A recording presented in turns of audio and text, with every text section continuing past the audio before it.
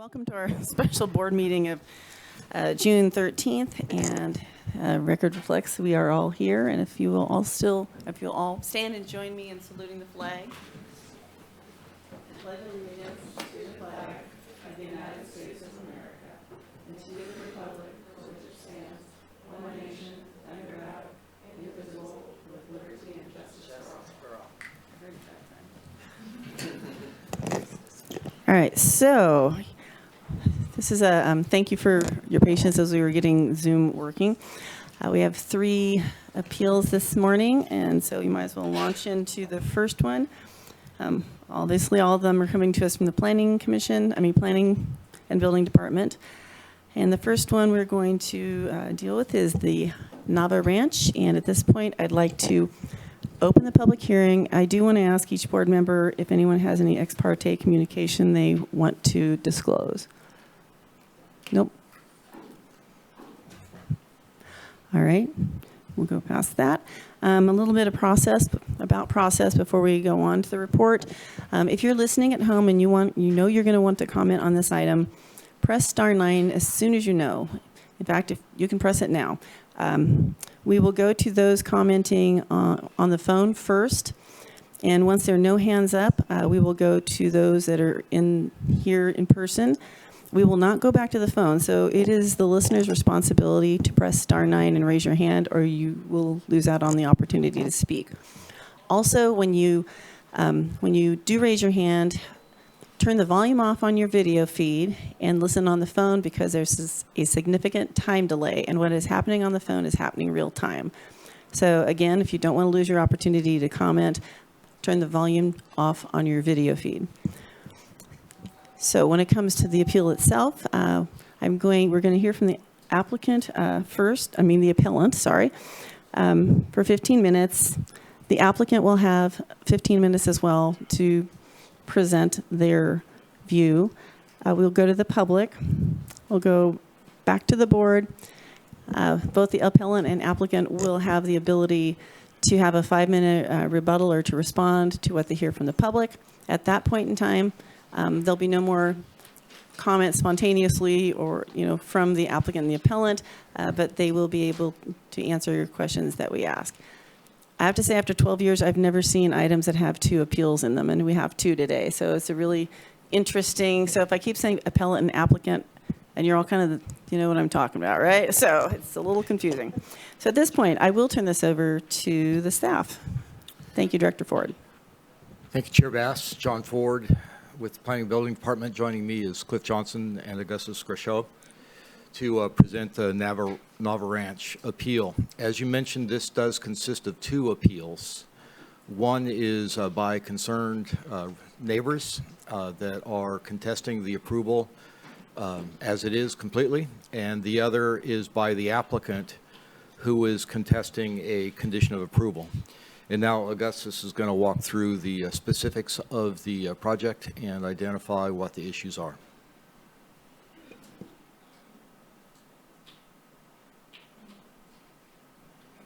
Welcome. Good morning, Supervisors. I think I'm trying to share screen through Zoom.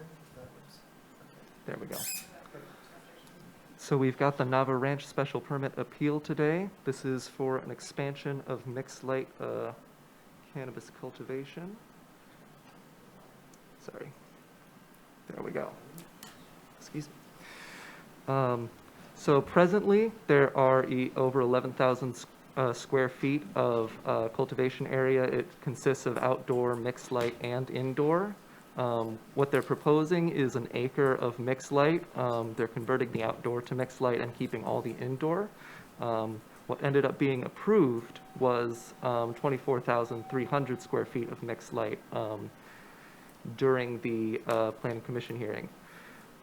They've got on-site processing, but they're also going to be using third-party processing as necessary as well, and they're using rainwater catchment. They're going to have over 1 million gallons in catchment ponds after what was approved by this project. Overall, their water use is about 500,000 gallons per square feet per year. and their power source is PG&E and a solar array. Presently, PG&E is not reaching the main cultivation area.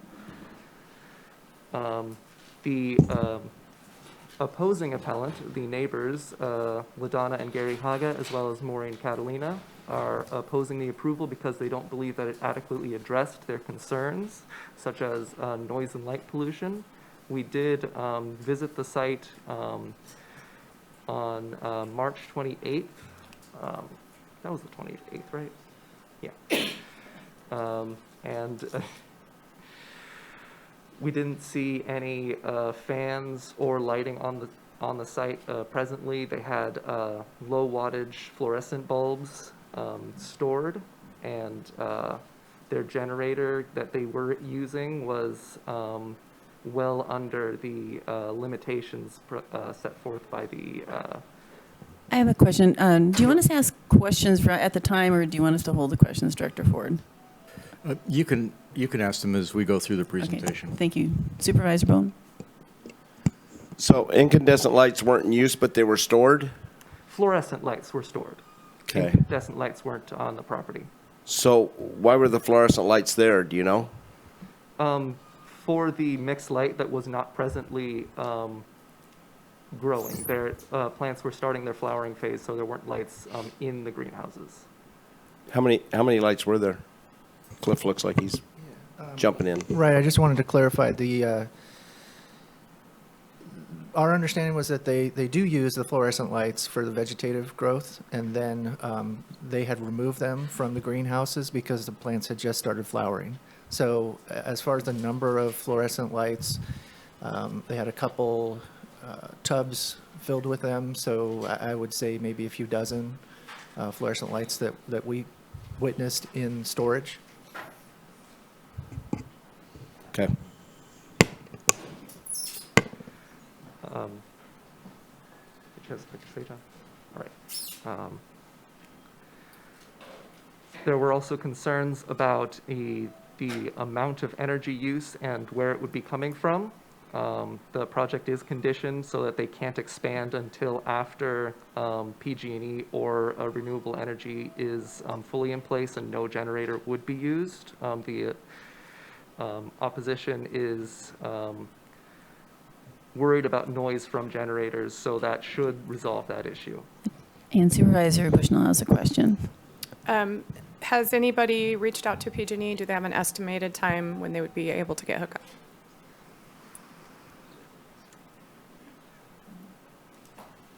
They would need engineered plans for moving their hookup first, and I don't believe that they can get the engineered plans until after this is resolved. That, If I could, through the chair.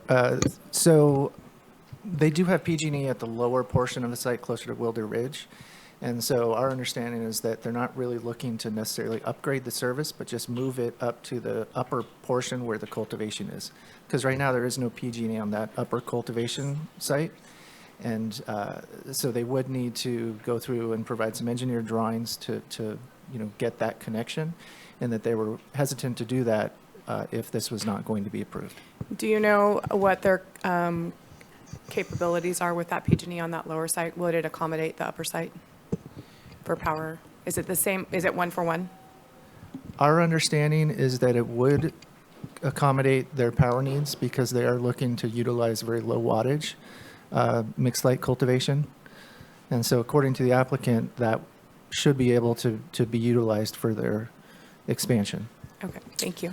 If I could just add to that, the Planning Commission did impose a condition saying that a generator could not be the primary power source, and two, that prior to commencement of any additional cultivation, they needed to provide engineered drawings showing that there was sufficient electricity on the site to meet the entire demand of the entire site. Before they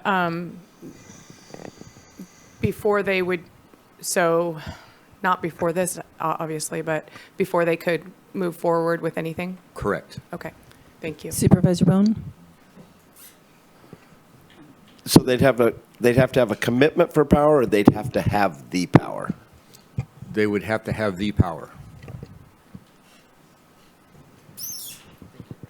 All right, thank you. And you, please continue. The opponents are claiming that there's not enough water proposed to be used on the site. However, it is presently in line with other applications. There is an interpretation in which mixed light would use more water than outdoor, but since they're smaller plants, they would typically also often use less water than an outdoor plant. They're also concerned regarding the Bureau of Land Management's participation, namely that it is close to public lands, and they've got their setback reduction for the original site, and the expansion would be expanding further away from that setback reduction. And there would also be claims that there are access impacts. However, there aren't any, the expansion of this project isn't going to affect the road itself at all. And there are some misunderstandings regarding the private drive that leads from the gated entrance of the private property up to the public Bureau of Land Management road. That private drive has never been a public access, so it would not be affected. They're also concerned that there was lack of Supervisor consent. Bohn? Sorry. The private road has never been a public access, but does it have an easement through it? Or, There's no easement for the private driveway. There is an easement for BLM from the applicant for the Smith Eder Road that abuts the greenhouses. okay. Regarding the lack of consent, the Bureau of Land Management sent us a letter, planning staff, and we gave the Bureau of Land Management a call to discuss that letter. And during that call, we invited them to the Planning Commission, and that conversation and the invitation was their opportunity to provide or deny consent for the reduction. However, I've lost my train of thought. Yeah, they chose not to participate in the county's decision-making process. That is what I wanted to say. Thank you. There are also concerns regarding insufficient data, namely, here we are. Specific data regarding employee count, energy availability, water availability, among other comments. The other comments are appended in the public comments, and I'm sure we're going to hear them again today. And I've responded to energy availability and water availability. And regarding employee count, on the site, there were 4 people manning a 10,000 square foot grow. That sounds low for other projects that we've seen, but the expansion of 8 employees is something that the applicant says that they're going to be able to manage. Lastly, regarding confusing conditions of approval, it sounds like the,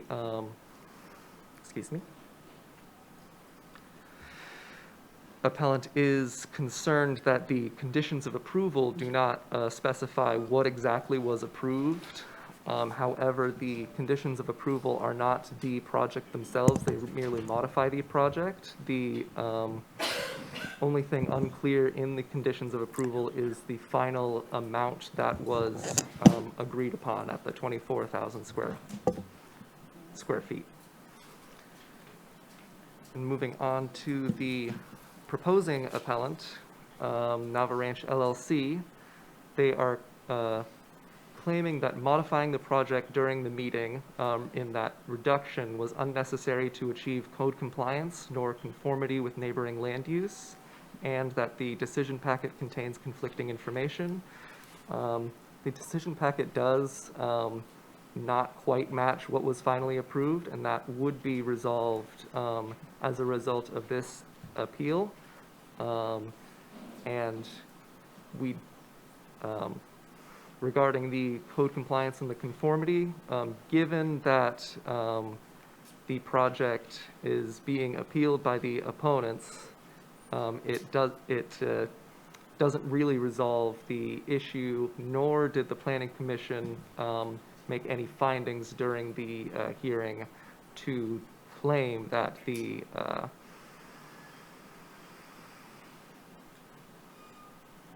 reduction would be necessary. And just as an illustration, I've got the aerial imagery of the Bureau of Land Management's inholding. In green, that's where, that's the Kings Range Conservation Area. And surrounded and outlined in blue is the parcel in question. We are recommending that the board adopt the resolution, finding that, excuse me, I want to be phrasing things absolutely correctly. The proposed project complies with the general plan and zoning ordinance and denies the opposing appeal submitted by the Hagas and Maureen Catalina, and approves the proposing appeal submitted by Nava Ranch LLC, and approves the special permit for 1 acre of mixed light and 2,500 square feet of indoor cultivation, subject to the recommended conditions of approval. Thank you. Supervisor Bohn has a question, and any other You did supervisors? You did a nice job. Yeah. It's kind of imposing and having us all stare at you. And the last name's Haga. Just if we're going to say it, just so let's Understood. pronounce it. Thank you. Just thank you. It's also confusing when we like interrupt you midstream. So yeah, you did. You got through well. Thank you. So any questions right now for staff? Supervisor Wilson? Thank you. Just a question on the electrical element of this. I think I read in there that there's just a 100 amp hookup currently. Is that right? And is there an intention to expand that or not in this? That is correct to our understanding, and we have no knowledge of an intent to expand it. And then, do we have any decent location mapping with relationship to the BLM easement that you have that we can take a look at? Let us pull it up on the GIS. I appreciate that. Thank you. So and after Supervisor Wilson, Supervisor Bushnell.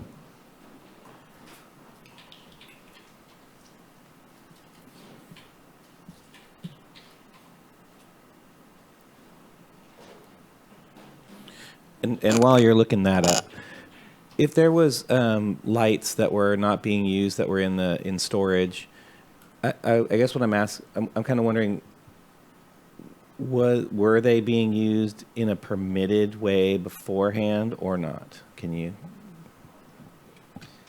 Thank you, Chair Bass, Supervisor Wilson. Our understanding is that the lights were approved for mixed light. Okay. And so they were using those fluorescent lights during the vegetative phase that would have been compliant with their existing permit, as long as they were also compliant with light shielding requirements. Great, thank you. I appreciate that for that clarification. So we're still bringing something up for Supervisor Wilson, correct? Yes. Okay.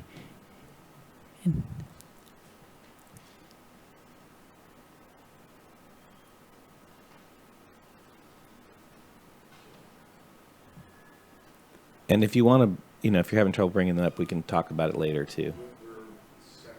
Okay, great.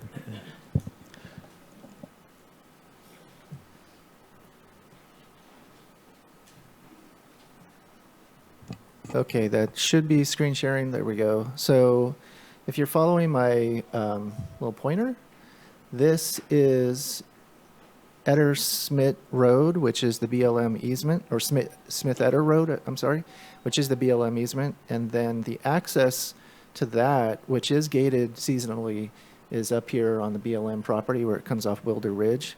This right here is Landrigan Road. and the applicants take their primary access from this road here. So when you come off of here, this little portion right here where my cursor is the gated entrance to the property. That's not a portion of the BLM access there. Does that make sense? I think so. So what you're saying is the BLM access is just the road that basically bifurcates this property. That is correct. Okay, I was Now, just the making one sure. caveat to that, or one nuance, I should say, is that they do utilize a portion of that road on their property to get from the lower portion of the property to the upper cultivation site. And from the public's perspective, that's just basically like public access, public road, or is that right? That is correct. I have Supervisor. I have one more question. Supervisor Wilson's finishing up, then Supervisor Bushnell, then Bohn. And then, you've reviewed language for that easement. For the BLM easement, Yeah. do we have that easement? We do not have that easement. in our Okay, so we petition. don't know the specifics of that. Okay, I appreciate it. Thank you. Supervisor Bushnell, and then Bohn. Thank you through the chair. Cliff, can you put that, that picture back up?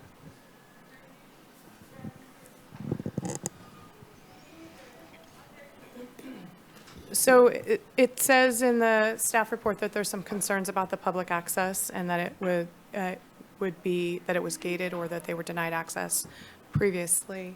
Based on this picture, do you know on your site visit, was there any gates on the public access road? There was not.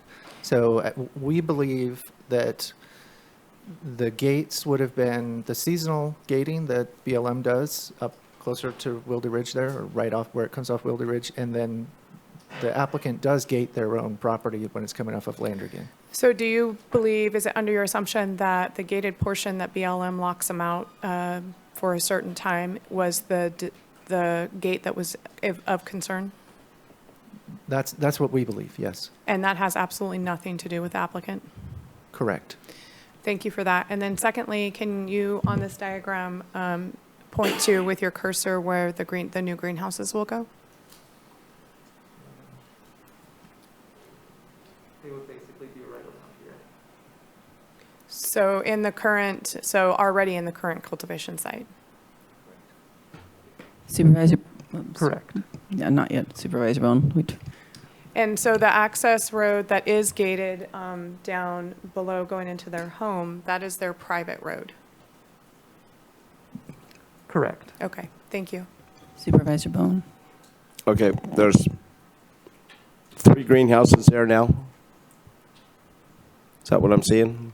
Yeah, 3 greenhouses and a nursery space. And so you're estimating another 12 greenhouses in that little area? I'm just doing the math. It sounds like they're all about 35. I'm just, Yeah, about 12. really? So and then help me out, where's the pond?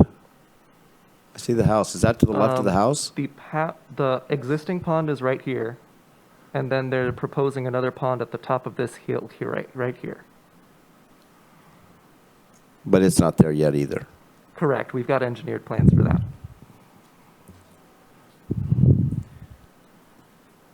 Any other Okay. questions from Supervisor Bushnell?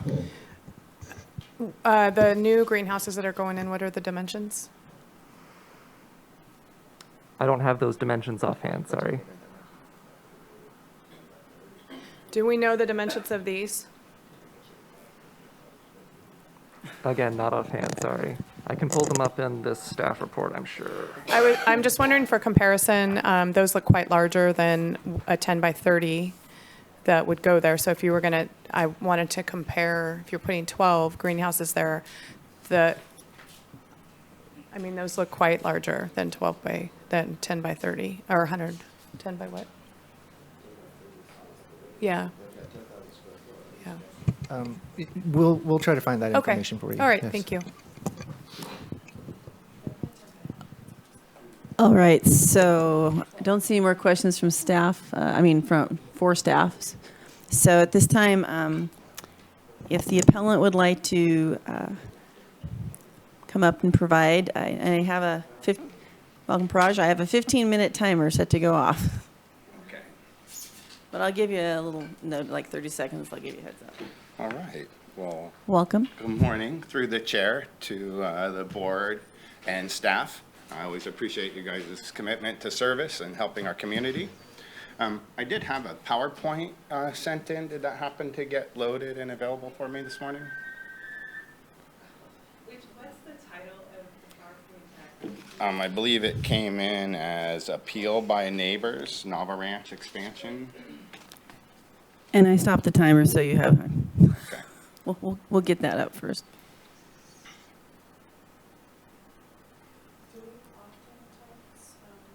On appellants and appeals.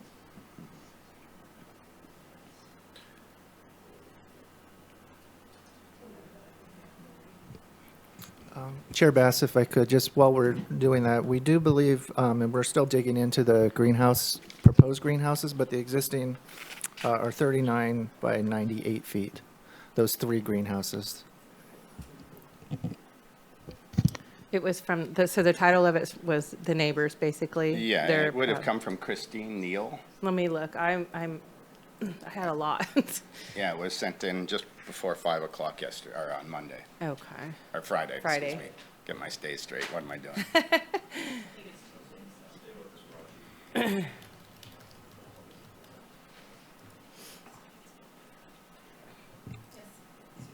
Supervisor Madrone? Is that 4 greenhouses, including the nursery? Currently, there's 4, including the nursery, right? So the Right. 3 3 plus larger 1. ones and then the 1 nursery. Thank you.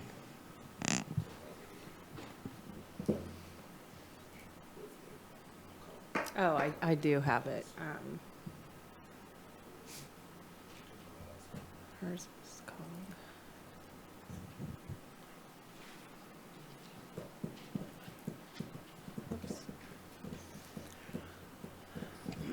Okay, and Chair Bass, again, if I could just Yes, please, Cliff. we did, we're looking at the proposed site plan, and there is, most of those proposed are going to be 34 by 117.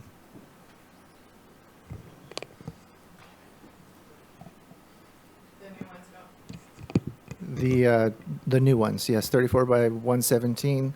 There is also a few that would be 34 by 96. Thank you. Oh, wonderful, thank you. Thank you. Is there a laser pointer with that as well? There's not.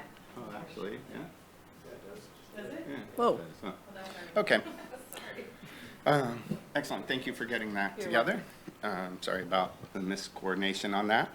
I'm acting as agent for the opposing appellants today, Miss Catalina and the Hagas. Let's see, next slide, please. I'm the one who's got that, yeah. Sorry, that's what my notes said there. It's easier for you. I'm happy. There we go. Oh.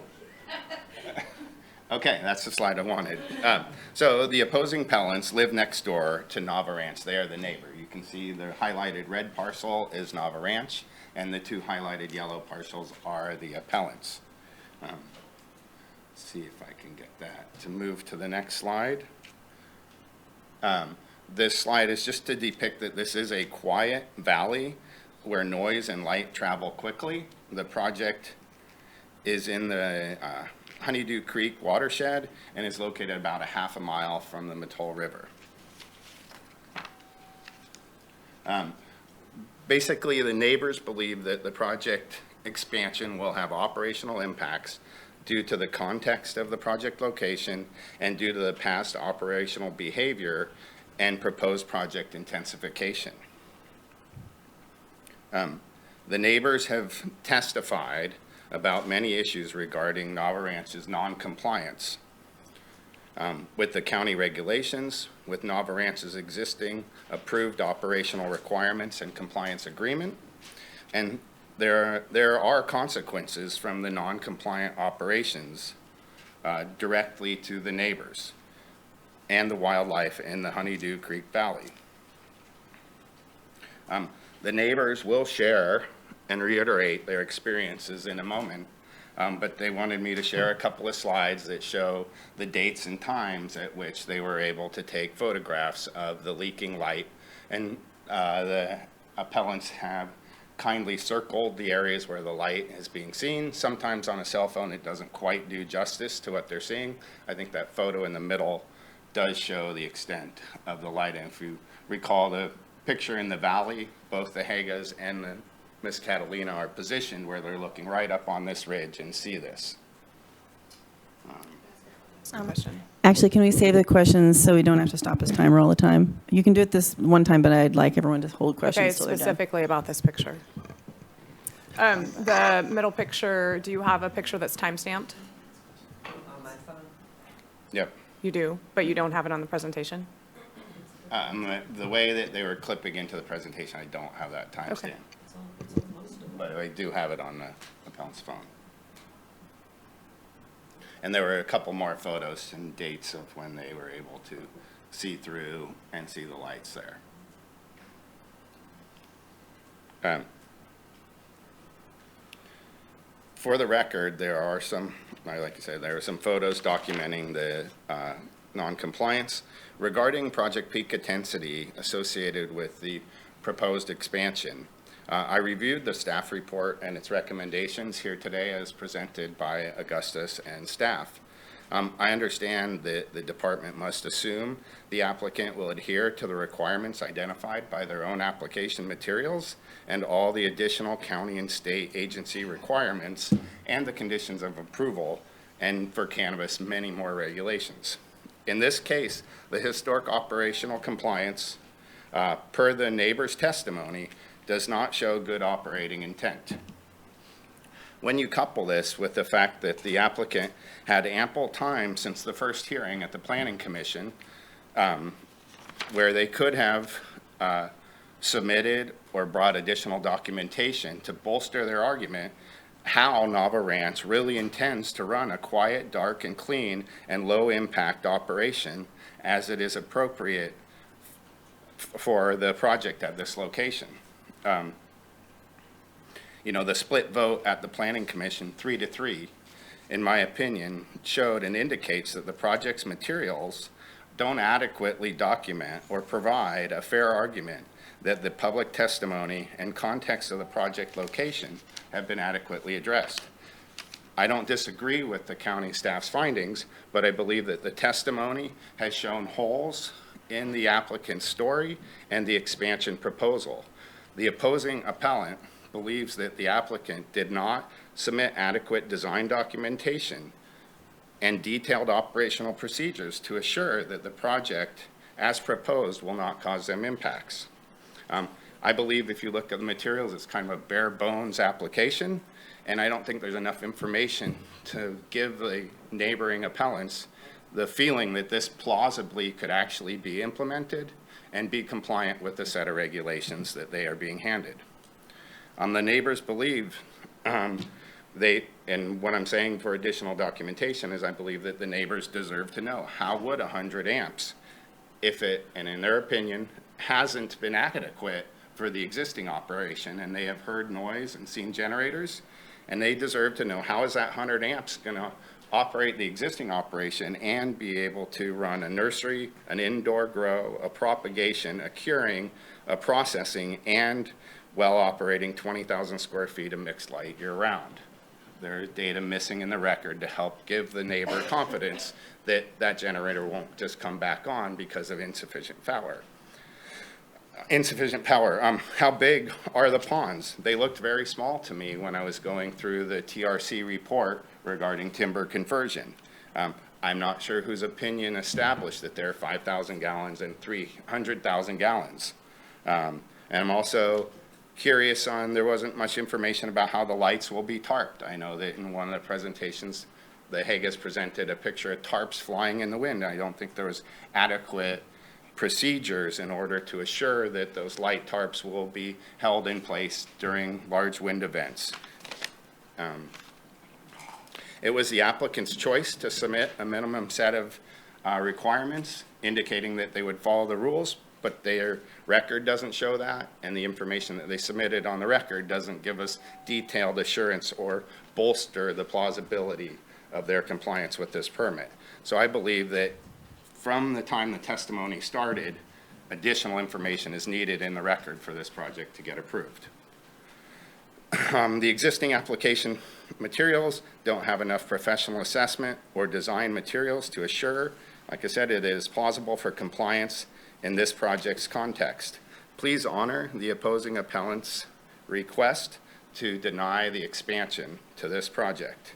I'm around for any questions if there are any, and with that, I'll either take a question or I'm going to hand it off to the appellants to share their personal experiences. And thank you, Raj. I wanted to ask Director Ford, should we do the questions now between their appellant and applicant, or at the end It of would both their Probably presentation? be more efficient while each person's at the podium to just. Okay, so we'll do questions after, since you're done speaking, we'll do questions now, and then the same for the other one. Yes, Supervisor Bushnell. These are just the questions for the applicant right now.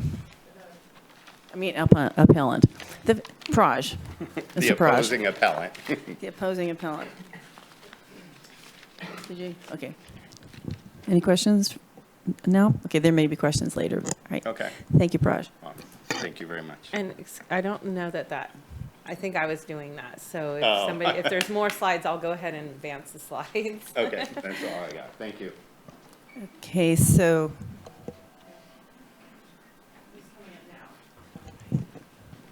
I'm a neighbor. Oh, okay. Well, just a moment. I just want to Oh, ask sorry. you. No worries. Are you part of the presentation? Yes. Okay, then I'm going to make a time check here because we said 15 minutes. How long do you think you need? 30. We're not going to do 30. I How know. about 20 total? Then I'll give the same. Either that or Sweet. I can give you 30, I can give them 30, but That's fine with me too. This is I very am. important to I think everybody. I'll do my best. I'll go. yeah, let's try for 20 just because Thank you. there's a lot of questions that want to be asked as well. Absolutely. And that'll give you another opportunity to respond. Thank you so much. I will do my best to keep it as concise and as possible in order to share with you guys my experience out there and to tell you my side of the story. I've had 3 minutes at every single meeting, and so we don't get a lot in. I came to Humboldt County in 1976 and bought my first piece of property for $50 down from Bob McKee when I was 18 years old. I know what peace and solitude means in this county. That's my expertise. I'm not an engineer, I'm not a lawyer, I am not a member of any staff in the county, but I am hoping my word will be believable to you because many of the reports say that it's without merit, no evidence, unfounded allegations, and that's just not true. I'm here to represent myself and my children and my neighbors and my valley.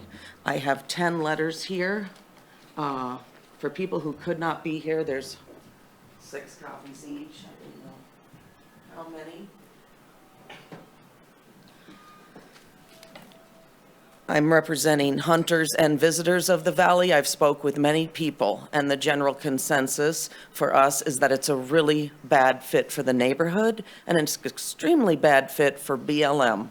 The hunters I talk to and even the families that come to the King Range do not want to pass a huge cannabis grow. It's not safe for anybody. I hate to say it, they're extremely smelly, but you're hiking past there with your children. It's going to deter people from using that public access. I spoke with BLM personally. They did participate. They wrote a pretty thorough comment. I don't think they show up to meetings like this, but it doesn't mean they don't care. When I spoke to them, they were very sad about the development that is going on that affects people's experience out in the King Range and the wildlife. I spoke with CDFW, same comments, pretty heartbroken over the situation and how it affects not just how people experience the wilderness, but the animals. CDF could not promote this project, and our local fire department is always hoping that people will be good neighbors, and our dispatcher wrote another letter yet to describe the fire that was there and how the applicant's people on site did not help. And as a matter of fact, they started the fire, but not on purpose. Anyway, the impact on myself has been the noise of the generator, which I tried several times to record on my cell phone. And it doesn't really come across. I can hear it over Honeydew Creek. I live right next to Honeydew Creek, and I can hear it over the tree frogs at night. It is not a 2,000-watt generator, a Honda generator, that the staff saw for their inspection. Their inspection was 11 days after the meeting. It was a pretty important meeting, and if I was the owner of that property, I would have been out there, but we couldn't get the owner out there for 11 days. That's the kind of management that's going on this property. And so, anyway, what was I going to say about that? I'll just go over, the generator, the Honda 2000. And their proof that they're not using a diesel generator, I know the difference between the sound of a 25,000-watt diesel generator and a Honda. I've been out there a long time. And they took a picture of the huge generator in the shed, and that was their evidence that it doesn't work and they're not using it. My generator works perfectly fine in the shed, and unless you start it, you don't know if it works or not. That's no evidence at all. I feel it's been being used all along. The photographs that I submitted, there's one in there from December 14th, 2020. I have my phone with me with 40,000 pictures on it. All of those are time-stamped for you guys to see. We left them on there because it showed up on my phone, but I will gladly hand over my phone. I want my evidence to be believed, and I want myself to be believed because I am reporting to you that the generator noise comes across over the wind and the creek and the frogs and everything, and it's quite loud. I can hear it at the top of my parcel. I can see the lights. I have 2 parcels out there, and you can see the lights from the top. You can hear the generator from the top, and of course, down in my valley. That was my living room on that picture. And it might not seem much to you to see that little white line, but it's shocking to me. I can see it from my back deck and literally from inside my living room. I don't choose to live next to a Kmart, but that's what it looks like.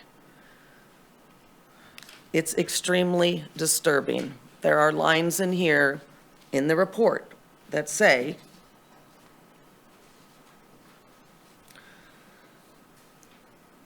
if it is proven that the operation is in violation, it raises the question of whether an expansion should be approved. Well,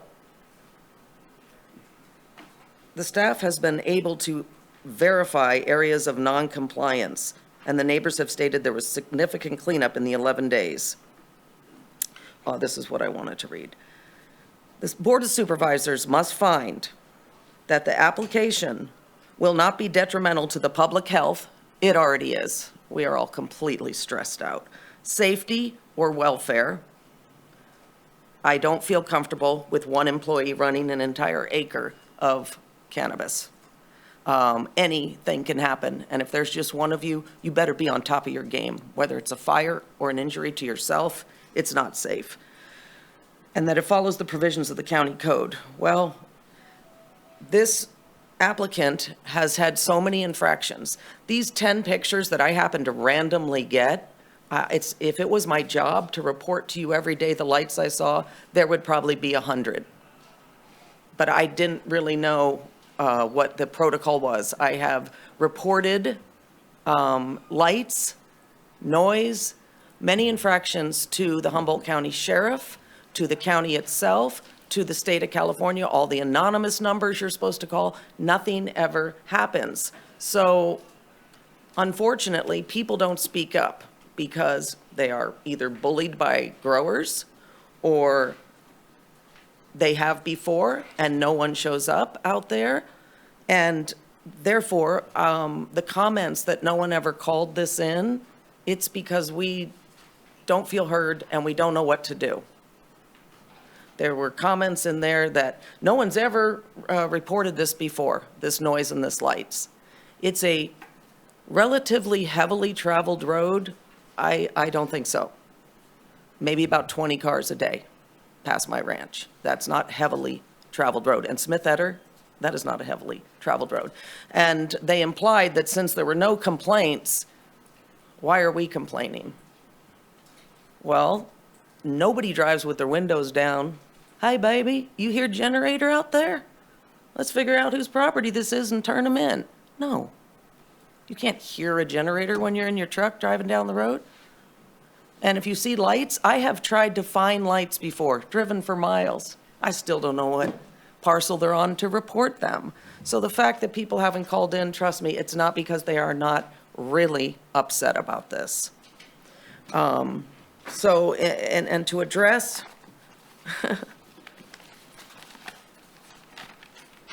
the things that we have been mentioning, this is the 4th meeting we have been mentioning this. The noise. The noise was tested with a 2000 Honda generator 11 days after the staff meeting. I don't believe that is accurate at all. As I said before, I know the difference of a diesel generator. PG&E, I called them myself. They said they really don't like to tell anybody what might be happening because it's 5 years out, and at that point, they can't start telling you 7, 8, 9. It's $100,000 a pole to have any kind of wires put in. But they could not give me a date past 5 years. The applicant has to have a document to prove that it's in. I have no idea what document that is. Everything in here is kind of, oh, yeah. The one employee is shocking. I know they mentioned 8 today, but that's not what's on the report even today. It's 1 employee, 2 to 3 part-time, 4 family members. Family members is not even a description of a legal worker. It doesn't exist in California, so I don't know what that is in the report. 1 employee has to hand water an acre. 1 employee has to fertilize it. 1 employee has to maintain it. It doesn't add up.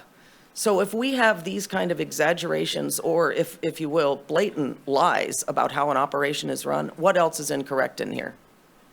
Well, the water. I have 10,000 square feet, and at these numbers, and I grow very small plants, and I'm very conservative with my water, and they would need 1,600,000.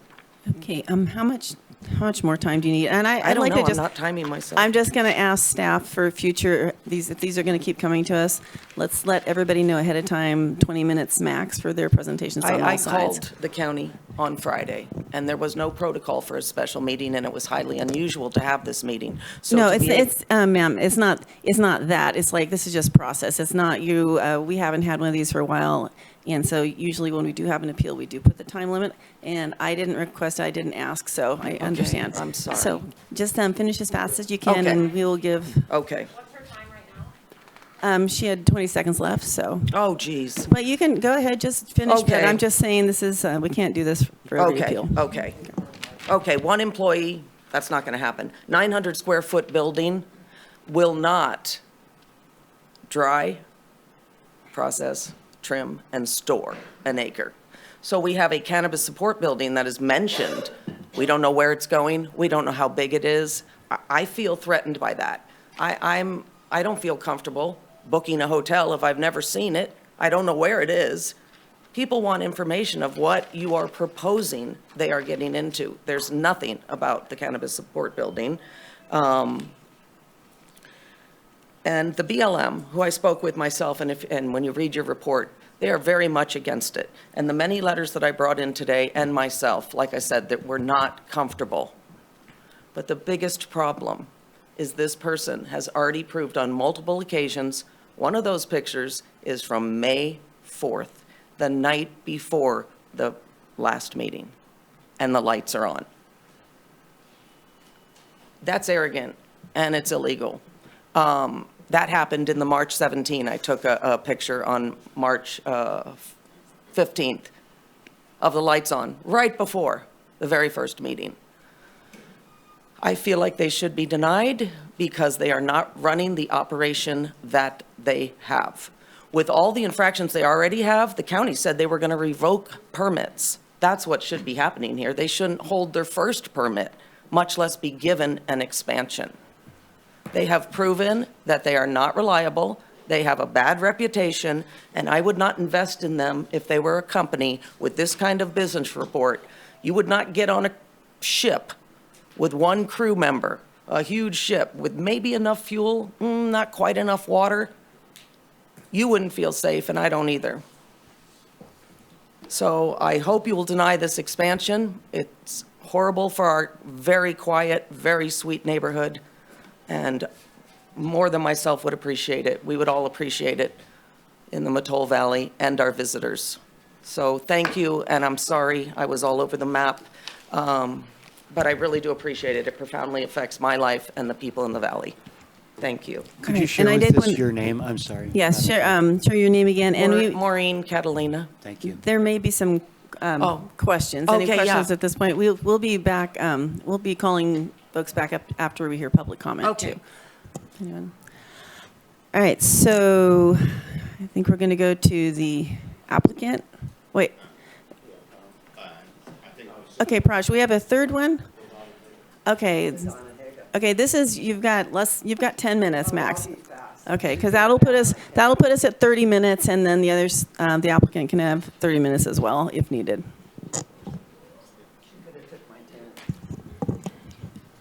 Also, I'd ask staff for future that we find out how many people are speaking under the presentation. I didn't think of asking that. I'm thinking about it for the future. Welcome. Thank you, and good morning, everybody. I'm just here to say that I oppose this expansion. I have lived with these people next door to me for 3 years. I have cleaned up their garbage. I have taken pictures of their lights. I'm at my wit's end with what to do. And I would like to show you the time and dated picture in that middle example that we had. Can I come up? No, I'm sorry, but if you want to pass your phone to Yeah, us, we can sure. come around. I think we saw it on the screen. There's the time and date up on top.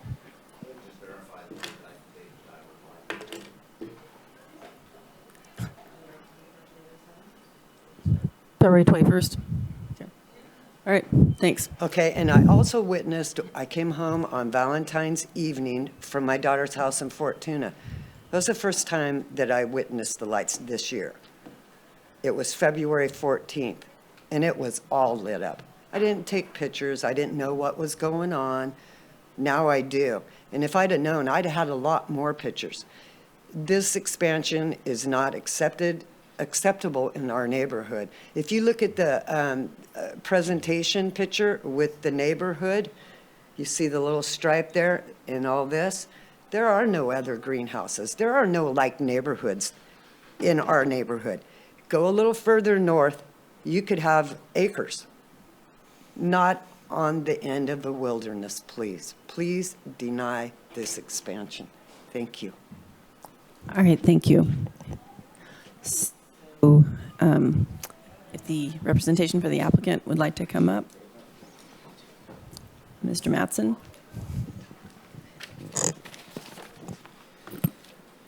Good morning, Supervisors. Nate Madsen, Rain and Zep PLC, here on behalf of Nava Ranch LLC, the applicant for the project and appellant for the next hearing.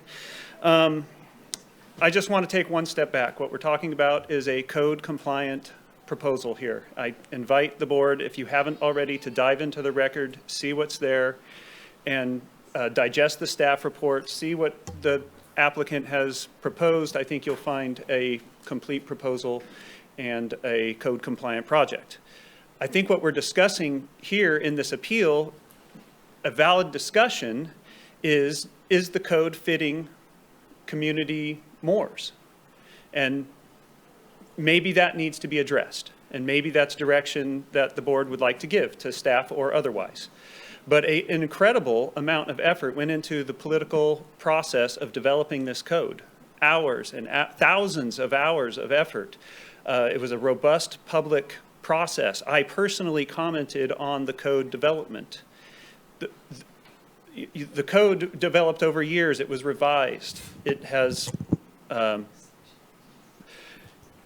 it is reasonable for the applicant to rely on the code as written and propose a code-compliant project and expect it to be approved. And to make policy decisions about neighborhood issues on a project-by-project basis doesn't give the community something they can rely on as far as what are the rules, how do we perform, et cetera. So I just want to reiterate, this is a code-compliant project proposal. Check the staff report. Staff recommends approval. There was no need to modify the project in the hearing or otherwise, and that's enough on that point. As to the concerns of neighbors, Nava Ranch has been both, one, concerned, and two, these are the applicant's family. This is Mr. David Arellano Nava and his son Miguel and Uriel, who help manage the farm for David. All right, thank you. Are you speaking on behalf of all of them, or would they like to speak also? I'm not sure if they plan to comment All right, or well, not, but I'm just you can. happy to speak on their behalf. Concerns about noise, concerns about light pollution.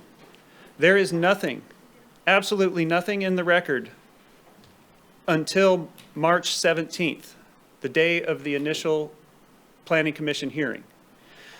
Hours before that was the first submission of a concern by the neighbors, and that is the first that our office or Nava Ranch heard of it. They had no opportunity to address those concerns prior to that hearing. Immediately after hearing there were concerns, they made modifications. There was already greenhouse light shielding in place and it was used. Is it possible that a tarp got blown off in the wind and better precautions should have been taken? Yes. Is it possible someone got home late from doing something and the lights were already on? Sure, that kind of thing has happened. I'm not saying it happened in this case, but we all know that there are lights out there glowing. As soon as Nava Ranch became aware, they took extra measures to avoid those problems. They did change their generator. It's absolutely true. They had a 6,000 watt Honda generator, and as soon as they heard that was too loud and bothering the neighbors, they switched it to a 2,000, and that's what staff witnessed when they were on site. The assertions that the large generator has been run is simply erroneous. It has never been run. It has been inoperational and in a shed the whole time since our client purchased the property from the previous owner who did use that generator. Light shielding is in place at this time, and if you go and drive Eddersburg Road and take a look, you might find it hard to determine that these greenhouses are or are not emitting light. There are nearby other farms, and our client can't be responsible for what the other farms nearby are doing. If you look close... I was Supervisor Bohn, and Certainly. I'd like to wait till after the presentation. The only concern I have on that, are you saying those pictures that were taken were of other farms and not their farm? No, I'm saying all of those pictures that you saw timestamps for were prior to the March 17th hearing, which is the first Nava Ranch ever became aware of these concerns and complaints. And if you look at the subsequent photo, if you look very close, you have to look very close, you will see that the Nava Ranch greenhouses are in fact covered, and it does still appear that there is light emitting. But they're covered. You can see plain as day in those photos, if you look very close, they're covered. All right, please continue, and if the board can just write your notes down that you want to ask a question, I'd rather do it that way. Certainly, certainly.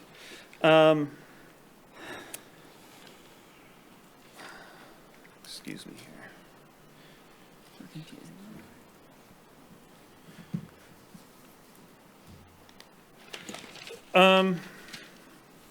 There were concerns that there was not adequate time granted to address the Planning Commission and the Planning Commission hearing by public comment because they were limited to 3 minutes. I'm wondering if staff is able to give an estimate of how long was the public allowed comments at those previous Planning Commission hearings? No? Okay. I would say you might want to wait till after you're done doing your talk. Fair enough.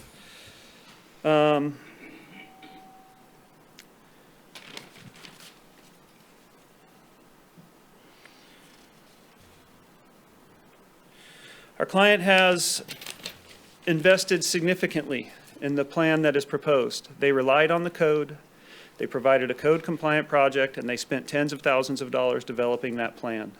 I think it was reasonable to rely on the code, and I think they should be afforded the benefit of doing so. This parcel does have significant proximity to BLM land. That's easy to acknowledge.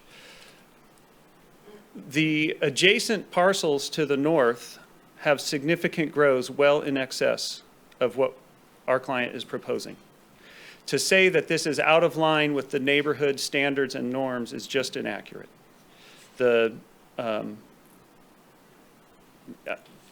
my comment, I provided a map demonstrating there is significant cultivation going on the adjacent parcel to the north, and I'll just leave that at that.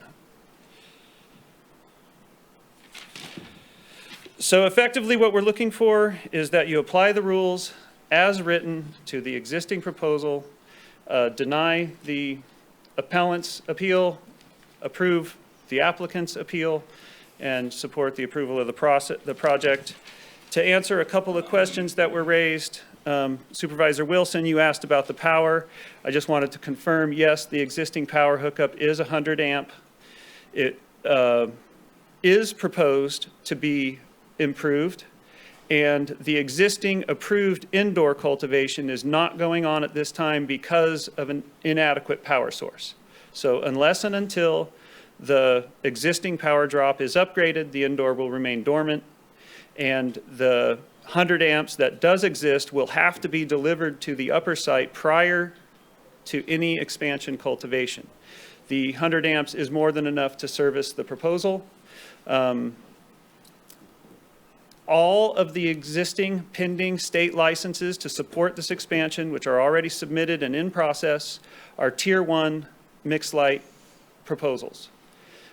I know the county doesn't have a distinguishment for how much power are you using in your mixed light. If you have a mixed light operation, it can be up to whatever, and the state doesn't take that stance. A mixed light Tier 1 is 0 to 6 watts per square foot. The applicant is using approximately 0.3 to 0.4 watts per square foot. They run a string of 10 lights, 2 per greenhouse, 65 watts per bulb. So we're talking about just over 1,000 watts per greenhouse. More than ample power in the 100 amp drop as long as it is delivered, which is a condition of approval. The expansion cannot occur prior to the power delivery or an upgrade to the existing solar system. There is a significant existing solar system, inadequate to run the entire project's needs, but that would be an alternative to PG&E delivery, would be an upgrade to the solar. I already addressed the lack of a record. Please dig into the staff report and the provided materials. I think you'll find a significantly developed project. And with that, I'll try to spare your time for the day. Thank you so much for the opportunity to speak. Well, I believe there could be questions. Supervisor Bohn, did you still have something you wanted to add to that original? The lights you're talking about, that doesn't include the fluorescents that were in the garage then, right? Yes. Those are the fluorescents in the garage are the lights that are used for the project, correct. And they take them down and put them back up? They just don't leave them up during the... Yeah, they just take them down and put them away so they don't have to endure the ongoing damage from the sun, so that they'll last longer, you know. I know some people leave them up year round, but then... And then I'm really confused on the light leak. Okay. Is the shielding from the light leak the same shielding that's used for depping? Yes. I mean, and so leak runs both ways, right? Sun coming in, lights going out? Sure. Doesn't that throw the whole vegetative stance off? So why would it leak one way but not leak the other? It seems to me that there wouldn't be an issue. I don't know, just driving by at night and seeing other ones, so. What I'm suggesting is the Nava Ranch became aware of concerns of their neighbors on March 17th. There are subsequent photos in the record that appear there are light leaking from the greenhouse. I am proposing, if you look very close at those photos, you can tell the greenhouses are covered. I did. The light is not leaking from those greenhouses. Well, There is light, I agree. And X concerns, don't we operate under a light code now? Through the chair. Yes, please. Yes, we operate under the dark sky standard, so Yes. just having the greenhouse tarped is not sufficient. It has to preclude all light escape. That's what I'm saying, but minus the neighbors' concerns. What I'm There saying was- is the light that you're seeing in those photos is not coming from those greenhouses. Look very closely Tell at the me where photos. they're coming from then. I don't know where they're coming from, but I do know that the same line of sight that passes from the concerned neighbors through the Nava Ranch project, right behind that is a 261,360 square foot grow, directly the same line of sight On the other side of the hill. on the other side of the hill. So they're looking over the hill and seeing those lights? I don't know what they're looking at and seeing. I know where the 261 is. All I can say is when I looked at that photo that was meant to demonstrate ongoing nonconformity with the code, I see the greenhouses are covered. And I encourage you to look at those photos and see what you think. You will have a little more time to reply after we hear public Certainly. comment and answer further questions. Certainly. Thank you. There may be some. All right, so Director Ford, anything you wanted to respond to, or should we just go to public comment? But before you answer, if you do want to make public comment on this and you are on the phone, press *9 now and turn your volume off on your video feed. Yes, We please. prefer to respond to everything at once at the very end. Works for me. So we do have 2 speakers. We'll go to the public comment period now. And the hands up, we've got 7429, followed by 7108. So if you are 7429, press *6 to unmute. Hi, good morning. This is Roby Tenorio. One thing going over this application is I really hope that you understand that this is a factor of 7 times what they are doing now that the neighbors have a problem with. In looking at the staff's response to the neighbors' appeal, I'd start with number 1, their dismissal of empirical evidence of these violations, because the staff didn't see it. They don't have empirical evidence, but the evidence has been submitted by the neighbors. Number 2, the sufficient power. We still don't have PG&E capable of providing a will-serve letter, even though the applicant says that they will get that once they have this approval. I am not sure why they're not using that now if they have it. Delegitimizing the neighbors' concerns, because before this application was heard, there was no complaints. But when you consider enlarging something by 7 times, I would say that would motivate one to be more discerning and possibly complain. Water use seems like a real mess. I still don't understand how a person can do an acre with 1 person and hand watering. The fire water, it says that there's going to be a tank designated for fire, and it doesn't explain how that water will get into the tank. The road, those roads are above the main Wilder Ridge Road, which fell into Honeydew Creek not long ago. And when we go to Honeydew, we have to drive on that detour, which the county punched in. And so the stability of the land should be looked at. The noise, to study the noise on a condition when it's stormy and windy it's just very unprofessional. And this has come up before, to do a noise study when it's a lot of background noise. I don't think you start with a good base. So again, delegitimizing objections because these objections have not been raised originally is just outrageous. This enlargement is 7 times. And as far as BLM, the Bureau of Land Management has significant concerns, and water lines reaching Bear Trap Creek to this site have been reported as recently as July 2021, and they were the subject of BLM law enforcement investigations in the past. And internal BLM staff observations have noted that the Bear Trap Creek regularly dries up. Roby, I'm sorry the 3 minutes have passed. For those who are wanting to make comment, 3 minutes does go by quickly. There'll be a sound when you have 30 seconds left to wrap up. Our next speaker is 7108, followed by 0958.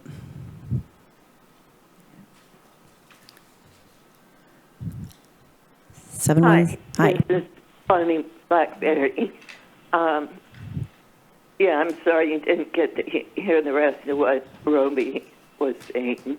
I'll do a main focus on code compliance and the monitoring that the county does to ensure that this is happening. It seems that staff's process is they do not do unannounced inspections.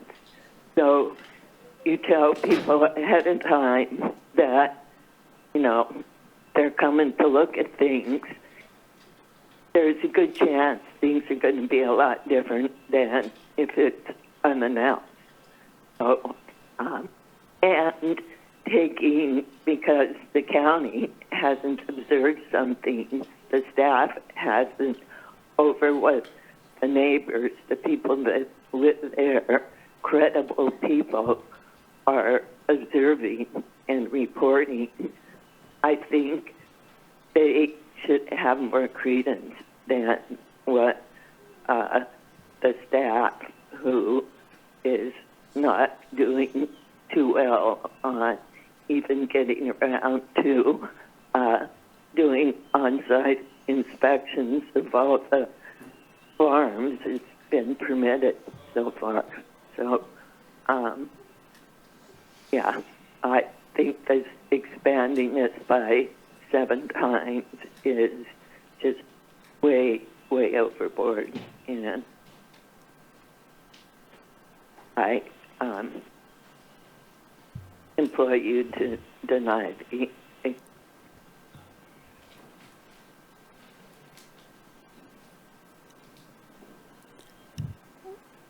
Bonnie, did we? We're just, well, I'm not sure if it's that or if she's cutting out. Am I still on? Yes, you have about a minute left. Oh, and did you hear everything I said? The beginning, yes, most of it. Okay, so I say listen to the people that live there and are making those observations and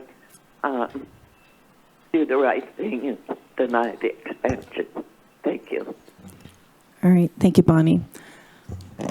And I only see one more hand up, which is 095. It didn't more pop up. I got kicked off the Zoom, so I'm not seeing I just that. took that number off of your computer where you're seeing it, so they. Oh, They- 095 yeah, went away? disconnected. All right. Well, in that case, since there's no official hands, we will go back to the board. Direct. Yes, thank you. We're going, I'm sitting here going, this is like one of those days. It's a Monday, I can tell. All right, so we are going to the public comment for those who are in the audience. We will not go back to the phone. If you wish to make public comment, you have a 3-minute time limit. You'll see the timer behind me. And at 30 seconds, you'll hear a sound that lets you know you have 30 seconds to finish. So if you wish to comment on public comment on this item, this would be the time to do it.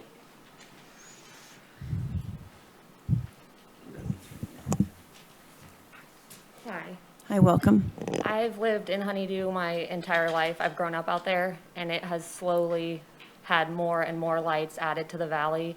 There's pretty much nowhere you can drive that you don't see lights except for this area that they're trying to put this project in at. It's embarrassing to bring friends out there and even call it home at this point and have the main point be that it's just about big grows and smelling weed and generators. I've actually seen with my own eyes, regardless of the photos, from both of the neighboring properties, these lights, and it's from the living room. So if you can imagine being at your own home and seeing those lights from your living room and inviting friends over, it's an embarrassment to my hometown. Please deny this project. Thank you. All right, thank you. And if anyone else wants to comment, please come forward. And if you're interested in commenting after this gentleman, please come and stand by the door so we know how many people are wanting to talk. Welcome. Hi, I'm here to represent the Kings Range and all of the hunter and hiker and recreational access to that public land. It is true that a public road goes right through this spot, and you know, accountability is a lot different than the honor system. So being able to have everything look right for an inspector one day on a scheduled inspection is a lot different than what all of us experience going out there and driving past this every time. Seeing light leaking out, whether or not it's for this reason or for that reason or the other, the idea is that there's a code that they're supposed to follow, and if they're not complying, they're not complying. It's not about whether or not someone turns them in. If they're not complying, they're breaking the law, you know.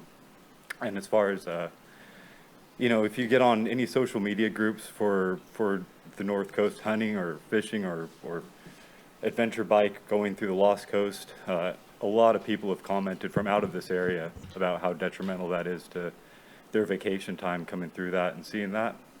Having tractors already, it's only been open for less than a month, the gate right there. And having tractors parked in the way or having machinery parked in the way that you're waiting to get out of the way, or bring your kid right by that to go camping out there and trying to explain to your kid why there's this big industrial agricultural thing happening way out in the country here. One of the last parts of California that's not covered with lights on the mountainsides.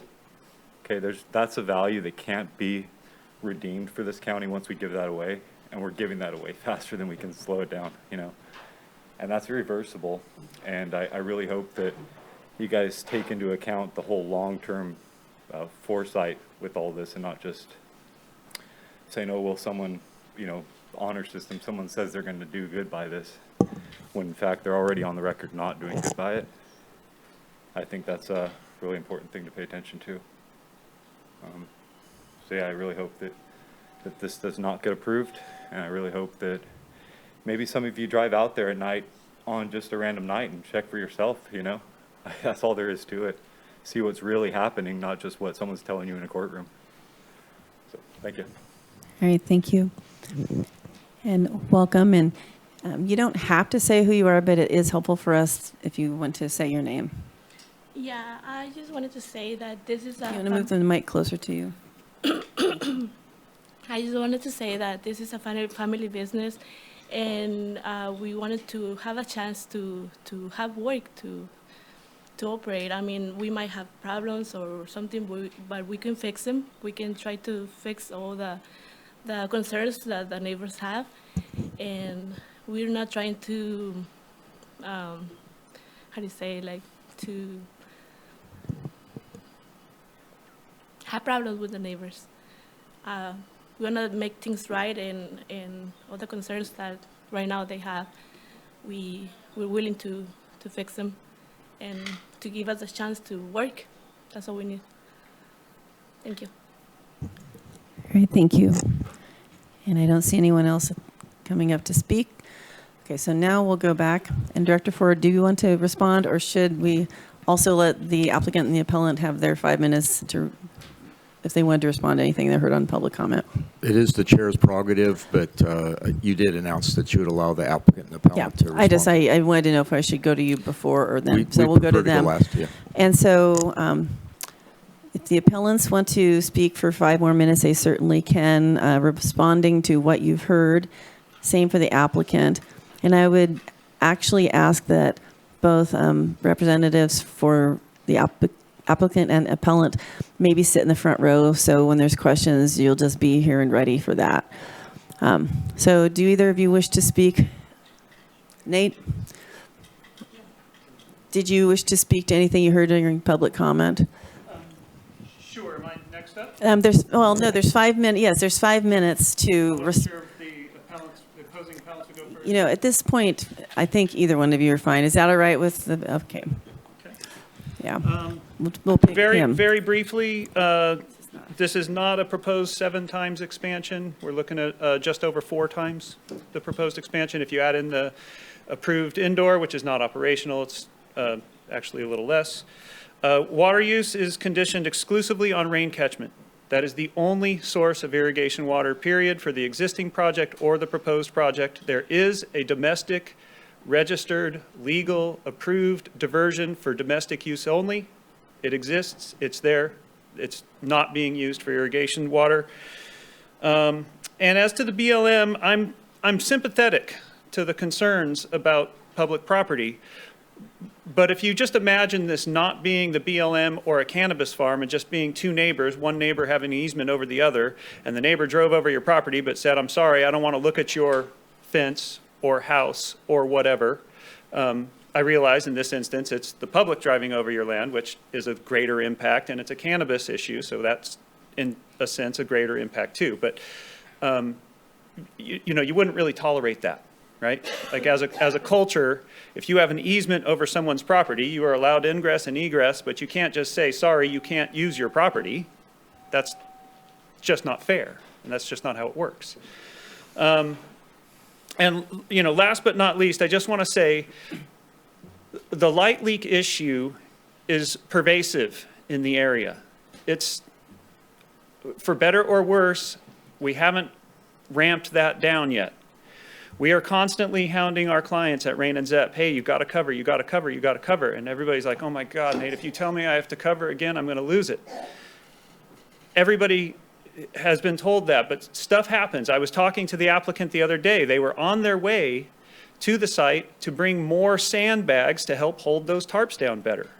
It's a serious concern for the neighbors as well as the applicant, how to keep the light in. And at this point, I present to you that the light is being contained in the Nava Ranch greenhouses, but it is not being contained in the greater neighborhood area. And our client can't control their neighbors. They just can't. They're doing their best.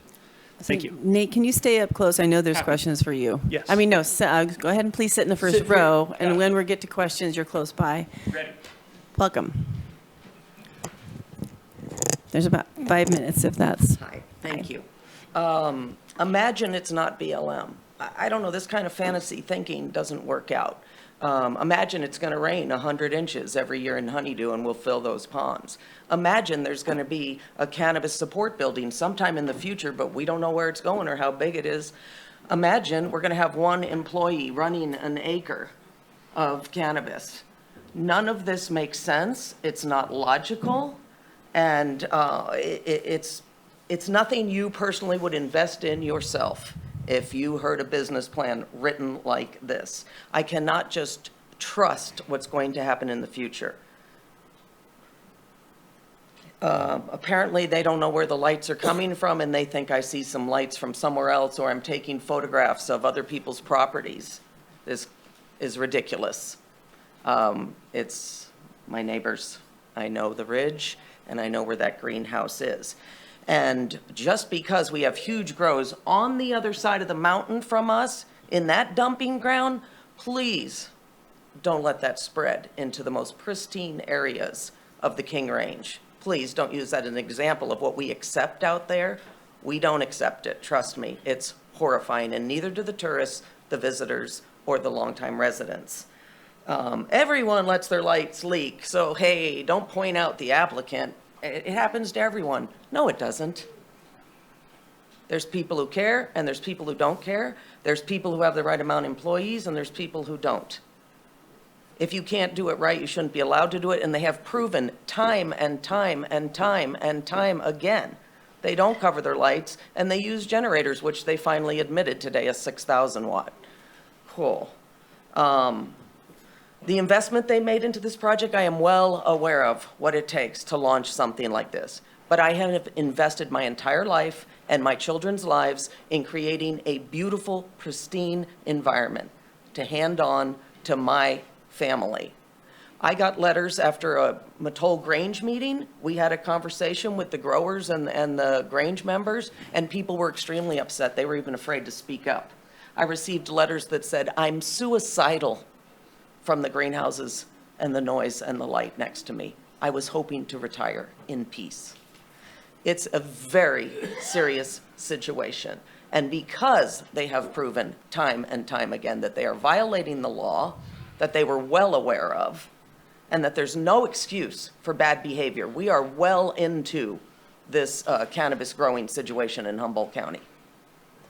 So if you cannot handle it, please don't do it, and please do not expand in our pristine and fragile area. The road is completely washed out below this farm into Honeydew Creek. So please deny this project. I implore you, for myself, for BLM, for CDFW, for the locals, for the tourist industry, please don't kill the goose that laid the golden egg. Our greatest value is our wilderness, in my humble opinion. Thank you so much. Great, thank you, Ms. Catalina. And if you want to stay up front too, or Praj, just because there may be questions for you. So we're going to hear from staff for their response, then we'll go to the board for all their questions. So I think we've answered the questions relative to the greenhouses.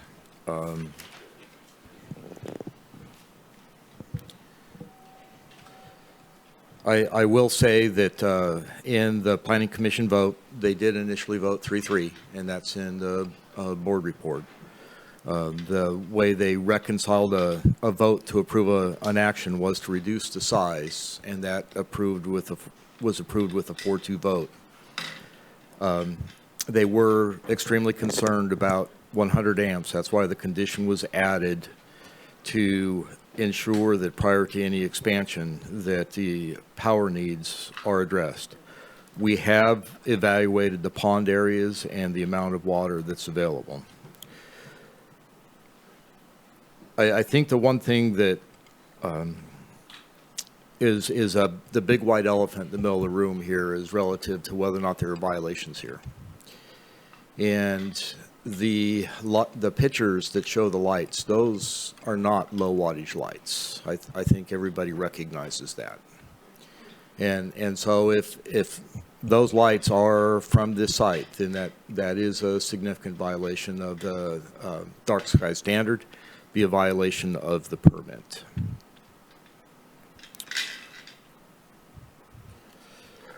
The question was asked, how much time was the public allowed to speak at the Planning Commission hearings? And everybody was given 3 minutes, and I know 3 minutes per person gets pretty tight, but it is the amount of time that's typically allotted. It was mentioned it's not a 7-time expansion, it is approximately a 4-time expansion. And to be clear, part of the appeal on the applicant's part is the Planning Commission reduced the size to 24,300, and so they took 15,000 square feet off that, which would mean it's slightly over, it's about a 2.5-time expansion. I want to say that it is true that we do not do unannounced site inspections. The code requires that we give cultivators 24 hours notice before we show up. Our practice right now is a couple of weeks before we go out, we send a letter out saying, here's what we're going to be looking at. We want you to be aware. This is what we're coming out to look at, and then when we go out there, those are the things that we look at. And I know some people are in disagreement with that we should do unannounced inspections, but we're finding that we're getting significantly more cooperation, that people are working hard to maintain their sites, and that this approach is working well. And in all honesty, we've already done more inspections this year than we did all of last year. In fact, we're probably about 100 over what we did last year. So I just want to say that significant progress is being made in terms of the inspections. I think that's all I've got. I'll be happy to answer any questions. Okay, Supervisor Bohn, and then Bushnell. I'm going to go back to the existing pond. Is that also the source of the spring? Is that where the spring's at also? If the pond were fed by the spring, that would be a diversionary water source. Understood. Yeah, so we've determined that it's not. So that pond is completely rain catchment? Yes. Because we've had problems historically, not these owners, historically in the past, mile-and-a-half water line onto BLM. And reading BLM, and I just know that when they had the fire in July of 21, was that when the fire was? The pond was still full, which what the fire department said. So, yeah, I'm having, Nate and I apologize. They're getting sandbags to stop the light leak, and but how are they stopping the light leak the other way on the light depth? Yeah, please. Because I don't know how this, I've got an idea how this works from going through all this, but the river goes one way, I'm just saying, if the water runs one way, it runs the other, and I'm just saying you're stopping it from going out, but it's really critical you stop it from coming in if you want to get your desired results. And now they're getting sandbags to stop it from going out, but how are they stopping it from coming in? It's the same mechanism. The same tarps are pulled. The sandbags are used to make, the sandbags I mentioned were to address the concern that the tarps were being blown off by wind. Additional sandbags to hold those tarps down so that the wind couldn't blow them off is what I was referencing. And you know the valley as well I do. The winds are more prevalent during the day than at night, most of the time. Evening, yeah, right? Just yeah, before sunset is a critical time shortly after the tarps would have been pulled. That still has me concerned.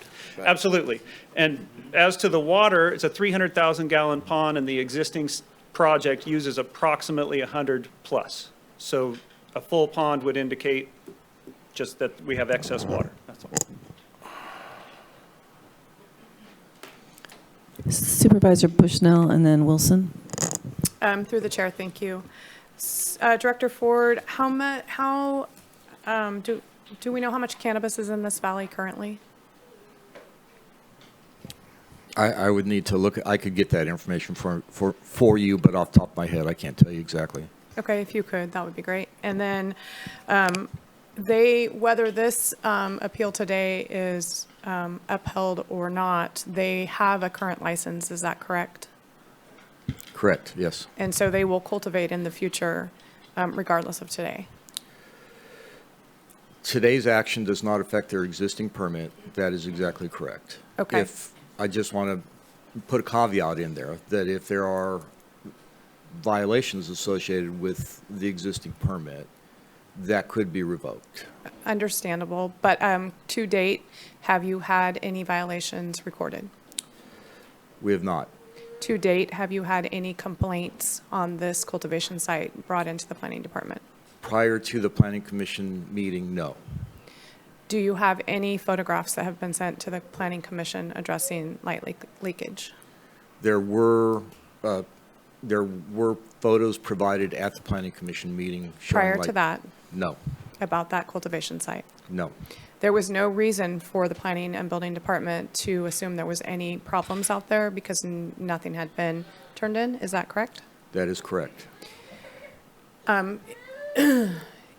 In today's proceedings, if we wish to have more inspections, that is something we could condition, correct or not? Yes, that is correct. Okay.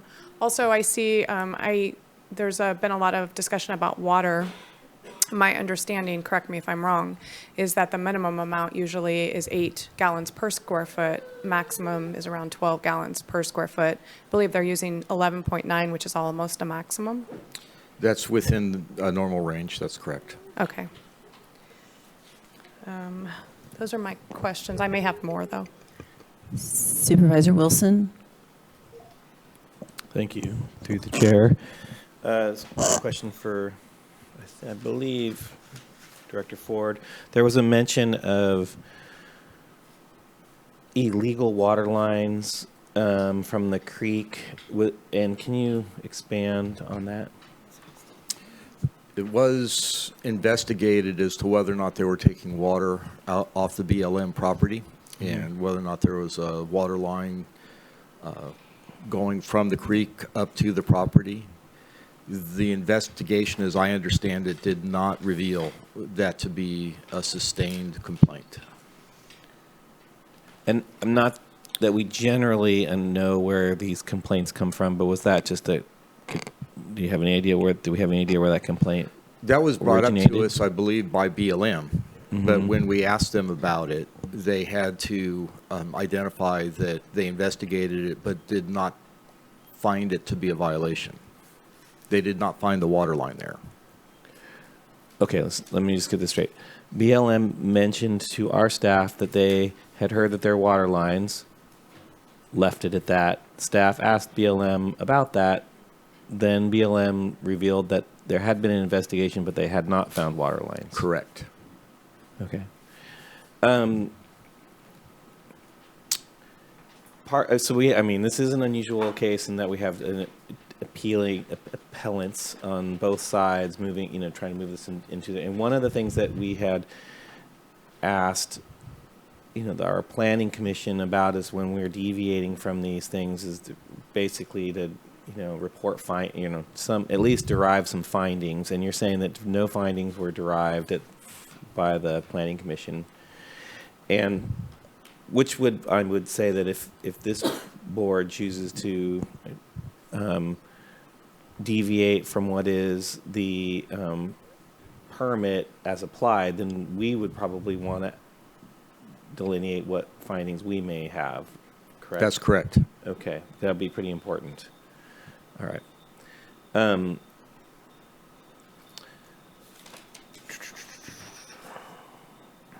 Would if there was if the concern is, or one of the major concerns is the potential for light pollution in general, which has been an ongoing concern. I mean, I've seen it driving down 101. We've all know it. We've all seen it. We've all experienced it.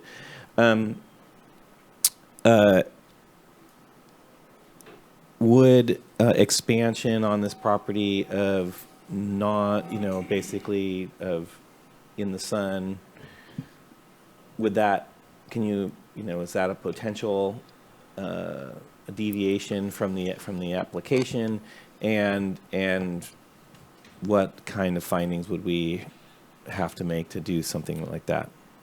So as I understand the question, it is if the Board of Supervisors were to find, based upon the testimony and the evidence available, lack of electricity available to the site, concern with use of lights at this location, that that the project were to be conditioned to be all outdoor, that findings relative to that would need to be made to substantiate that condition. Yes. Okay. I think that's my questions for the moment. Thanks. I have Supervisor Madrone and then back to Bushnell. Well, I want to thank the applicant, the appellants, and everybody that's here today. This is obviously a project of great concern to many people. Having lived in the Honeydew area for a number of years and worked for the Mattole Restoration Council, the Mattole Salmon Group, I can attest to the character of some of the people, some of the neighbors that have spoke here today. I've known Maureen Catalina for, I think, over 30 years. And I know her to be an honest and very responsible landowner. And I say this because when I was with the Salmon Group has been doing watershed surveys for decades, especially spawning surveys and young of the year juvenile surveys. And Maureen has always given those groups access to come onto her land and survey the streams. And I remember once one of our surveyors who was very poor had a car that was leaking oil. And our surveyors had gone out to her property that day and surveyed the streams. And I got a call from Maureen, very concerned about what she observed, which was oil drips all the way up her driveway from Wilder Ridge Road to her property and back out. And it may seem like a small thing, but it's not. You know, losing oil at that extreme amount that you can actually see it in the road and the gravel is a very extreme amount of oil being leaked. And Maureen was very concerned about that and asked that we make sure that that particular vehicle never come back onto her property again. And we did do that. We made sure that that was taken care of. But I just provide that as an example of the kind of character that I know Maureen to exhibit. And as she has said, she and her neighbors are cannabis farmers, and they comply with all of the rules. And I believe you're all outdoor in the ground, is my understanding. That is my preference always. I mean, to spend all these fossil fuels, however you do it, even if it's electricity off the grid, which is primarily provided by fracked natural gas here in Humboldt County, you know, growing a plant that can grow so easily in the sun, in the ground, and then using all these fossil fuels to do it, I've never really liked that approach, frankly. I think it's a really foolish thing, given all the things we know about climate change and everything else. So I have issues with just about any grow that's using all of that extra lighting. And, you know, I've watched honeydew become an industrial nightmare, frankly, over the last 10, 15 years in particular. And I know it's at the dismay of many of the people that have lived there a long time, dealing with the noise, dealing with the lights. And the violations of noise and lighting seems to happen a lot. And I really think that I appreciate that the staff have upped their ante on inspections, but frankly, when you give people notice, that's not an inspection. That's an opportunity to put away the things you were doing that were wrong. Not that everybody's doing that. Sometimes there can be neighbor feuds, et cetera, but this is simply not that. These are concerned neighbors that have observed these violations, and I trust that what they've presented to us is true, based on their character and the rest of it. And they're not trying to stop growing, they're just asking for it to be done responsibly. I have a lot of concerns about relying on such a large grow with just rainwater, given the way our weather is lately. I mean, how can you really rely upon that? And what we do know is that once somebody has something in the ground and they've invested tens of thousands of dollars getting it to that point, there's a lot of incentive to want to go find water somewhere, somehow, whether that's trucking it in illegally or sticking a pipe in a stream nearby or any number of other types of operations.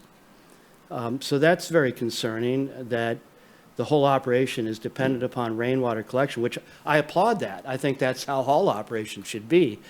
But you need to plan an operation that isn't maxing out that water storage, that is in fact saying, I've got 1 million gallons and I need 300,000 gallons a year to provide for my operation. I'm providing a significant buffer in case of climate change or the lack of winter rain. I mean, if we hadn't been getting these rains the last month and a half, you know where we'd be at right now for this summer?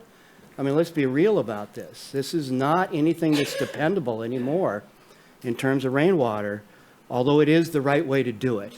But you've got to leave those kinds of buffers. The electricity is very concerning. 100 amp service to run all of this, including some houses and the rest of it. I mean, I know on my own 2 houses that at 100 amps, it gets pretty maxed out just for domestic use, let alone thinking you're going to run string lights, or what is obvious to me in those pictures, it's a lot more than low wattage string lights that are illuminating that night sky to that level, as was stated by the director. So I do think there have been violations. They're hard to prove. I think we all recognize that, which is not to say that I don't trust what's been presented, because I do. So for me, you know, I'm really thinking strongly about what could we do here as a board to try and help resolve this situation. And, you know, we could deny both appeals. We could approve an expanded operation to 24,000, but only outdoor, only grown in the ground, without any lights, without any generators, without any noise. Or we could just simply deny both appeals and leave what the Planning Commission did. You know, I am feeling strongly that I don't want to see an expansion occur without, say, a probation period. You know, we talked about this with Odessa out on Maple Creek in the Mad River at one point. There was a suggestion that maybe there could be a probationary period where for a year we see how the current operation works. And we do inspections without notice, you know, so that we actually know whether or not somebody's being compliant or not. You know, this inspection notice and then 10 days later, I mean, it's pretty easy to just clean everything up and make it look one way versus another. So those are just some of my thoughts at this point in time, and I look forward to additional comments from my colleagues back and forth or whatever, but that's just kind of what I'm feeling at this point in time. Thank you. All right, thank you. Supervisor Bushnell? Thank you, through the chair. Director Ford, what are they allowed to use as a generator currently? What size? For the existing 1.0, there is no condition on the size of the generator. So they wouldn't be in violation then, even with a 6,000 watt The violation would be noise. noise. And lights, yes. I understand that.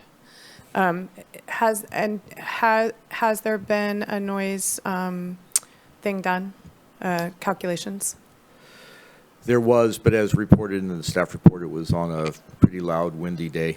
And so that's why there is a condition requiring that an additional noise study be done to establish the baseline. Okay. So I keep hearing a lot of concerns about, well, if they don't have this, why are they going forward? If they don't have this, or why are they going forward? My understanding with permits are that we condition them for their electricity to be upgraded. We condition them that the noise study will be done. We condition them to prove that their water use is appropriate. And if those things aren't happening, then we don't go forward. Am I not understanding that right? No, you do understand that correctly. You are correct. Okay. Could I have, I think it's Maureen, come up?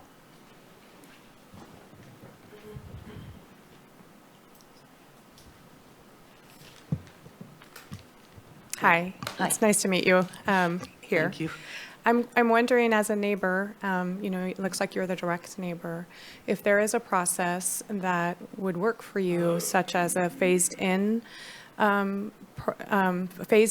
growth, proving that they are doing everything compliant, with communication with yourself, with staff, if that would be something that would be acceptable to you. No, I'm sorry. The small grow that they have now has proven time and time and time again to have these violations that I do believe all growers are aware of. And I feel like the county really isn't set up to have any more strict enforcement to come out. No one's coming out at 9 o'clock at night to see those lights. So I understand that, Maureen. However, they're going to continue to grow because they already have a license. Yes. So they're going to have to prove that they're not in violation now. Right. And if they are proving that they're compliant and that they're doing what they're supposed to, there is no way you would be acceptable in a growth in their operation if they are doing everything right? Based on the BLM access and the aesthetic value of the property out there, it is well-known research that when you put in unsightly buildings and/or commercial enterprises next to residential areas, that it goes down 30% in value. I'm not making that up. So there's that. We are protecting our property, our families, our homes. So a grow of this size in our particular area is detrimental on many levels. So that's where I have a problem with it. It really is unsightly. You didn't say that earlier when you were discussing. didn't? No, you didn't Sorry, say anything I'm all about. over the map. Yeah. I'm really sorry. But I did mention BLM and locals and tourism and how that would affect the King I understand Range. that. However, the BLM access is through their property. Yes. And so they have a right on their property. So what I was trying to get to is that a compromise, Yes. which happens with neighbors all the time. Sure. It's how you have to it's how you have to work. You have to compromise with your neighbors. And so thank you for answering that you're not willing to do anything. Well, except for what they currently have. I don't think that's fair to say. Well, that I've is- done my best to try to inform the county and be a good witness to this, and so I will continue to do that. Sure. So I will help you with, making sure I don't Sure. hear generators or lights or anything like that if they go into some kind of probation period. Sure. What I'm against is the expansion Okay. of greenhouses. I do appreciate the outdoor suggestion. That's quite beautiful, really. But to continue to build these plastic houses out there that are flapping in the wind and just make for a really awful way of life. And to hear over and over again, wow, it's so hard to cover those lights, well, maybe it's just not the way to go. So no, I don't want anyone to expand their greenhouses if it's a common thing to not be able to handle it. I mean, maybe that speaks for the greenhouses themselves. I don't think it's a common thing not to be able to handle it.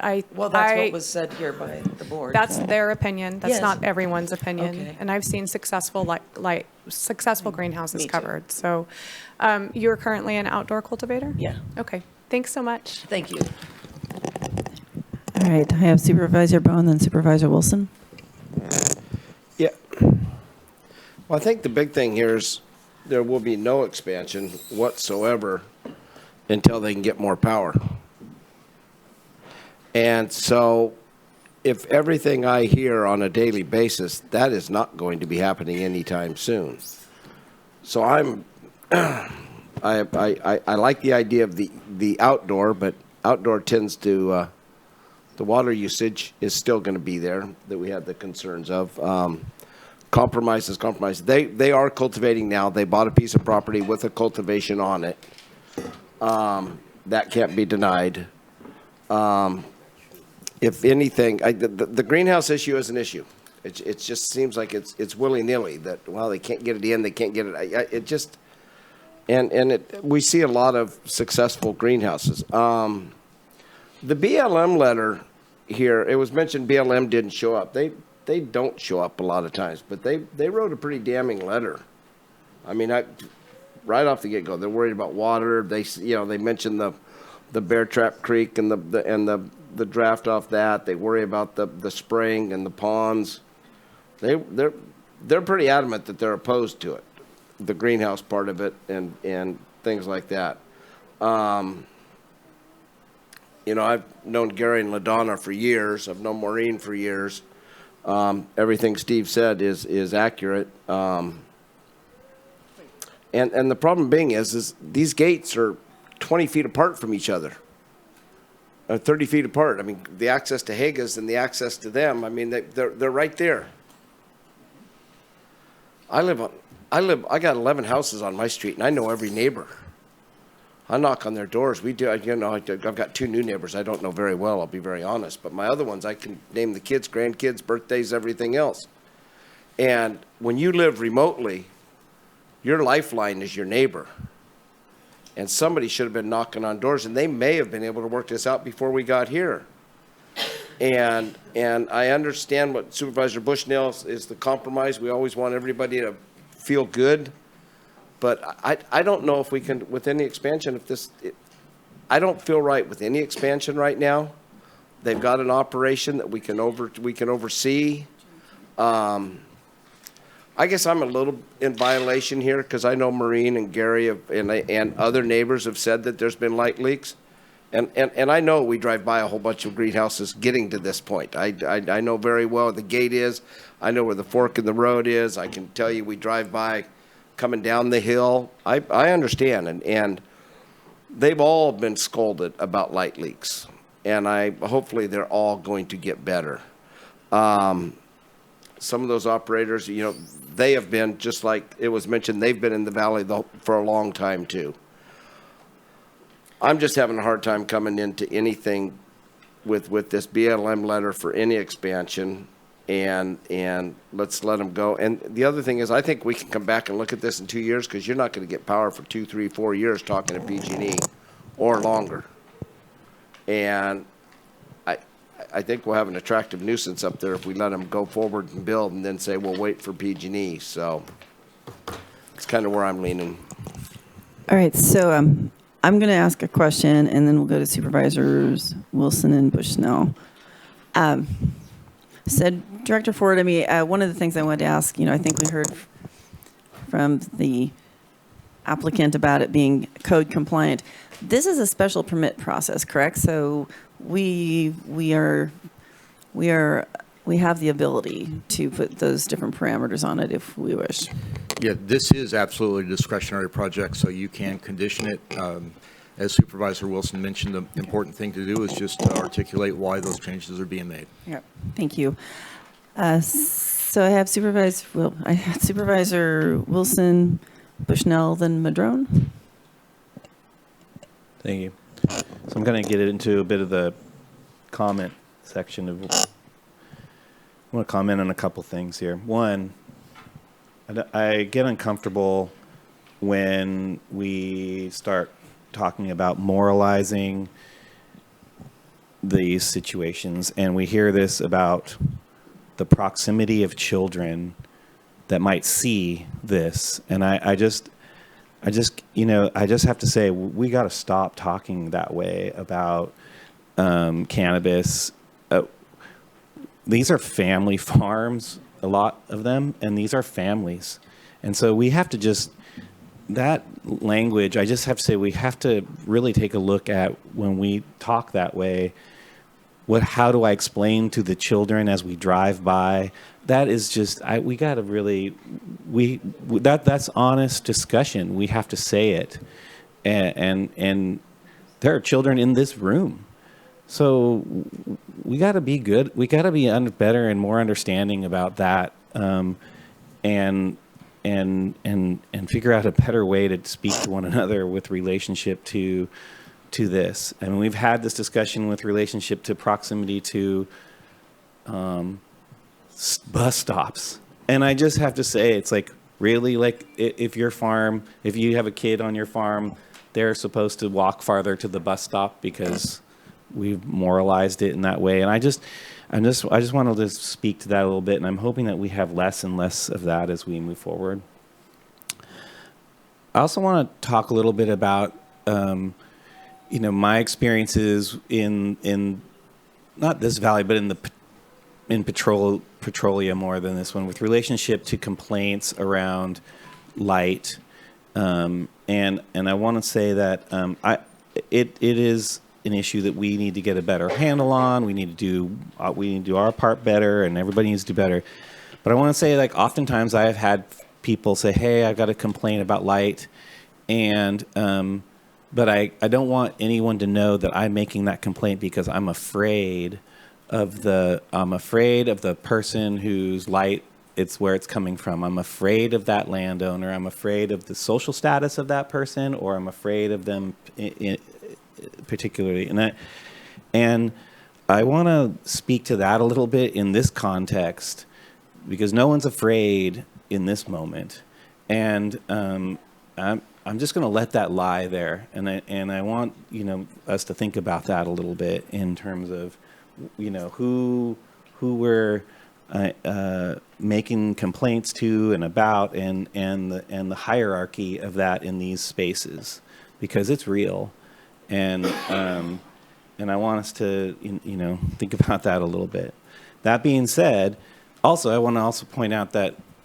And I'm not sure where, and I do trust the information that we're receiving from everybody, but I will say that from the photographs that we saw, in the direction that we saw them, whether or not it is a greenhouse, whether or not it's work being done around a greenhouse, or whether or not it's a greenhouse on the ridge behind it, which is actually a higher ridge, and the location of where that photo was taken, doesn't matter. We have a issue with light at night, and it's on everybody. So those are, I think, valid concerns. And I do know that we do have some of us on this board that feel that about more there's a kind of a spectrum with relationship to lighting, because I think that is kind of the biggest issue, except for maybe the generators. Those are kind of the two biggest issues I would imagine. I'm not hearing that on water in this case. I'm just not seeing that. I know BLM has mentioned it, but again, they did not provide evidence that there was a diversion, and I think we need to take that for what it is. So from that perspective, I would lean towards allowing for outdoor expansion on this, and without greenhouses until such time as there are certain parameters may be met with relationship to this. I'm not pro greenhouse at all. I lean very much in the direction of Supervisor Madrone with relationship to that. However, our codes and what we've passed and all these other things that, I think we need an update on all of that. That's my main concern, and I don't want to be piecemealing this over and over again with relationship to how we feel about greenhouses. And I apologize if this hasn't been very clear, but I guess what I am clearly saying is that my lean is towards allowing for, I would put out there, allowing for expansion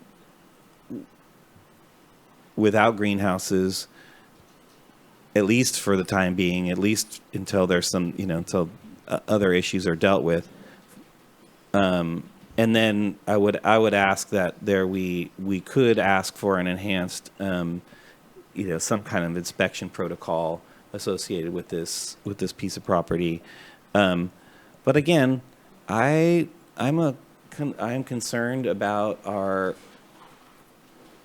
inequality of enforcement, and I want to make sure that we're not getting into a place that we're, that one farm over here is getting inspected all the time, and then 5 other farms over here are getting inspected a lot less. I mean, maybe on a temporary basis where we've had, sort of a litany of complaints and sort of, making sure people are getting where they need to be. But as an ongoing practice, I have some concerns about that.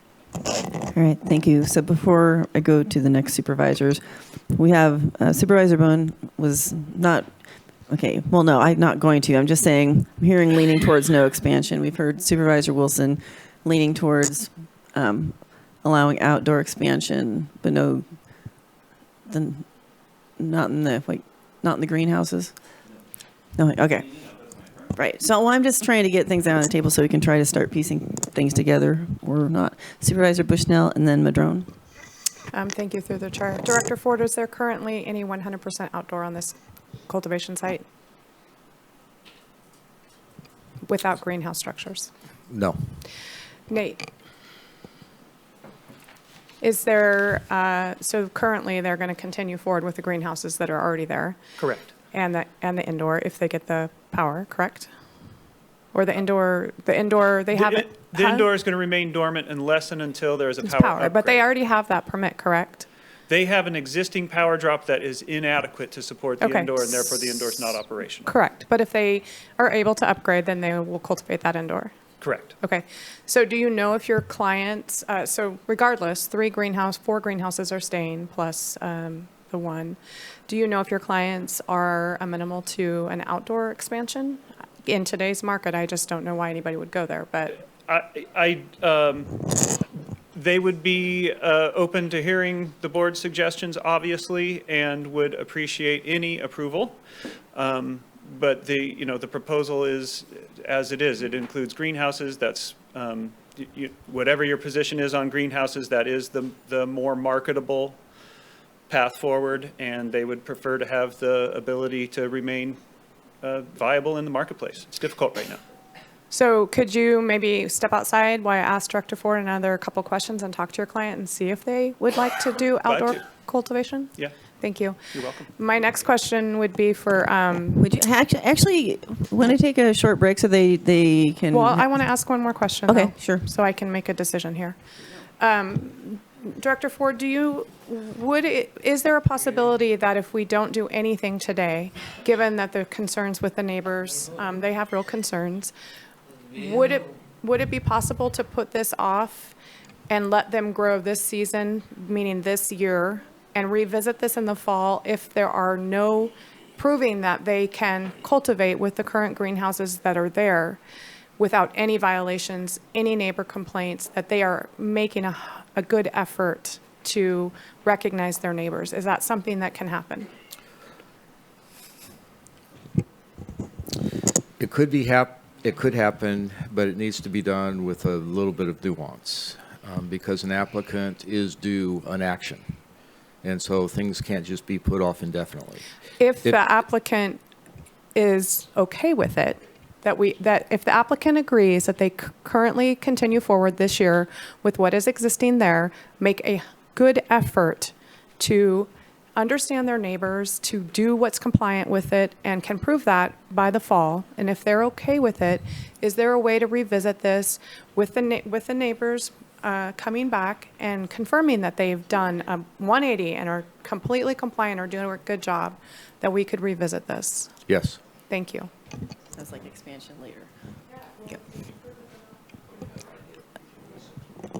Okay, so did we want? Can we take a little break while they speak to there so we can get that? How about a 5-minute break? I've had a request.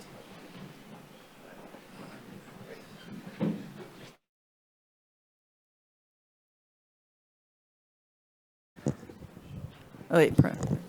Okay, looks like we have people back. Staff, are you guys need a little more time? You're good? Did everyone's back in the room? Okay. So before the next person speaking is going to be Supervisor Madrone on my list here. But do we want to find out if they came back, okay. You want to, Supervisor Bushnell, would you like to invite them up to share what they decided? Is Nate in here? Yeah. As I'm guessing everybody on the board is aware, as I just mentioned, having the mixed light is a huge advantage in the current status of the market. That being said, the applicant is open to an approval of just outdoor expansion. They would want to be able to use the existing mixed light to veg the plants and then could distribute them for outdoor, and would, with a strong preference for the ability to use the greenhouses, but would relinquish the ability to use the lights if that's preferable. All right, thank you very much. And we may have more questions. Certainly. Looks like Rex might have a question right now. Supervisor Bohn? In there, you won't like the 12 greenhouses, but you still want the 12 greenhouses. That's the strong preference, yes. Just, market conditions, what they are, it would be advantageous. So I have one more question, and maybe if you could stay there, but for Director Ford, Humboldt County recognizes cultivation in greenhouses as outdoor, no lights. Correct. Okay, thank you. Supervisor Madrone? Even with string lights for vegging, it's still considered outdoor, isn't that correct? No, that No? would be mixed light. That is mixed light. Yep. Falls into the $2 per square foot category. Correct. Okay. Yeah, I know. Supervisor Bushnell? It's a different permit, correct? Outdoor and mixed light are two different titles in terms of permit types. Right. Yes. Okay, so this would be outdoor cultivation, which is permitted in a structure, greenhouse structure with no lights at all, ever in there, no generator use, no nothing. Is that correct? We could structure it that way, absolutely, yes.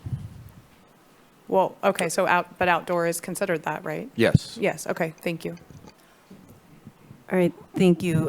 So we've had a lot of different things brought up here. Does anyone want to try to piece something together that could work? I'll try. Supervisor Wilson? I apologize. I need to. And we have several. Sorry, I just need to get the motion sort of formulated here so that we can work off of that. So you're gonna have to help me a little bit, Director Ford, on this because we have appellants moving in both directions here, and so I'm having a little bit of a hard time on how we would formulate a motion that would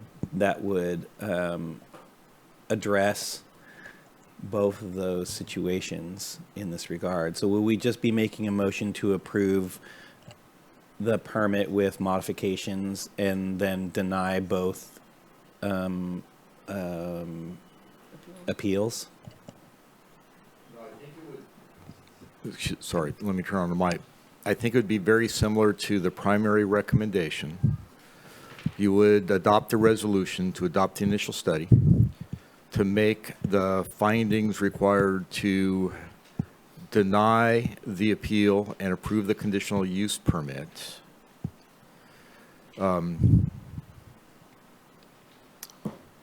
adopt the mitigation monitoring and reporting plan and approve the conditional use permit subject to the conditions of approval with the additions that the project description or a condition would be added. I'm sorry. No wonder I was confused. Thank you.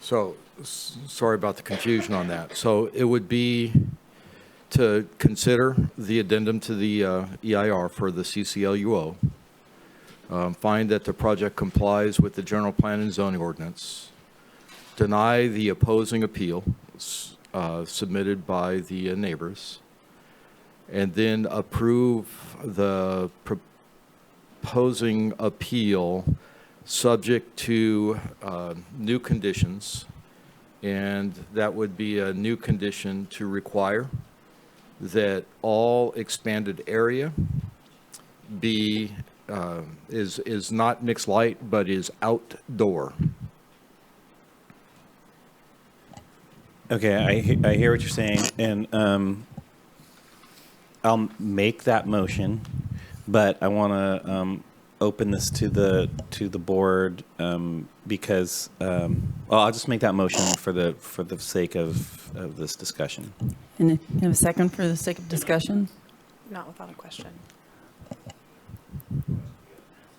Yeah, I'll second it then. So since I'd like to do this in the way we try to do it. And I just want to say, I mean, I made that motion, but again, I'm not quite there yet in terms of the conditions that we have on this, because I'm not so clear I'm comfortable with 12 greenhouses on this location, whether or not. And so I want to make sure that the board understands that that's what's on this within this motion currently. I'm personally not. For me, I would go back to what the Planning Commission has done in half those greenhouses myself, if not completely eliminate greenhouses. But I want to make sure that the board is. And then with regards to generator use, what do we have right now as a condition for generator use? So right now, there's some important conditions that the Planning Commission did address. One is they conditioned that there can be no generator use as a primary power source. Great. Another condition that I should have brought up earlier, but hasn't been brought up, is that they imposed a condition requiring that once this new cultivation area begins, that the old permit expires. Oh. So they can't vacillate back and forth between the new permit and the old permit. It's all or nothing. And may I ask, is the new, how to be really clear on this, right? We're under 2.0, but the existing infrastructure is still part of the new permit. Correct. Okay, just wanted to, so then it is monitored, and the environmental expectations now apply in version 2. Everything then gets evaluated and monitored under 2.0. That is exactly correct. I appreciate that. Okay, I'm going to leave that right there, but I am saying that, as I've made the motion and as it's been, I am not ready to personally vote for it, and unless we have a reduction in these greenhouses. But besides that, I think we're moving in a reasonable direction. And if we want to add conditions related to inspections, we can do that too. Yep. Okay, thank you. That is true. Could I just add that one of the things that you can do, I know that the applicant's representative indicated the strong preference for greenhouses. You could further clarify that the outdoor is open air outdoor. Yeah, and that's what I was getting at. Is like we need to find at least 3 votes of consensus on whatever it may be. Thank you. Supervisor Bushnell.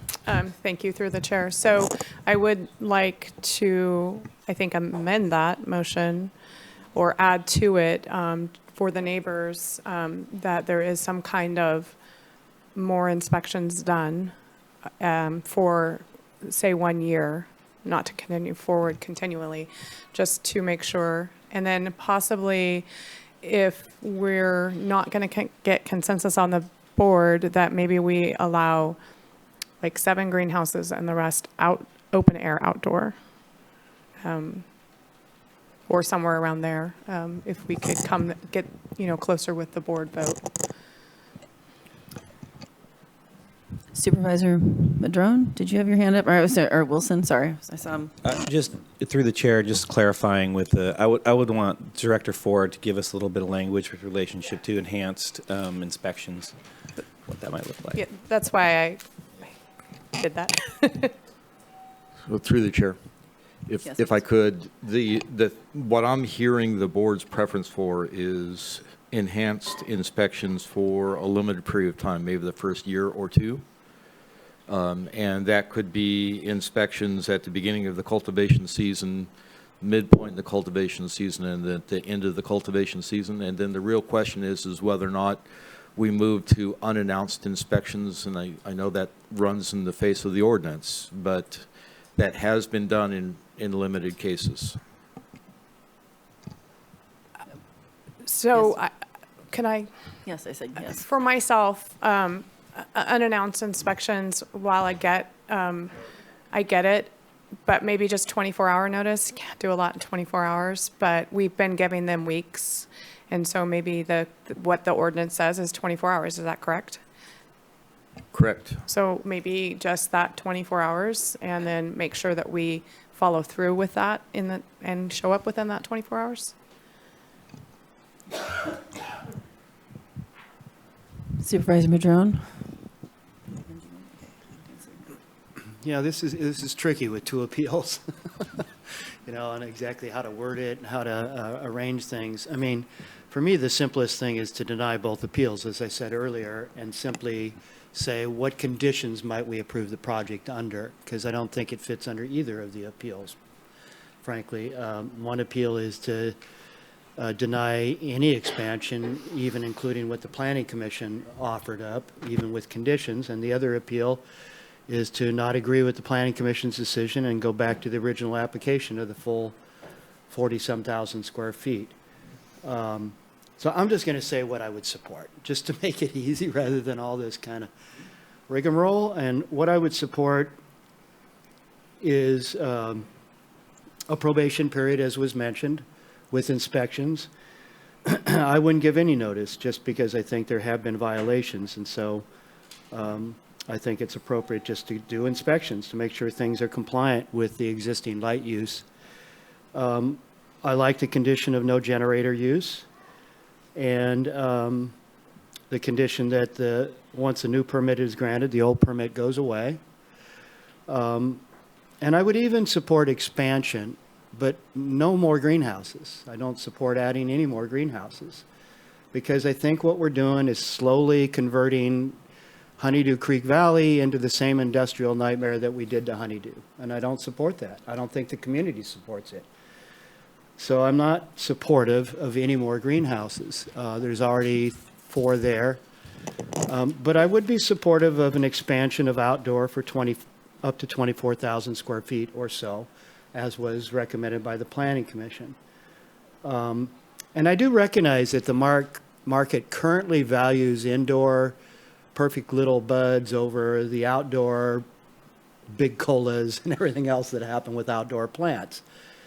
But I think that market will change over time, and so I'm not interested in permitting something based on current market conditions. I think that is a choice that the farmer makes based on current market conditions and whether or not to grow to the full extent of their permits or not. And I think this summer we're seeing a vast majority of farmers not plant to their maximum, and some aren't even planting, from what I hear from the supply stores and everybody else. There's just simply a lot of farms that are not going to plant this summer because of the market conditions. So I don't want to base our permits on that.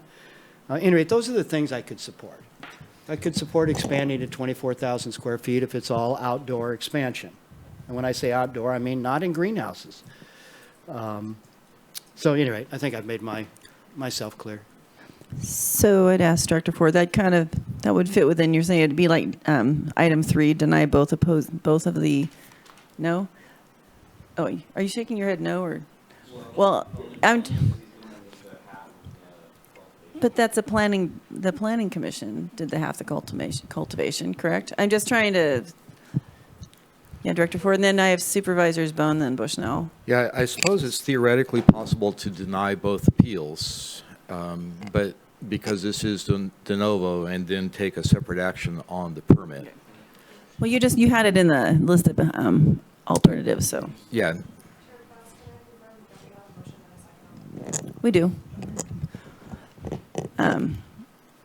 Thank you, Director Ford.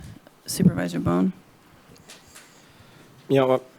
I understand we have to take an action, and we've heard the complaints, and I guess I've got to apologize because I know I've heard complaints about light leaks out there, and I've also heard a lot of people don't complain because, and it has nothing to do. It has to do with staffing. You send staffing out at 9 o'clock at night to look for light leaks. They're not around the next day to do other things that are important in the office. So we've got to decide where we want to go. Is water diversions, environmental, light leaks? What on the scale do we go after? Is the so I would support absolutely sitting on this thing, making some sort of motion since we have to take an action or anything else, sitting on this till next spring, and see how they operate with what they have without all the light leaks, without the complaints, and address the BLM. And so the BLM feels comfortable. The pond will be in by then. Is the pond permitted, the new pond? It will not be in. It will not be permitted until there's an action taken on this expansion. Has the plans for the pond been turned in? Yes. Okay. Do you expect them to be approved? Yes. Okay. That'll give them, what I'm saying is, I'm willing to relook at this and expansion. We don't have, God, I'd love to have one neighbor in here saying they've been great neighbors. And I don't know if they've been bad neighbors, but it's not that they don't even know their neighbors. And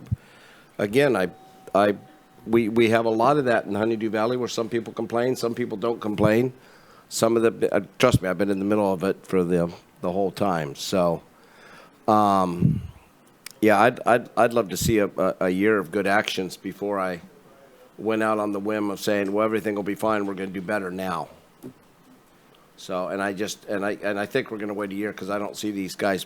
You can give them 23,000 of outdoor, but they're not going to plant 23,000 of outdoor because I think that's going to be just frustrating for them. So, I mean, outdoor without greenhouses. Supervisor Bushnell? Through the chair, Director Ford, it's my understanding that the pond, whether you have it engineered or not, cannot go forward unless their application is approved. That is correct. Is there any stipulation or wiggle room in the ordinance that would allow that without them being approved? Within the ordinance, please. So we do not currently have a plan that's been approved as part of a discretionary permit that allows the new pond. And that, so we would not issue a construction permit until that occurs.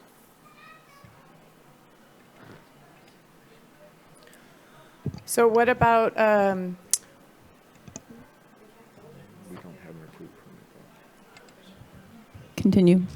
well, I guess we should, I'm just curious, we have a motion and a second, and do we amend that if we're not comfortable with it?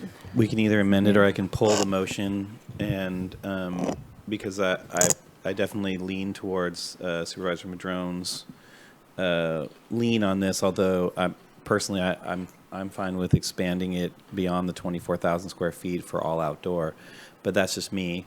Beyond that, I'm happy to move in that direction. I'm just trying to find 3 votes here. So do you, well, yeah, I was going to say if you want to pull back and redefine, I mean. I have one more question. Okay. Director Ford, if they're approved for the outdoor, not in greenhouses, to be open air outdoor, and are they able to, in the future, showing good intentions and figuring out, the neighbor thing, are they able to, at that time, apply again or amend to do outdoor in greenhouses? Yes. Okay, so I would be okay with that, showing good actions. But that would be not for today, but it would just be open air outdoor. Supervisor Wilson? Yeah, just to clarify, what you asked is whether they could come back, apply for another permit. Right. I ask if they could in the future amend that they would be able to move from open air outdoor to outdoor in greenhouses. And that would be something that the neighbors would have to weigh in on also, correct? We'll make it a stipulation that that would require a discretionary permit, that would require a hearing for the neighbors to be noticed, yes. Okay. Okay, so Supervisor Bohn? Well, you might have found your three, but not, I'm trying, so you want to give them 5 greenhouses and not 12, or because I heard take 7 greenhouses out, is it? What's the number now? What's the score? They currently have 3 greenhouses with. What was the motion? And I'm just saying, is the motion now no greenhouses at all, or some greenhouse, not some greenhouse? Because I heard 2 different things. Can I amend? I'd like to amend, to clarify. So I would like to amend the motion that we. Wait, don't we have to, now that we're doing the official word amend, aren't we supposed to make a vote if we agree to discuss amendment? I'm the motion maker, we have a second here. So you can ask for a friendly amendment. Yeah. Yes, you can ask for it, or we go through a bigger process. Oh, so friendly, can I amend your motion, Mike? You can, you can Extremely suggest friendly. it. Can't even say the word right. Mm-hmm. So I'm going to ask Director Ford to help me on the amendment that we allow what they have, which is 3 greenhouses, and that we allow the expansion of open air outdoor only for their expansion.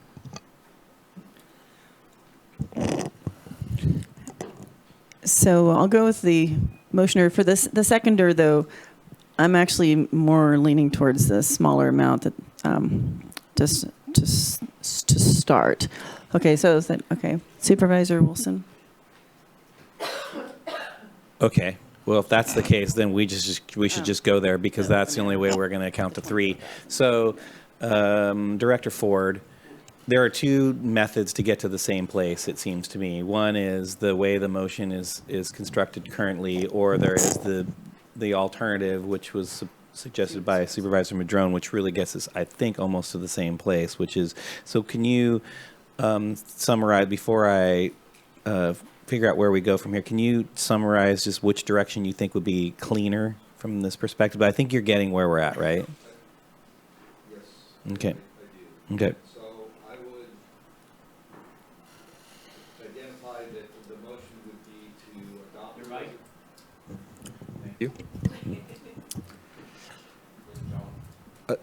Adopt the resolution to find that the board has considered the addendum, find that the proposed project as modified by the board complies with the general plan and zoning ordinance, denies the opposing appeal submitted by LaDonna and Gary Haga and Maureen Catalina, and denies the appeal submitted by Nava Ranch, and approves the special permit for 24,300 square feet of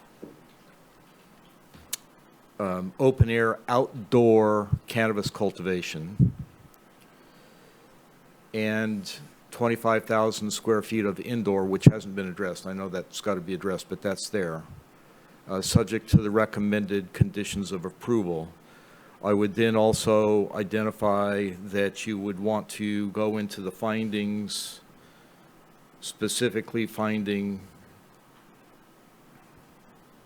number 7, which would be changed to read the cultivation of 24,300 square feet of new open-air outdoor cannabis cultivation will not, under the circumstances and conditions, be operated or maintained in a manner detrimental to the public health, safety, and welfare, or materially injurious to properties. And then I think evidence A could remain.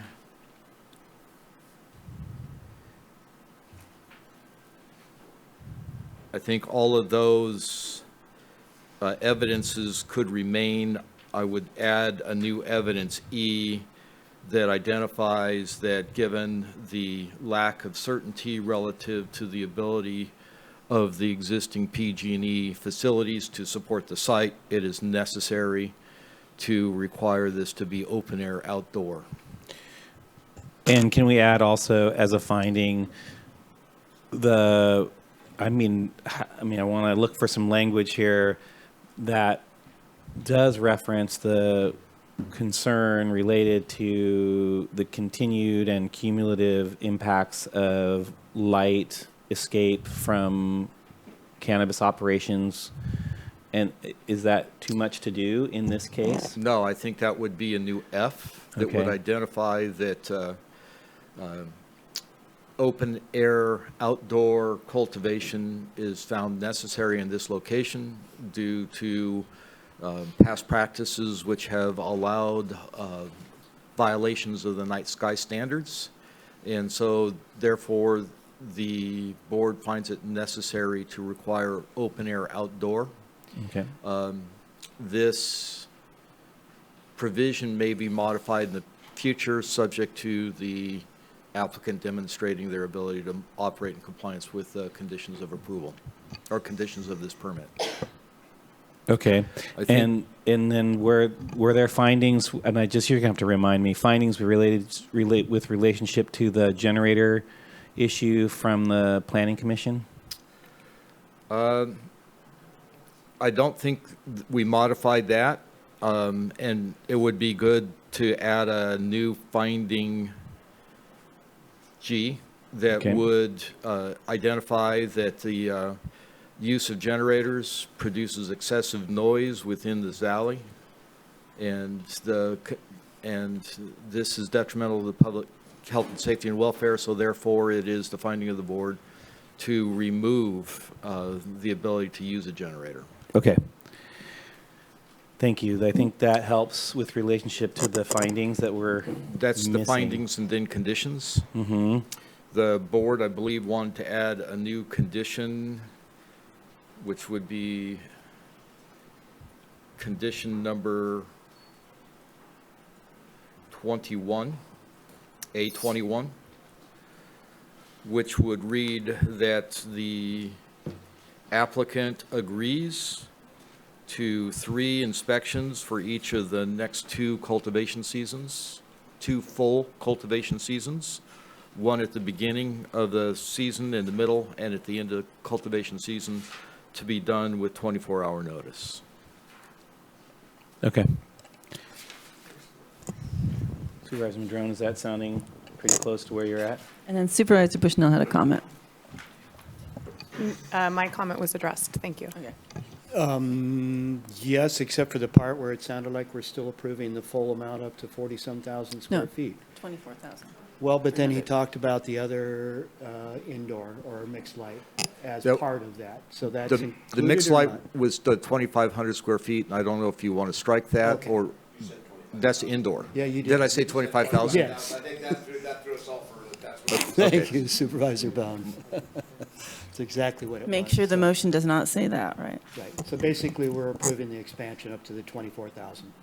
Correct. 300 And- for outdoor above and beyond what was already mixed So light. the existing is mixed light, right?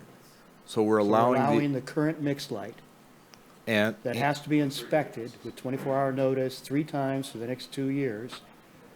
But we're allowing for an expanded operation on the site for outdoor, not in greenhouses, outdoor, open air. blah, blah. open air outdoor, Well, if I heard, 24,300. 24,300, correct. I think that this presents a good compromise that tries to hear the neighbors, tries to do something for the applicant, but doesn't rely on past behavior and focuses on inspections. Seems like a good route forward to me. It's not perfect, never is, but it's substantially different than what all of those greenhouses and large grow would do to that valley. So, yes, I'm good with it. Supervisor Bohn? Is it out of the norm if I ask the appellant's representative, does that sound, since they're the ones that are going to have to live with it, we're up here making bold decisions.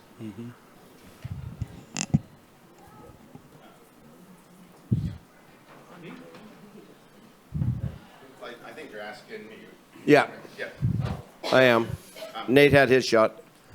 So just, thank you very much. Just to be clear about the motion on the table and hearing Maureen and Ms. Hage's comment. So we're talking about project approval, removes a generator from operation, allows the existing mixed light and nursery to continue, allows expansion of full sun outdoor only to the 24,000 number, which is the same that came out of the Planning Commission, and there are inspections on this. I believe that it is, speaking in the back seat, this is an improvement from where we were coming into today, and they feel that that will help appease the circumstances. Supervisor Bohn had some And more. the only other thing, on the generator use, just so you know, because it can happen, and I'll look at LaDonna and Maureen, unless for emergency use only, when your power's out, your power's out, under emergency use only for the generator. I'm not going to deny anybody of that, right? Okay, thank you. I think we're clear, we're okay with that. All right, was there any, did I see another hand go up over here, or no? No, no, okay. Sounds like we can, are we ready to vote? It sounds like we're ready to vote. Hold on. Wait, no, hold on. I just want to say that that's how I amend my motion, and I'm hoping that the seconder. It's lovely, thank you. Okay, great. Totally. Well, you added, yeah. He accepted your suggestion.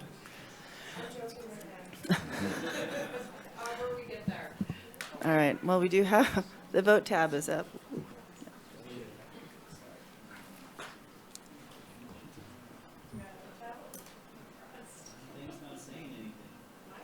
Mine is. Would you like me to take a roll call vote to save some time? Okay. All right, Supervisor Bohn. Yes, what, was that me or you? I'm sorry. Bohn. Supervisor Bohn. Yeah, I would love to wait a year, but this is a good compromise. Yes. I see everybody else voted, but since I started, I'll just continue. Supervisor Bushnell? Yes. Supervisor Wilson? Yes. Supervisor Bass? Yes. And Supervisor Madrone? In full light, yes. Thank you. Motion passes 5-0. All right, thank you all for being here. We are almost just in time for our time set.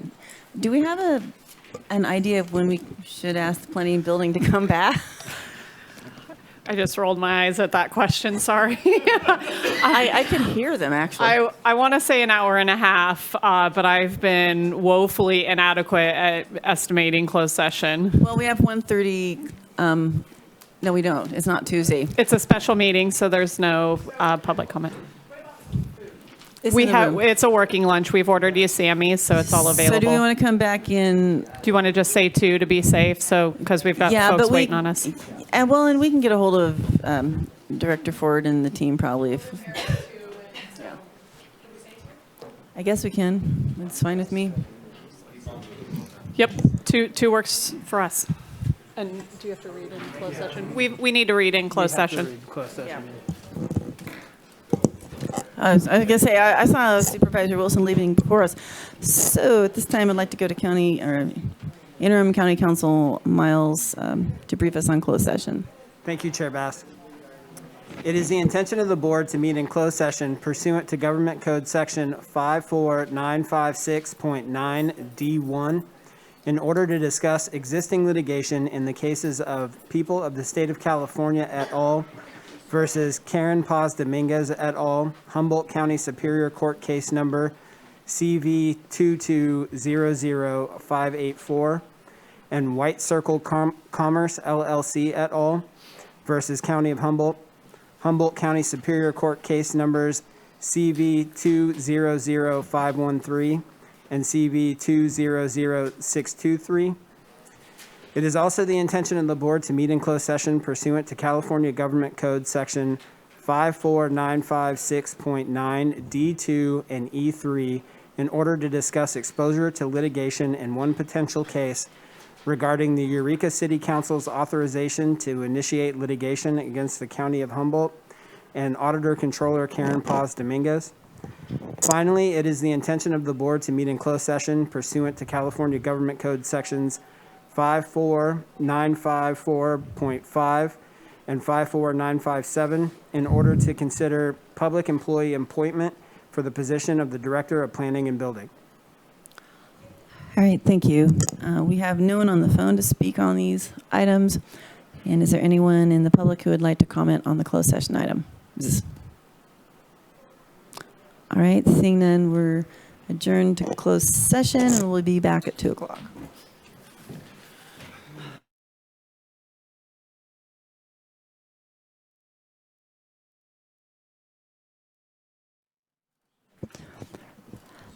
Okay. Thank you for rejoining us. We're going to move on to our second plan. Wait, actually, we need a report out of closed session first. Thank you, Chair Bass. There was no reportable action taken during today's closed session items. All right, thank you. So now we'll move on to our second public hearing, which is regarding, let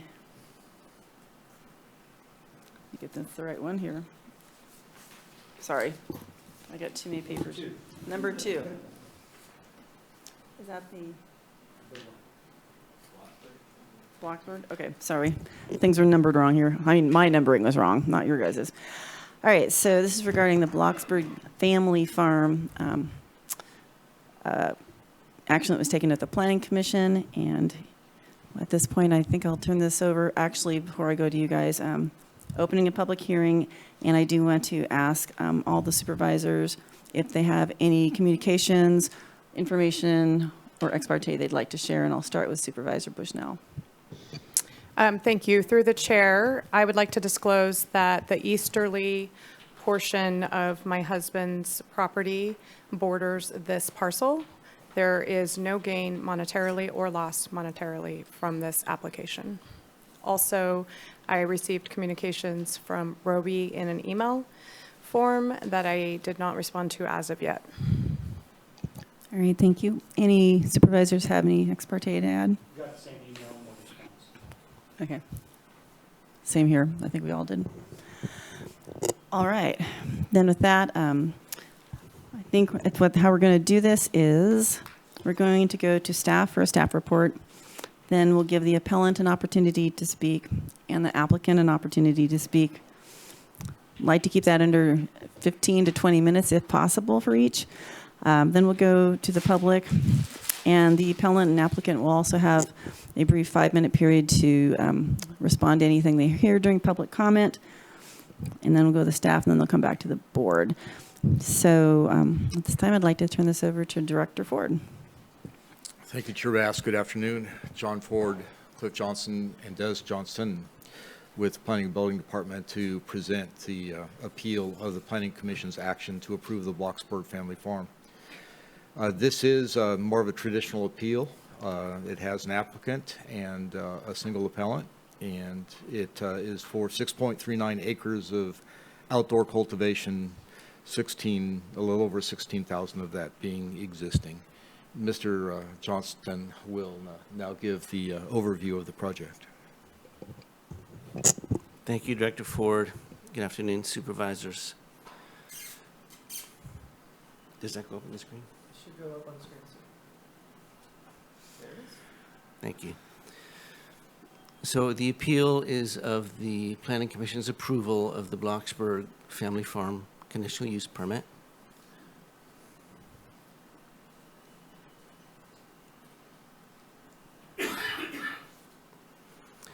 First, I will describe the proposed project and the Planning Commission's action on it, and then describe the appeal, which was submitted by Roby Tenorio on behalf of Citizens for a Sustainable Humboldt and the North Coast Environmental Center.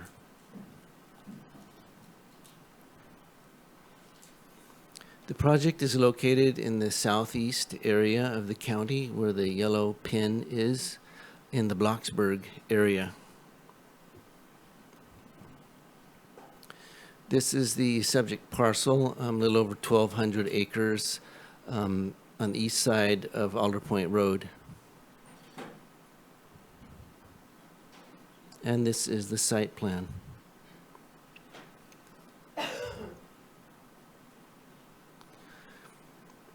Right now, there are existing 16,800 square feet of outdoor cultivation under an interim permit.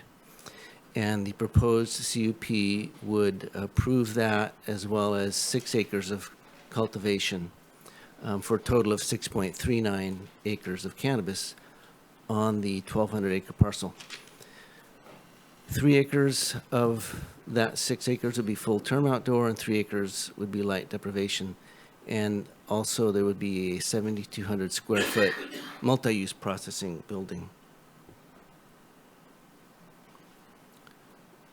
Water would be sourced from a 1 million gallon rain catchment tank, a 2.2 million gallon rain catchment pond, and an existing non-diversionary well that is presently used for the existing garden. And I show here during phases 1 and 2, however, the commission limited that to just phase 1, and I'll come back to that in just a minute. And then also 4 2,500 gallon storage tanks. By phase 3, there are 4 phases to the project. By phase 3, a total of 3.2 million gallons of water storage would be in place, which would exceed the projected use by 52,000 gallons. So there would be a surplus of water available. The first phase, there would be 6 employees. Phases 2 and 3 would ramp up to 25 employees, and a van pool would be provided to bring employees to the site. Access is by Alder Point Road, a county-maintained road, and then by private driveway to the site. The driveway, as well as Alder Point Road, meet all fire-safe standards, and the route is consistent with the countywide evacuation plan. Presently, a generator is used for the existing garden. By phase 3, this would transition to solar only.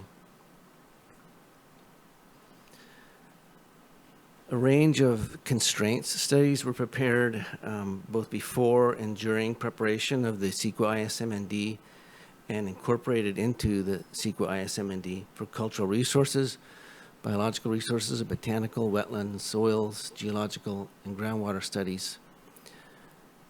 And all of the biological, botanical, and wetland studies and the surface and groundwater studies were completed in cooperation with CDFW's input.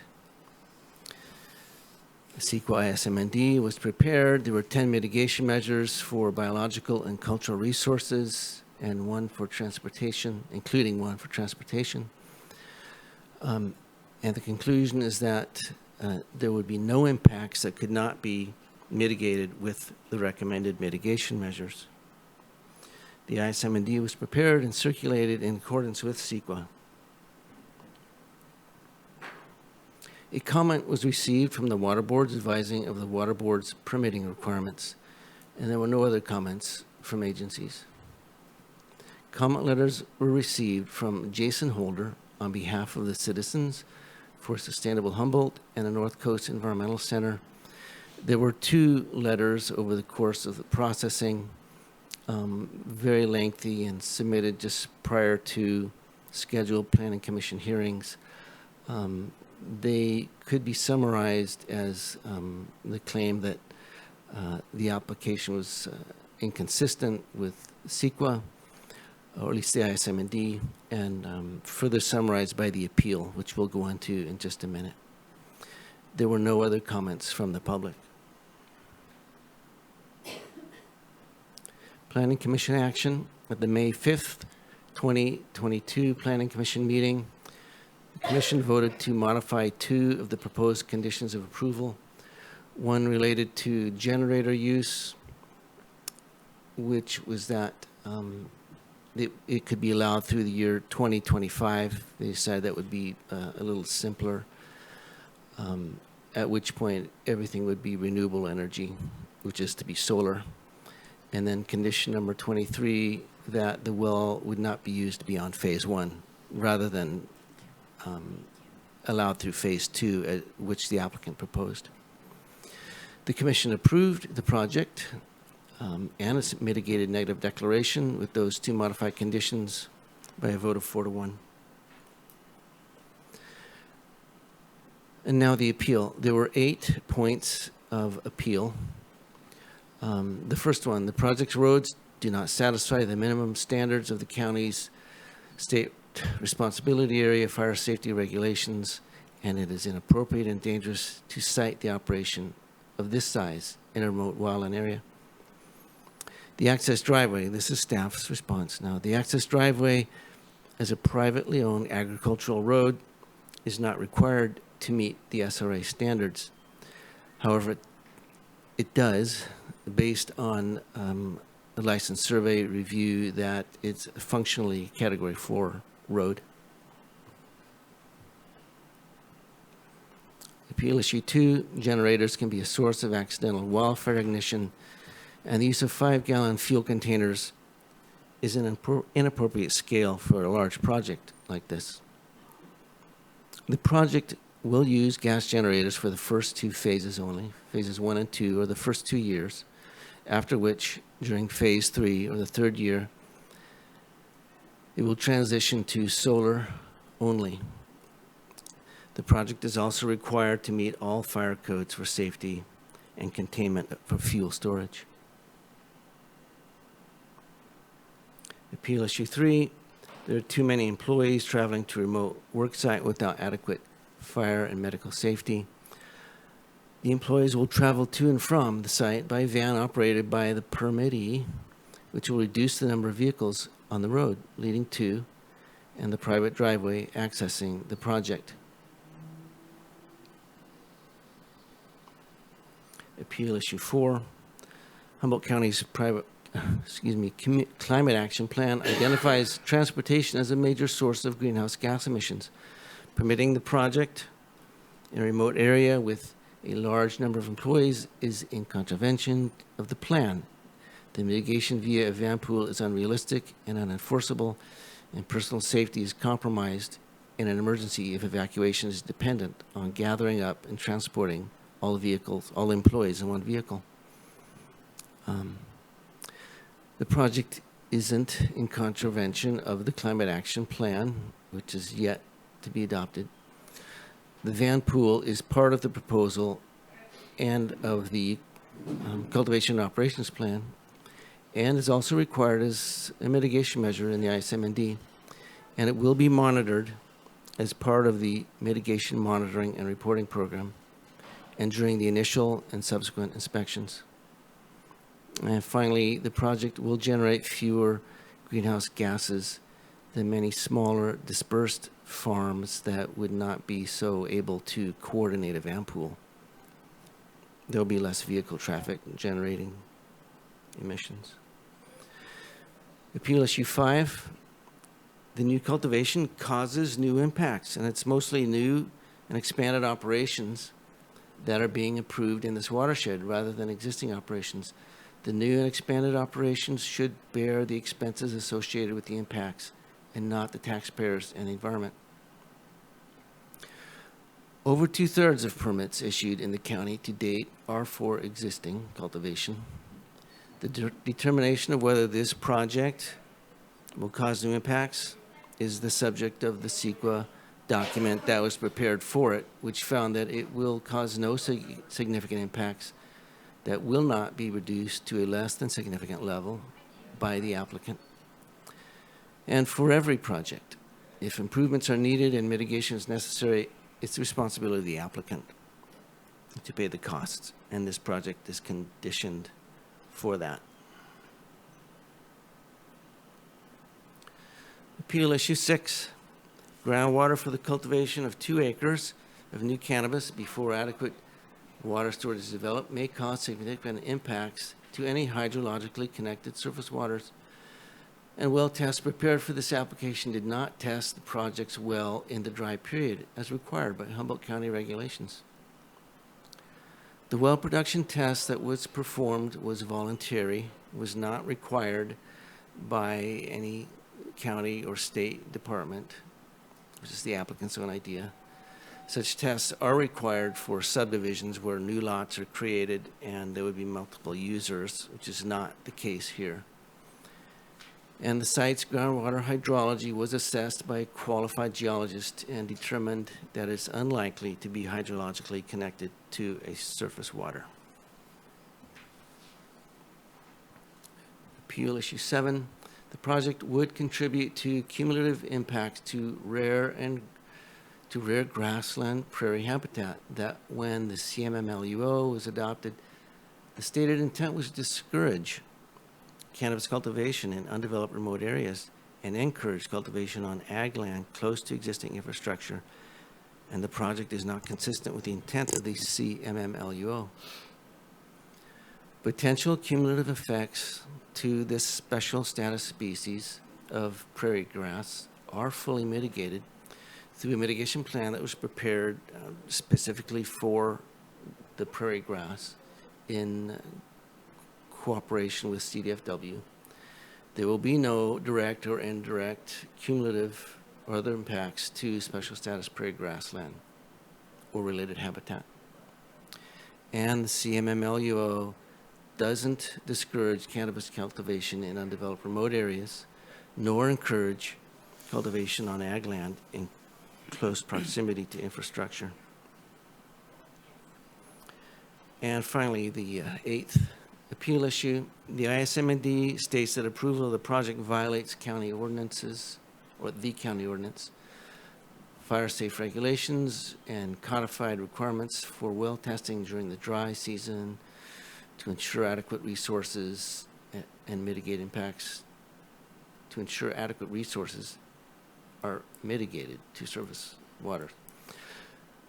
The ISMAD does not state that approval of the project violates any ordinance or fire safe regulation, nor codified requirements for well testing, and there won't be such violations.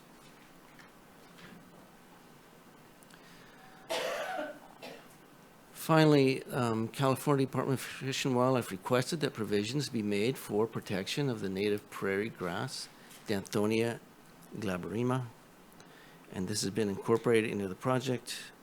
There have been no other complaints or concerns raised by anyone other than the applicant and the applicant's attorney.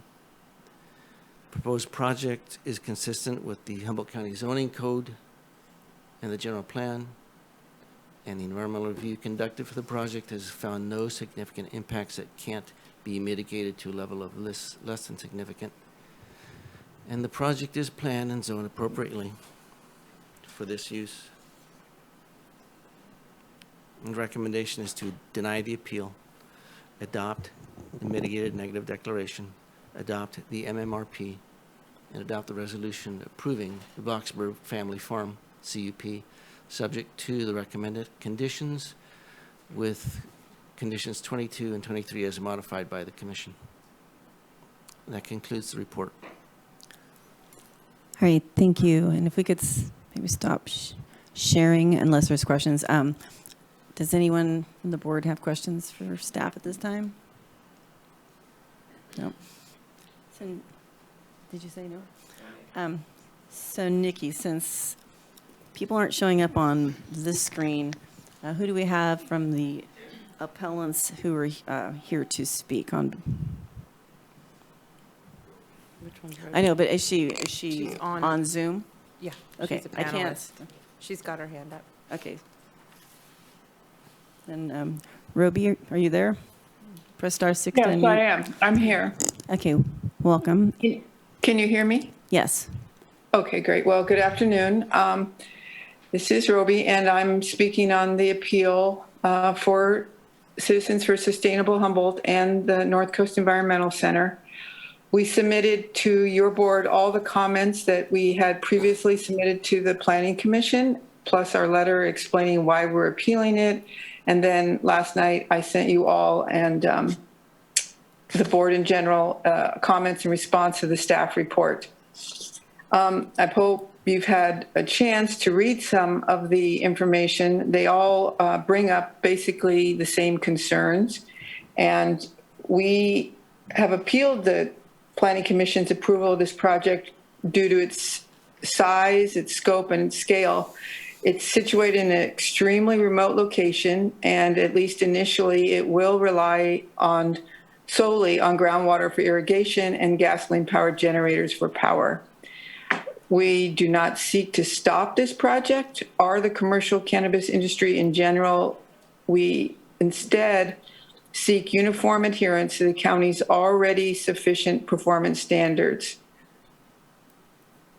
Due to the controversial nature of Humboldt County's cannabis permitting program, with problems with generator use, nighttime light pollution, traffic on fragile roads, inadequate roadways, potential impacts of well water extraction to surface waters, and increased public safety hazards, we believe the broader issues at stake in this appeal are worthy of the supervisor's consideration.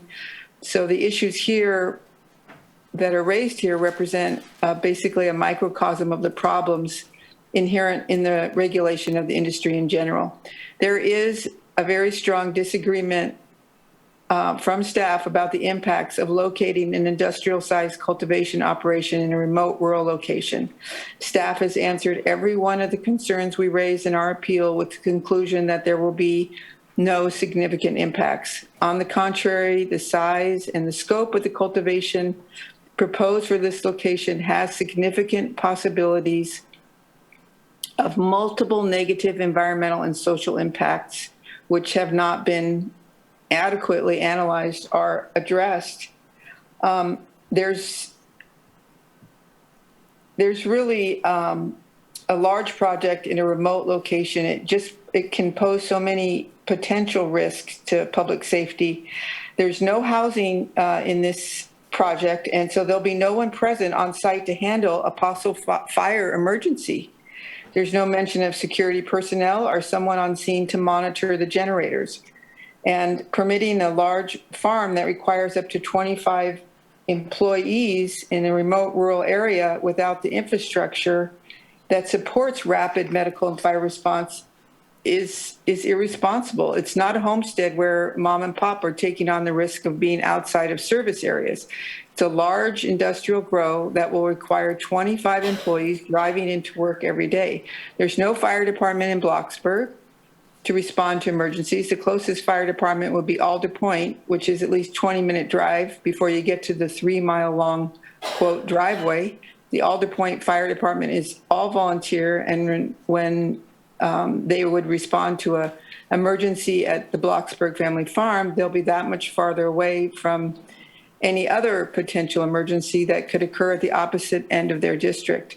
A while back, the Washington Post released a study of the West and fire danger, and they found that they had a little thing where you could put in the zip codes, and the zip code for Blocksburg produced the statistic that the area had a likelihood of large, intense fires at 94% for 2022.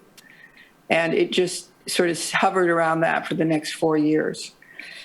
Exacerbating the potential wildfire emergency risk, the project's access roads have not been held to the county's more stringent SRA fire safe regulations. Under these county regulations, a driveway is defined as a road that only serves 2 buildings. The access road for this project cannot qualify as a driveway. We pointed this out in our appeal, but it continues to go unaddressed. The staff report repeats the unsupported assertion that the 3-mile-long road is a driveway. In the Blocksburg Family Farm ISMND, there is no mention, even once, of the word driveway, and it does not describe the access road as a driveway. On water, staff acknowledged during the Planning Commission meeting that the well would always be available to the applicant as the backup water supply. And I'm happy that they're being required to put in storage, but county zoning code provides county staff with authority to regulate ground wells used for any purpose. And all groundwater wells should be tested in the dry season. The staff report does not explain why the unseasonal pump test was accepted, except to say that ag wells do not require testing. So staff accepted a pump test that was not conducted during the dry season. Then when that is questioned, the answer from staff is a repetition of the same answer. We do not need the test to test the well because it's an ag well. So rather than test the well for sustained yield, the applicant and the county relied on 2 well production tests that were not conducted in the dry season. And in response to comments on this subject, the applicant's expert called into the Planning Commission meeting, presented a calculation that once it rains, the groundwater will be recharged sufficiently to continue to supply the amount of water needed. This is questionable way to analyze something scientifically, and it's concerning to talk about recharge in a sort of offhand way. County staff has drawn the distinction between groundwater used for agricultural purposes and they don't require the same as they would for domestic uses. It doesn't seem straightforward. It seems distinction seems arbitrary. It seems more sensible to impose the standards for wells that would conceivably draw more water for commercial irrigation needs than domestic purposes. So the staff does have discretion to require well production tests in the dry season and to require other water tests to determine sustained yield. Characterizing this activity as agriculture does not take into account the extensive and permanent physical modifications to the landscape that would be necessary to conduct commercial cannabis operations like electricity infrastructure, roadway improvements, building, etc. And the well's potential hydraulic connectivity to nearby surface waters and wetlands has not been adequately tested, nor have the results of a scientific investigation been transparently presented. We've given your board the same comments we gave to the Planning Commission from a hydrogeologist, Mr. Barry Hecht, that describes in detail how a scientific investigation would be conducted.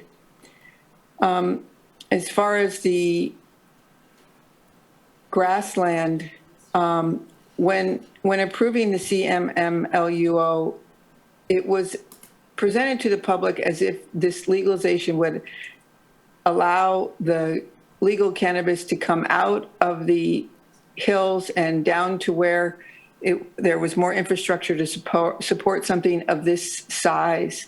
And that's what I'm referring to when I'm saying that the CMMLUO intent is not being followed. Covering 6.39 acres of open, undeveloped prairie with plastic hoop houses sounds like blight, and it creates a new environment. You'll also lose that 6.39 acres of water recharge area right next to a known wetland. And it's true that new cultivation causes new impacts. And according to the February 2022 watershed map prepared for this project, the majority of cannabis projects approved are for new cultivation operations, not existing operations. So one concern that keeps coming up in many of the permits being issued is new and expanded operations, the impacts on the county roads, the danger from wildfire, air pollution, and irreversible impacts to the environment. Those are all costs that are going to be borne by the taxpayer and the environment rather than the people conducting the business. And that was our concern on that. Earlier, it was Director Ford mentioned that he would speak after he heard everything, and I would like to hear what staff has to say and then have the opportunity to respond to that. Your board has considerable discretion in actions it can choose to take. General policy is shaped by the decisions that you make on individual projects, and Citizens for Sustainable Humboldt and the North Coast Environmental Center request that the Board of Supervisors reverse the Planning Commission's approval of this project and order revisions to the analysis to address the water supply, public safety, and land use issues that we've identified. We further request that the Board of Supervisors require strict adherence to the county's SRA fire safe regulation standards and requirements. Thank you for now. All right, thank you, Roby. And there may be questions later, but I think we'll now allow ask the applicant, do they have someone on the line? It'll be Prairie, okay. And so if you're ready to go, and try to keep it, Roby kept it actually about 15 minutes, so somewhere between 15 and 20 would be great. Okay, no problem. Good afternoon, everyone. My name is Prairie Moore. I work for Natural Resources Management Corporation here in Eureka, and we wrote the initial study for this project. I'd like to start off by saying that CEQA does not mandate an EIR based on a project size. An EIR is necessary when project impacts, regardless of the size of the project, cannot be mitigated to less than significant. The appellant seems to suggest that just because this project is 6 acres, it requires an EIR. That is incorrect, because all of the project impacts were able to be mitigated to less than significant. This project is all outdoor, 3 acres of full sun and 3 acres of hoop houses that will only be light deprivation. And the covers on those hoop houses would come off during the winter time. So that solves that groundwater recharge question that was just brought up. At full build out, the water source will be rainwater catchment, and all the electrical needs will be from alternative energy. So water, again, at full build out, all the water is from storage, filled from rainwater.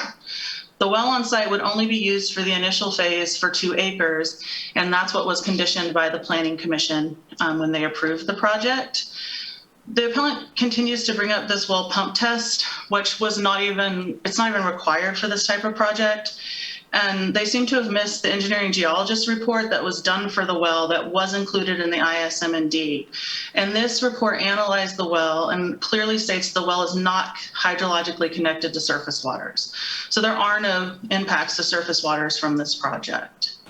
The appellant claims that the project would impact rare grasslands. This site is not rare grassland. This is an active cattle ranch. And as such, most of the project area is best characterized as weedy and ruderal. Most of the project area is highly invaded by non-native species such as Medusa head, colonial bent grass. Within this grassland matrix, there are some small isolated inclusion patches of native grass species such as Elmus glaucus and Danthonia californica. And the project, it will impact 0.95 acres of grassland that has at least a 10% cover of Danthonia californica, which makes that a sensitive natural community. So to mitigate for this, the M&D calls for grassland restoration, and the mitigation is at a 1-to-1 ratio. So 0.95 acres of Danthonia californica prairie will be created on site. And we developed this mitigation with CDFW staff, and this mitigation is included in the ISM&D. This is an outdoor project. There aren't lights. It is not energy intensive. During the initial phase, the project will rely upon gasoline generators for electrical needs. Gas will be kept in 4 to 8 5-gallon containers. This is a small scale generators with an amount of fuel commonly found on rural properties. And then again, at full build out, the project will only use alternative energy. The road for this project is a private ranch road that comes directly off Alder Point Road. The private ranch road was evaluated by an engineer and found to be equivalent to and function as a Category 4 road. The project will also run the van pool to transport employees, reducing employee trips. And these same vans will evacuate employees in case of an emergency. And as I'm sure you noticed when the site plan was shared, this cultivation is not spread all over this property. It's all condensed in one area. So there should be no issue with getting the employees in a van to leave if there is a case, in the case of an emergency. There are also 2 houses on the ranch, and the project does propose live stream security cameras 24 hours, 7 days a week. So there will be a way to keep an eye on the property. This project worked really hard on the CEQA process, and the project was adequately analyzed, and all the impacts were successfully mitigated to less than significant. This project does not require an EIR. The Planning Commission decision should be upheld, and this appeal should be denied. So Nancy Ringo, the applicant, is also on the phone, and she would also like to speak. Thank you. All right, thank you.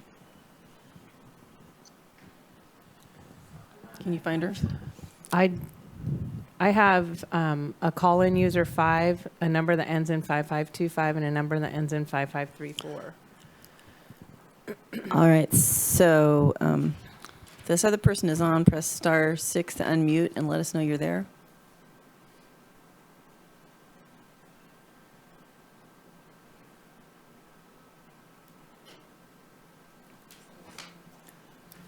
$7705. The joys of Zoom. Okay. Not hearing anybody else. I'm unmuting caller user 5. Okay. And see if that's her. All right. If you were, does it say call in user number 5? Anyway, press *6 to unmute and see if we can hear you. Hi, I don't think I'm the person that that you want to listen to right now. So no. Thank you very much. All right. So, Supervisor Wilson, Madrone might have a thought. Is Prairie, is this other person with you?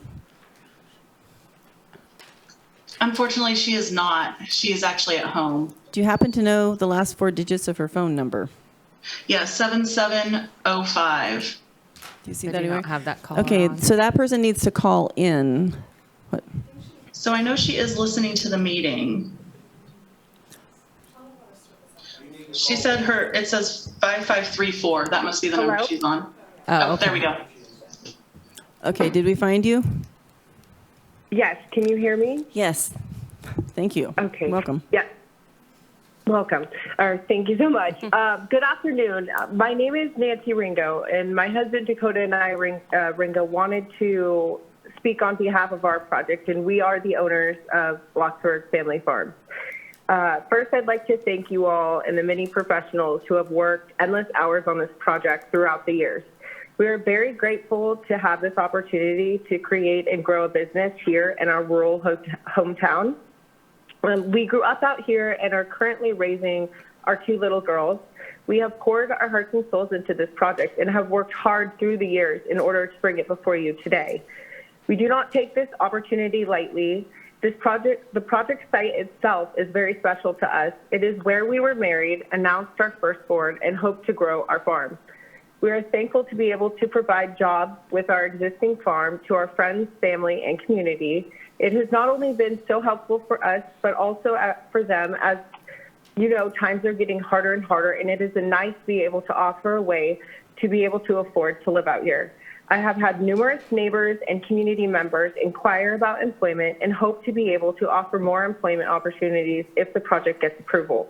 I have spoken to many of my fellow community members and neighbors here in Bloxburg and have immense gratitude that they are in support of what we are trying to accomplish with our farm, and they have said that they are proud of us for how far we have come, and that means a lot to us. We were not born with a silver spoon, and we have worked very hard to get where we are. 95% of our staff lives right here in Bloxburg and carpools to work. The other 2 employees are my husband's brothers, and they too carpool from Bridgeville. My husband and I volunteer a lot in our community and understand the concern for fire danger better than most. Through our lives, we have helped fight many fires in our community, helping extinguish them sometimes before CAL FIRE could make it out. Our family is also part of the local Bridgeville Fire Department. Out here, we have a very tight-knit community, and we take pride in being able to help one another in times of need. Years ago, I also joined the local road association here on a subdivision that I live on and reached out to our local fire department to address any concerns that they had. Our community safety truly does matter to me, and I have taken efforts where I can to help. We intend on growing old out here and continue to be a part of our wonderful area.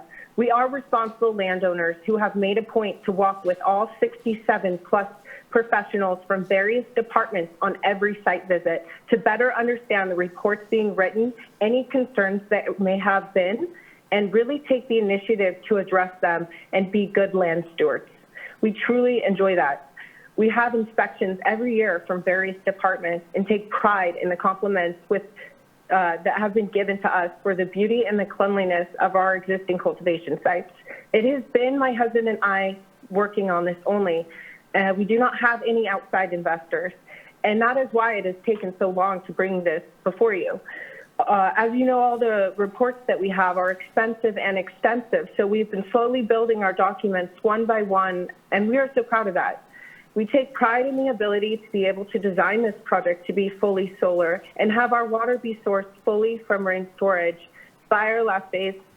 This is more than a farm to us. This is our home. This is where we grew up. We got married and are currently raising our family. And we hope to grow our farm. Again, we just want you all to know that we are very thankful for this opportunity and your time. Thank you. All right, thank you. I need to ask staff a question here.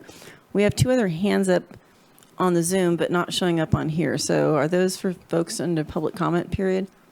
I believe those are They're- public Yeah, comment. they're under public comment. Okay, just wanted to check. So if you are planning to comment today, please call in, press *9 to raise your hand, turn your volume off on your video feed because there's a significant time delay. And just wanted to give everyone preparation for that. Okay, now they're showing up on the other one. All right, thanks. All right, so I suppose now we'll go to the public comment period. And I'm going to go those in person with us first. Is there anyone here who wished to comment on this item? All right, I'm getting head nods or shakes. There's no interest. Okay. So we'll go to those on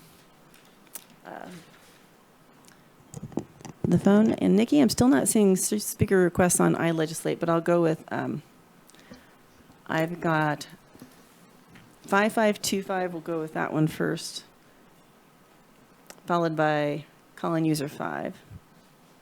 So if you're 5525, press *6 to unmute, and you'll have 3 minutes to speak, and it's a strict 3 minutes. There'll be 30 seconds. You'll hear a tone letting you know you need to wrap up. Welcome. Good afternoon, Supervisors. This is Jason Holder. I'm calling in on behalf of Citizens for Sustainable Humboldt and Northwest Environmental Center. And I think Roby covered a lot of the issues quite well, but there were just a couple of points that I would like to add. So I submitted on behalf of these two organizations 3 different letters, one on March 3rd, one on April 20th, and the final one on May 3rd, 2 days ahead of the Planning Commission meeting. None of these comments were late comments as characterized by staff. All of these comments were timely submitted in advance of the hearing and as far in advance of the hearing as we could possibly do. And all of the comments responded to late information presented by staff in the staff report. So we really appreciate the ability to participate in the administrative process for this project, and we really appreciate the Board of Supervisors for their careful consideration of the appeal. One of the issues that we raised in the comment letters concerns groundwater. And we know that this project will initially solely rely on groundwater, and theoretically would ultimately not require groundwater reliance in the long term and would just rely on rainwater. We pointed out and we relied on comments from the county's experts, the person that the county has in the past gone to for expertise on well drilling, and that is Mr. David Fish. He presented to the Planning Commission last November 18th, concerning various testing procedures that he encourages cannabis farmers to employ in order to determine that a well water source is a viable source for a project in the long term. And so after hearing his testimony, we thought this is quite probative evidence supporting our position that these wells needed to be tested better. Mr. Fish verified that wells should be tested over multiple seasons and in the dry season. He said that quite clearly in his comments. So we pointed this out in our comments, and our comments have been ignored entirely by staff. And now staff says that the well production tests that were conducted in the first place aren't even required. So what was the point of Mr. Fish's testimony then to staff and to the Planning Commission if all of his recommendations would just be disregarded? So that's one point. The other point I'd like to make regarding groundwater use is this arbitrary distinction between agricultural uses and domestic uses. It is arbitrary, and it begs the question, why not require testing of the wells used for commercial cannabis for sustained yield?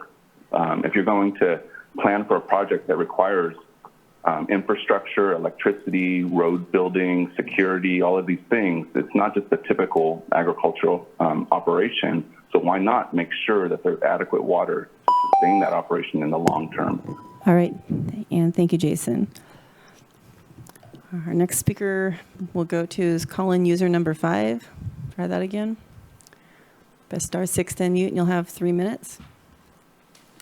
Hi, my name is Mary Goderud, and I respectfully ask this board some questions. I understand that the applicant intends from her call to make this project the best possible one that it could be, and I think that there are changes to it that could be made that could make it even better. And through the process, I would ask you, what kind of message does it send to your constituents and residents of the community when your staff advocates for these huge industrial scale cultivation operations situated in remote wildlands with the population equivalent of small towns in contravention of the intent of the cannabis ordinances, when these projects are not held to the same standard that numerous smaller cultivators have been held to? What kind of message does it send when staff ignores repeatedly the request that the county's own codified rules are adhered to when making determinations about well productivity and to uphold fire-safe requirements for access roads to new development in remote rural locations? Because I'll tell you what I hear as a citizen and a participant in the process. It seems to me, the message to me when all of this is glossed over is that you don't care about us, the citizens of Humboldt County, our property, our lives, or the environment.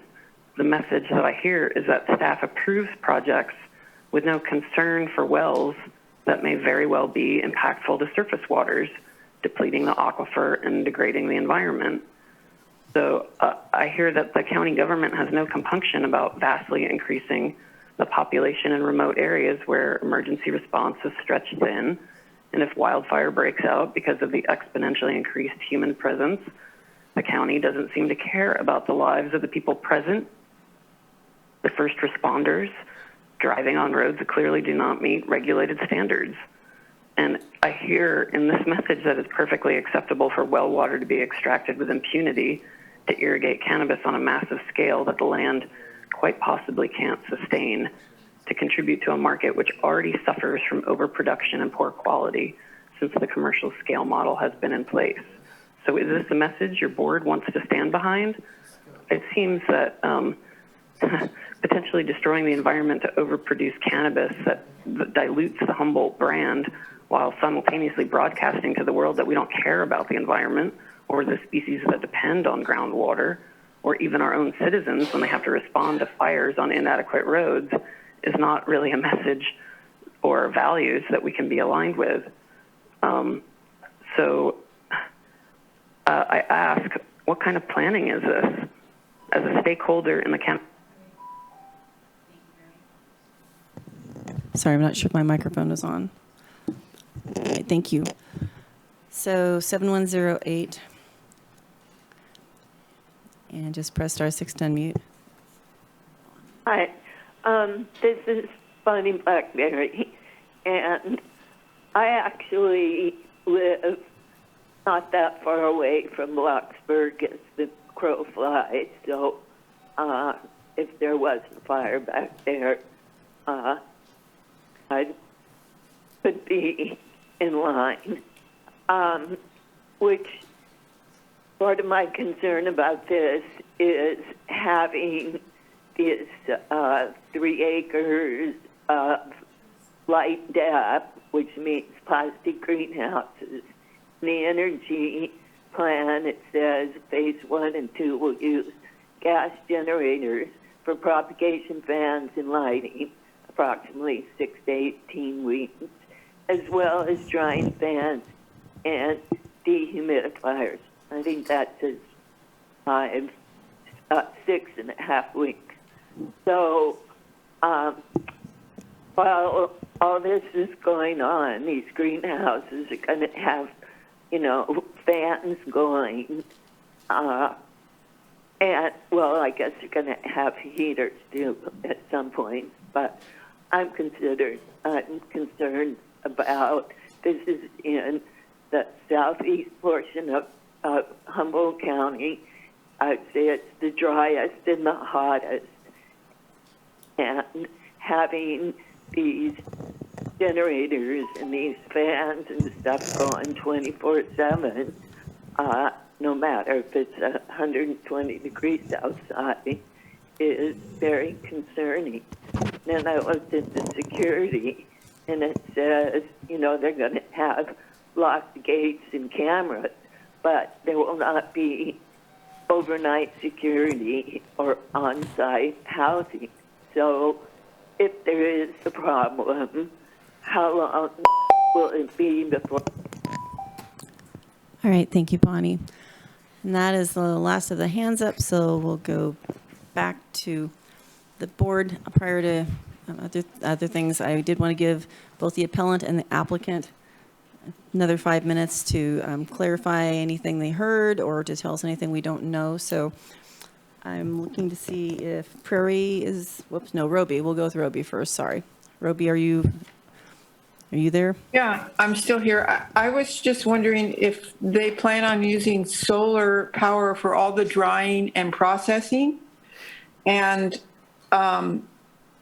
it is still unclear about if someone's going to be on the scene. The applicant said that there was houses on the property, but it wasn't clear in the plan if there would be someone around all the time in case of an emergency.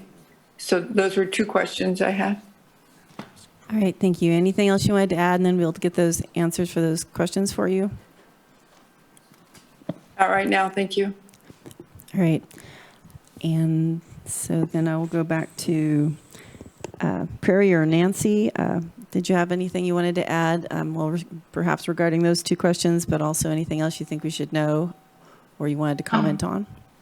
Yeah, I can address those. First off, to address Bonnie's concern, the fans in the greenhouses from the very beginning are solar fans. So the generators are not being used 24/7. They're not being used for the greenhouse fans. At full build out, all the power for everything on site, drying and processing, is all coming from alternative energy. And those two houses that are on the ranch are indeed occupied.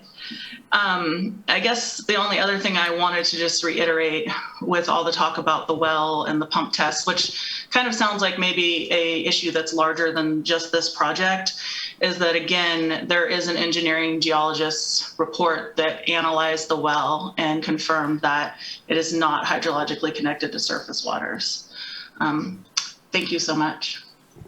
All right, thank you. And if there's questions, we will we'll let you know. And so we'll go back to staff for any comments you wish to make regarding what you've heard. Yeah, we would like to respond to a couple things. First, I'm going to let Mr. Johnson respond to some of the contentions regarding SRA access requirements. Thank you, Director Ford. Through the chair, there's been a lot of comments about the road not meeting the fire safe standards, and there's a couple things that I think are really important to understand. First and foremost, the road that serves this property is Alder Point Road, which is a paved Category 4 road. And so that would comply with the county's fire safe standards. However, and I should say, in addition, the drive that comes off of Alder Point Road is a driveway, and it is a driveway under the definition in the fire safe standards.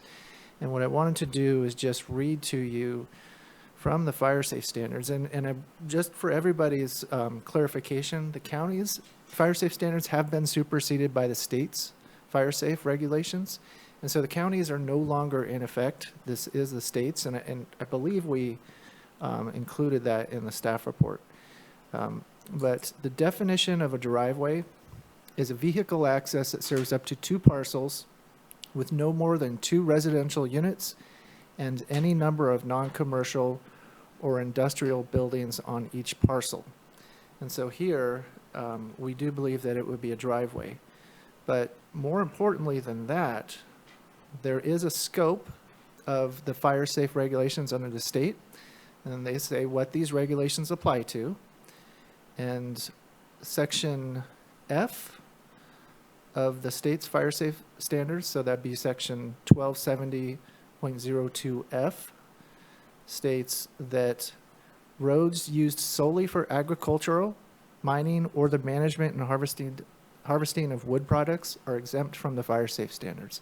So even if this was a road, it would be exempt under the fire safe standards. So I just wanted to clarify that, and I'm going to turn this back over to Director.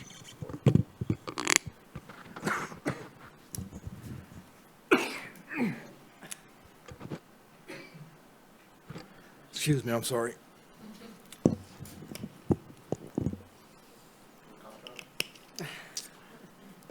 I wanted to, if I can, address the well real quick and some of the comments that were raised regarding the well and a workshop that was conducted at the Planning Commission. Number one, there is information on the record documenting whether or not the well is hydrologically connected. Number two is that we do look at this well as being a short-term use, and as mentioned, the Planning Commission did impose a condition that the well has to stop being used after phase 2. Then there was some reference to testimony by Dave Fish at the Planning Commission. That was a workshop to talk about how to address the groundwater situation relative to cannabis cultivation. That is still very much a work in progress. That was not intended to suddenly set policy, set direction. That policy and direction like that gets set by the Board of Supervisors, not by a workshop at the Planning Commission. And so to say that we didn't follow direction from somebody who was giving testimony to try to give ideas on how to address a certain issue is to misconstrue what had been said. I'd just like to point out in closing that a lot of things get raised as being issues, and depending on your perspective, they may or may not be issues. But when it comes to CEQA, one of the things that somebody needs to do is that if there's a potential impact there that's not being adequately addressed, they need to identify what the impact is. To say that, for instance, the groundwater use is a significant impact without being able to take issue with the report that's been done is not substantial evidence that there will be or is likely to be a significant adverse impact. Understand that some people just don't like things in a remote area.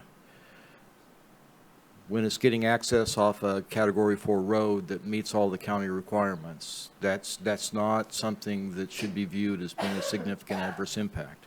It may be a policy issue that people would like to see changed in the code, but that's not necessarily a significant adverse impact. This project does conform to county standards. In fact, in many ways, it's a lot of what has been talked about over the past few months in response to some of the other projects that have come through. It is outdoor. It is rainwater catchment. It is on a county-maintained road. It is on a Category 4 road. So a lot of the things where we look at what standards does it violate? It doesn't violate any. And does it really capture some of the things that the county has articulated they want to see? Yes, it does. In fact, in the CCLUO, this is CMMLUO, but this would even conform with the CCLUO. So it is consistent with county ordinance. Be happy to answer any other questions. Thank you. Supervisor Bushnell? Thank you, through the chair.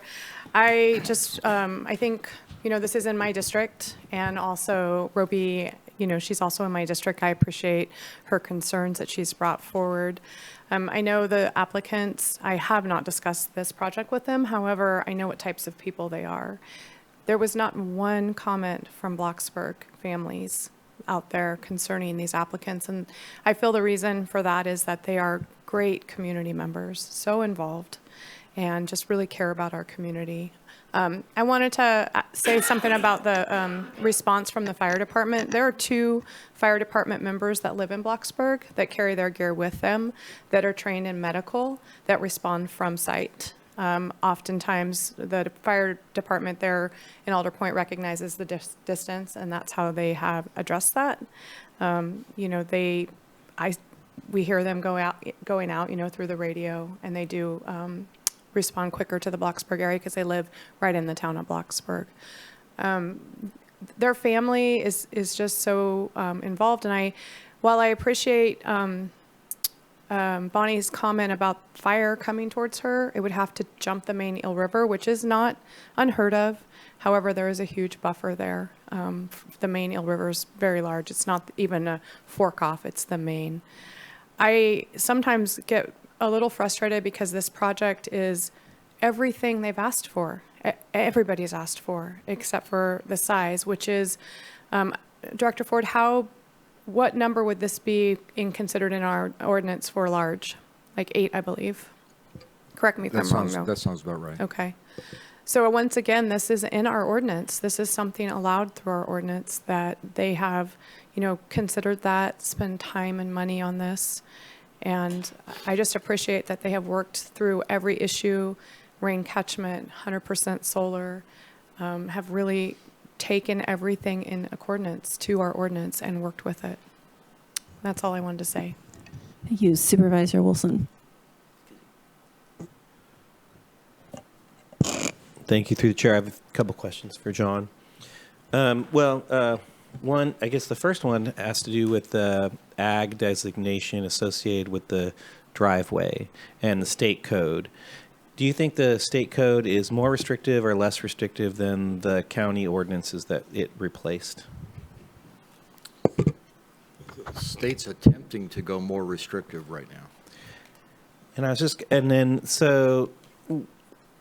In so many ways, state code exempts or removes cannabis from an agricultural activity.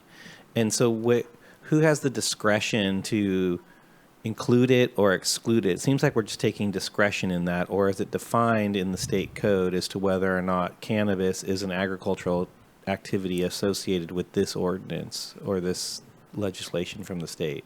I need to go back and look at this again before I give you a 100% certain answer, but I believe that the Board of Forestry did include cannabis as an agricultural activity. Okay, because sometimes it is and sometimes it isn't. And I just want to make sure that if this is leaning on that, as the standard, and as we move forward, I guess we should probably make sure that that's the case, because we'll find out one way or another if we don't do it soon. With the Dantonia restoration that was done 1-to-1, what was the determination that was adequate mitigation? I think part of it was that there was a degraded element to the grassland. It's not like it was intact grassland that was being impacted. There were scattered patches, as Prairie Moore mentioned, and so oftentimes when you're really improving something to go from a very degraded state to a very restored state, 1-to-1 is deemed adequate particularly in an area where the restoration activities are likely to be successful. You don't have the time dimension of needing to go back over multiple years to try to fix it and bring it into compliance with the restoration plan. So there is an anticipation that, I mean, there's an expectation of success with relationship to this restoration project. Right. And then I think we just heard that there are structures on site that people live in. There seems to be some residences that people live. I guess that's it. Those were my questions. I mean, I do understand the concerns with relationship to the size of this in terms of, you know, what we're hearing about, and for sure that's definitely not my space on this. But I can remember early on when we were having the discussions about some of the, you know, a few of these out there, and I think what I heard from the applicant is the employment opportunity associated with the neighboring space. Although I have heard some folks say, like, we should be concerned about, you know, the promotion of infrastructure in these wildlands and in these areas that you know, are prone to fire. And I do believe this is high fire zone and pretty dangerous. But again, I mean, we do have to at least consider the balance of the employment opportunities associated, you know, from a local perspective, because not everybody gets to own a farm in these areas. I'm still not so. And again, I understand how the size feel with relationship. Is it aesthetic? Is it an impact? And from my perspective, I believe it could be impactful, but I'm willing to hear some more discussion about that. All right. Thank you, Supervisor Bushnell or Bohn. Supervisor Bohn, then Bushnell. Yeah, I appreciated the presentation by the applicant. I thought that, you know, the efforts they've made doing it on their own and the type constraints. I always wonder about when they it seems that somebody's ever against it. It's a large industrial type. But don't go to Santa Barbara. I've got 147 and an 85 within 2 miles of each other, and they now hold the title of holding 35% of all the state licenses. So Santa Barbara is just blowing it up with large farms. Lake County just approved a 100-acre farm. So I don't know if our 6-acre or 5-acre, you know, in our total, John, are we still under 460 acres in Humboldt County total? We're about that, yep. Yeah, on 2.6 million acres. So I think we're gonna, and this location where it's at, and knowing that these people have lived on this farm and been out there for decades. I thought the presentation was very well. I like the idea. They already know who their employees are going to be, and they're going to be coming from Blocksburg. A area that used to have, I was just out there a few weeks ago, and where I saw the remnants of 4 different sawmills. So there used to be a lot of people living in this high fire area, living in the hills, working in a pretty rough area. So I think we're going to find out with, you know, so many of these fires starting by lightning strikes, that we're finding out that having somebody being able to address a fire the minute it happens is a lot better than not having people out in these. I mean, that's showing in wilderness areas and things like that. 3 acres of it is full blown outdoor, so they've made a pretty good balance there. So, and it was 4-1 at the Planning Commission. 4-1, Yeah. 5. Yeah, 5. I'm good at that. 3-2, 5. I got it pretty good on that. But understood. I thought so I thank you for everything and explaining what Fish said. Fish is a great resource for Wells and a very wise man. So I'm glad that we listened to him, and they listened to him, and I appreciate, you know, the applicant and the new group that Roby belongs to, stating their points. So. All right, we have Supervisor Bushnell and then Wilson. Thank you. I wanted to just address a little bit of the fire issues out there. 2 years ago, when we had a large fire coming up the back of Blocksburg, this family, my family, the family to the south of me, we all joined and built our own fire line, which is what happens a lot in those areas most of the time, and very aware of what fire can do, and it's very scary. And so I don't take lightly what Roby or Bonnie say. Fire is very scary, but it's also our homes, like theirs, and we, as a community, like Roby's community and Bonnie's community, defend our properties also, and are very aware of it and very sensitive to it. So, and that includes this family. They were on the phone with us every day. Where can we go now? Where can we take our cat? How can we help? And I think Supervisor Madrone's very aware of how communities draw together, especially ranching communities, when fires happen. Supervisor Wilson? Yeah, and I just wanted to speak just for a second about the inconsistency about the well issues with relationship to whether it's a residential or whether it's domestic ag or cannabis. I'm of the mind. I think we should just make that consistent. It's just getting a little bit tiresome having to jump between those things. In my mind, I would like to see us bring back a policy at some point that just makes us, because there are some domestic uses that could be more impactful than agricultural uses, and vice versa, just depending on what it is. And so I think at this point, what we're doing is just, I have to use this word again, but we're sort of like, we're projecting what we think of each one of these uses, as opposed to just making it consistent. And I'm just really hoping that we get to that place soon, that we have a proposal. Yes, Director Ford. Completely understand that is being worked on. I wanted to go back to a previous question that you'd asked, and that was relative to the fire safe regulations. So the definition of agriculture is as determined by the local agency.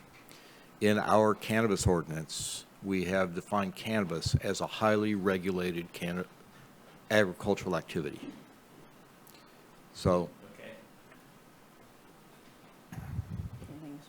Thank you for the clarification, question mark. And so, but I also want to emphasize there were two parts to what Mr. Johnson identified. That's one part, the exempt part.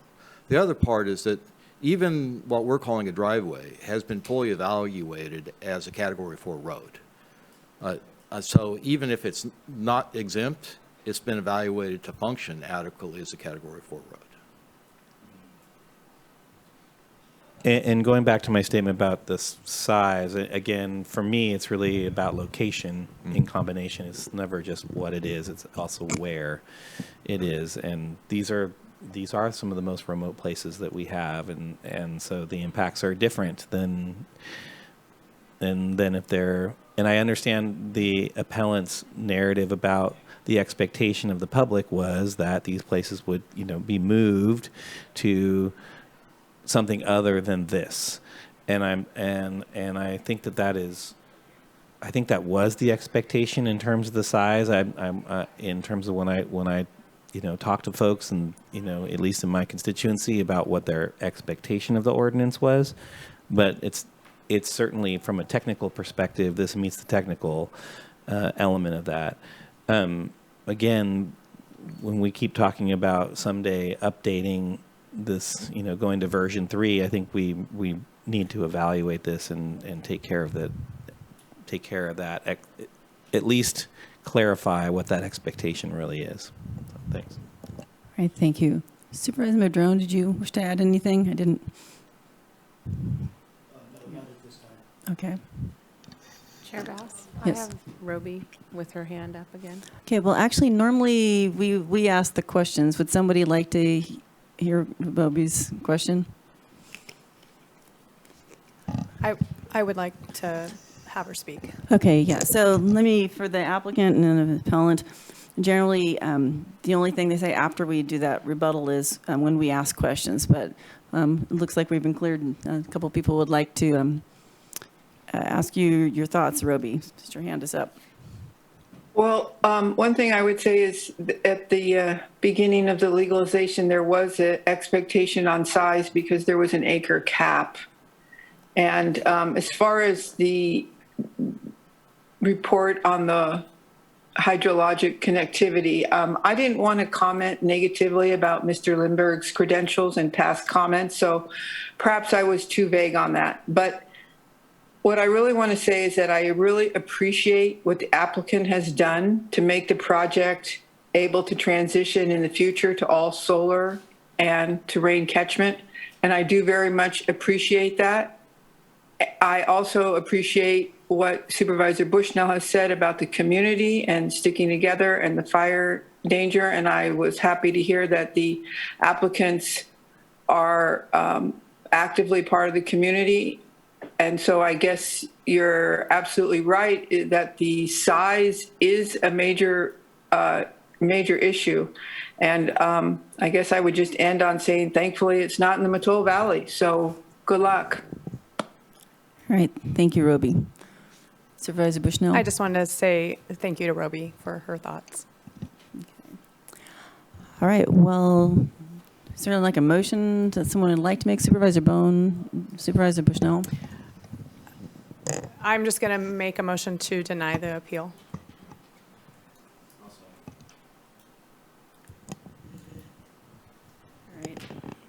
So we have a motion to deny the appeal. Anyone have any comments they'd like to add? Any supervisors? Supervisor Madrone? Yeah, he probably wants to sorry. clarify my motion. Yeah, I'm sorry. I just, No worries. the technical aspect of it, since it is de novo, the action needs to include considering or actually adopting the mitigated negative declaration, adopting the findings of fact, denying the appeal, and approving the conditional use permits. So would it be denying the appeal and approving staff recommendations? Perfect, thank you. Thank you. And Supervisor Bohn, that's what you meant too, right? Okay. Supervisor Madrone? Thank you, Chair. I too appreciate all the hard work the applicant has put into trying to follow the rules. I mean, that's why we set up rules, right? And that's always kind of a tricky part, you know, for me, and I think for many of us, that we have this set of rules, people follow them, but then over time, things change. And how do you adapt to that? I think there have been comments made about how, well, maybe there's some policy changes, you know, but we're not here today to affect policy. We're here today to try and act on this application in a fair way that's in front of us.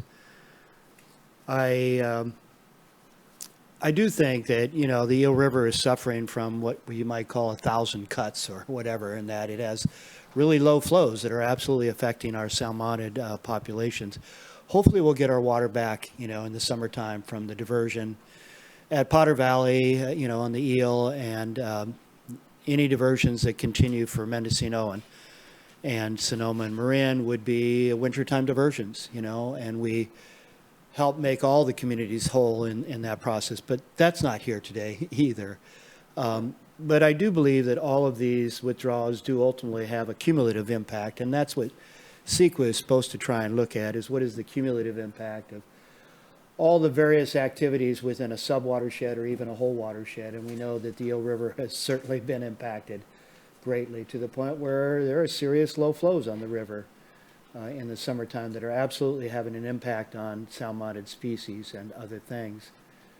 You know, I don't find this particular well to be so clearly connected like I felt about that well before in the Mattole. That's probably why I'm not animated here today in regards to that. But I also hopefully learned some lesson that day about how to try and get my ideas and my points across without appearing to be hostile or setting up a gotcha situation or any of that. Just to be clear, as far as rainwater collection, it says here the well is being used for phase 1, phase 2. So phase 3 is when they get to the full build out of all of the acreage? Is that what phase 3 is basically? And once phase 3 is implemented, does that mean the entire operation has to be on rainwater collection and the well is no longer used? Just for backup, which means that if the ponds aren't adequate, you can start. Yeah, that's a generator. Okay, so once we're into phase 3, there would be no longer any well water being used whatsoever, no matter what.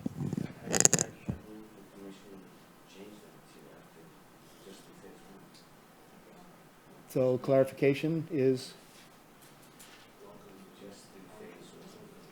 the well can only be used through phase 1, but upon implementation of phase 2, it would shift over to rainwater collection. Not water being pumped out of the well in the winter to fill the pond, but rainwater collection. If I could, Supervisor Madrone, Sure. condition number 23, as it's presented to the board right now, says there will be no use of the well beyond phase 1. Okay, perfect. That's why we have this process back and forth to clarify. Well, I think that's great. I mean, that's absolutely a great measure to put in because, frankly, I think all wells are connected hydrologically. The question is, what's the impact from that connection? Really, I think, it's hard for me to imagine just about anywhere in this county where things aren't interconnected, and these various perched water tables ultimately help feed the streams down slope, and that feeds the river, and all those things kind of go together. We don't really have unconfined aquifers here in Humboldt County. I'm sorry, confined aquifers. We have a lot of unconfined aquifers that are very sketchy in terms of their expansiveness or depths or all that kind of stuff. And frankly, earthquakes change that all the time in terms of how that water is perched or not. So I'm not having the heartburn that I had on that well in the Mattole in regards to those kinds of things, but I do believe that ultimately there are cumulative impacts. So I applaud the applicants for moving to rainwater collection as a whole, for the whole thing. But again, when we look at that rainwater collection, I think there was something about the projected use versus the projected storage. There might be, 50,000 gallons of excess above that. I still think, going this big pushes that envelope on rainwater storage. When you're proposing to use 90% of it, what sort of a buffer is there in a bad year? And it really doesn't become totally apparent how bad the year is until you're at a place where you've planted everything and now you don't have the water. And we know that in those situations, people get desperate. And I talked about this on the previous application. So I'm not comfortable with how big this is out in the middle of nowhere. I wish it was all in the ground and there wasn't any greenhouses going in or mixed light. I assume there's greenhouses for the mixed light, right? I just not really supportive of that. Now, maybe that's a policy thing that I'm. It's all 100% outdoor? But it's not in the ground outdoor, like you said. It- Half of it is outdoor, but it's all mixed light. There's no power. The only power is going to be used for the snap fans and those are solar. So half of it's in greenhouses, half of it's in the ground? Yeah. So does that match up with you guys? Okay. It's still the greenhouse structures. It changed the whole look of these prairie environments in a major way. And they end up looking far more industrialized just by the nature of the greenhouses themselves. But again, I think that's probably something that we as a board need to think about in terms of policy. And I think Supervisor Wilson said it, is there going to be a 3.0? Is the Trellis Committee going to help us work with that? Who knows? I mean, there's a lot of things to determine. So I do applaud the efforts that's been made by the applicants here to try and follow all the rules and move it to all solar, all rainwater collection. And, I've expressed my concerns about how big it is out there and that kind of thing. I'll just leave it at that, so. All right, actually, I have Supervisor Wilson, then Bushnell, then Bohn. Would this is a question with relationship to the condition of the well not being used anymore? Why would we not condition that to be destroyed? We could, but the well could be used to provide water for domestic uses for the residences on site and the But do employees. the residences already have a domestic well? We don't have an answer to that question.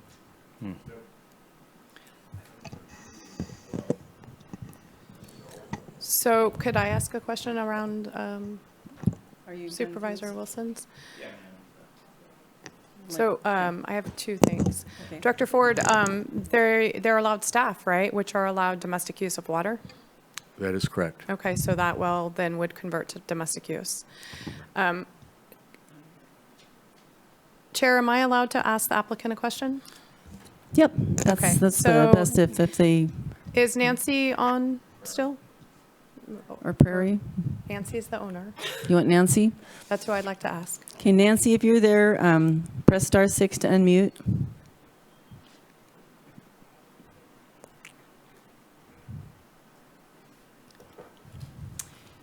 Are you there? Hello? Hi, is this Nancy? Yeah. Okay. Yes. Hi, this is Supervisor Bushnell. I wanted to ask you a question around, there's been some concern about on drought years or low water years for rain catchment about, you know, what you anticipate putting in. And I was wondering if you guys as farmers recognize that at times you may not be able to adequately plant your entire farm due to conditions of water.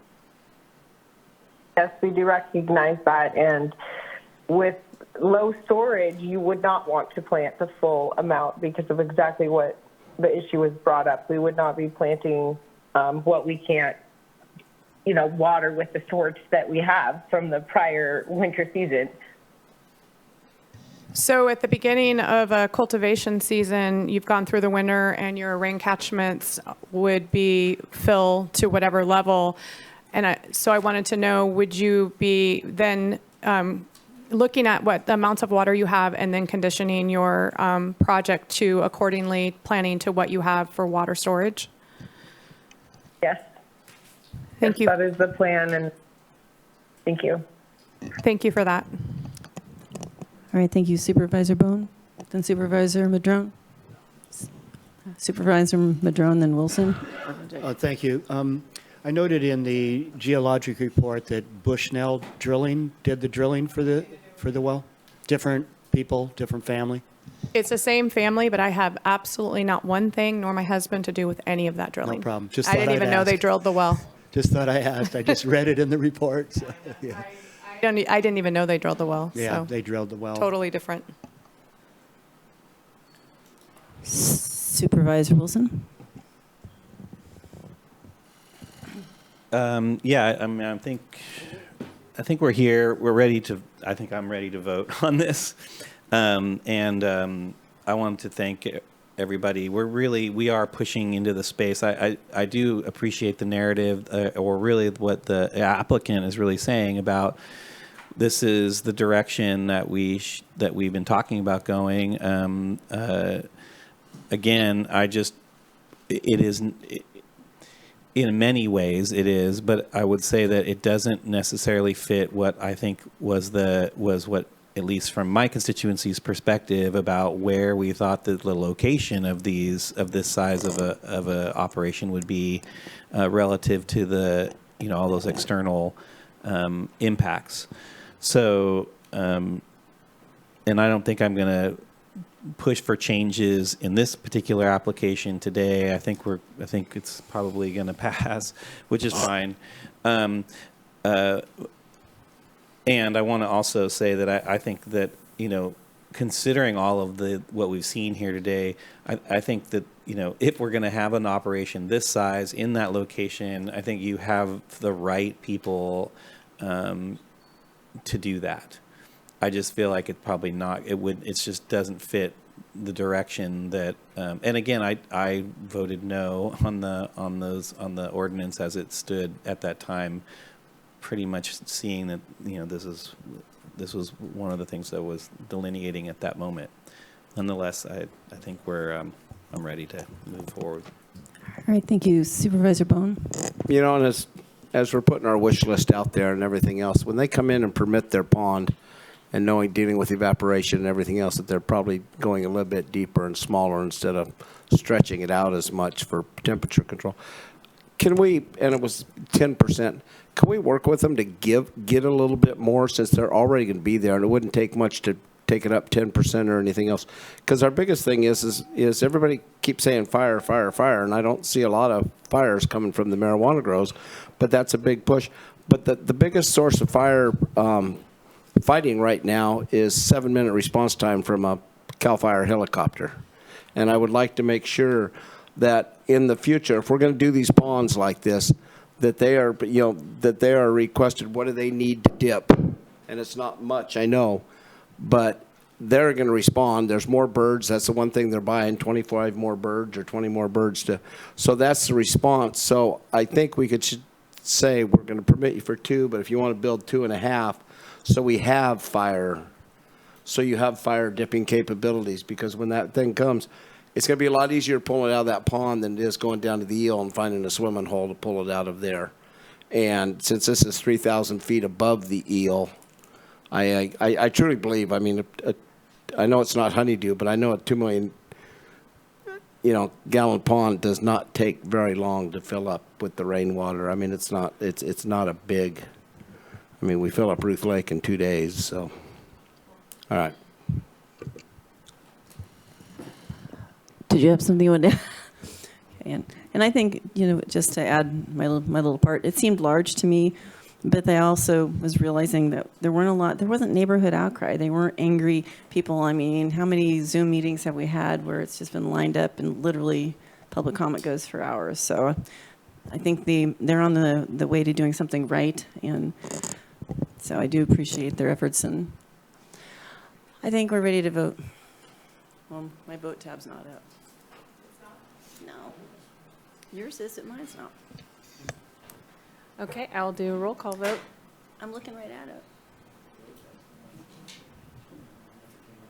Okay. All right, I'll just do roll call. Supervisor Bohn? Yeah. Supervisor Bushnell? Yes. Supervisor Wilson? No. Supervisor Bass? Yes. Supervisor Madrone? No. Thank you, motion passes. All right, we're going to close that public hearing. And I'm going to request, I need a brief 5-minute break. Just.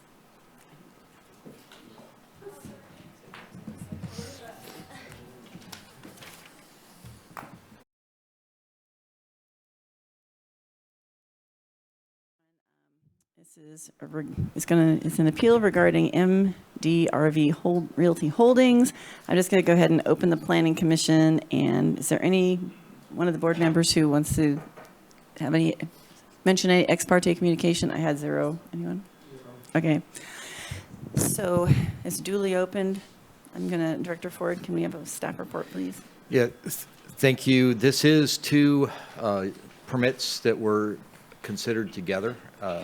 And so I just will say there are 2 separate permits here. This is an appeal of those 2. A condition was added by the Planning Commission, and Megan Asfito is going to go through that for us. Could I ask just a quick question? Sure. So you say it's 2 projects and 2 appeals. Both appeals are coming from the same entity. The same entity with 2 different properties, 2 different permits. So they had to pay 2 appeal fees. Yep.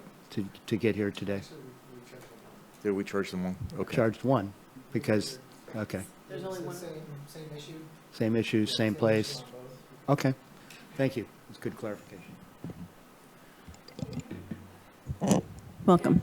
Supervisors, my name is Megan Acevedo, and I'm the planner for MDRV Realty Holdings, appeal of the Planning Commission's added condition of approval. Yeah. No, it's on the base It's of on it. On the base, on the neck. Yeah. Sorry about that. I'm the planner for MDRV Realty Holdings' appeal of the Planning Commission's added condition of a conditional use permit and a special permit. The projects are located on 2 adjacent properties located in the Mad River area.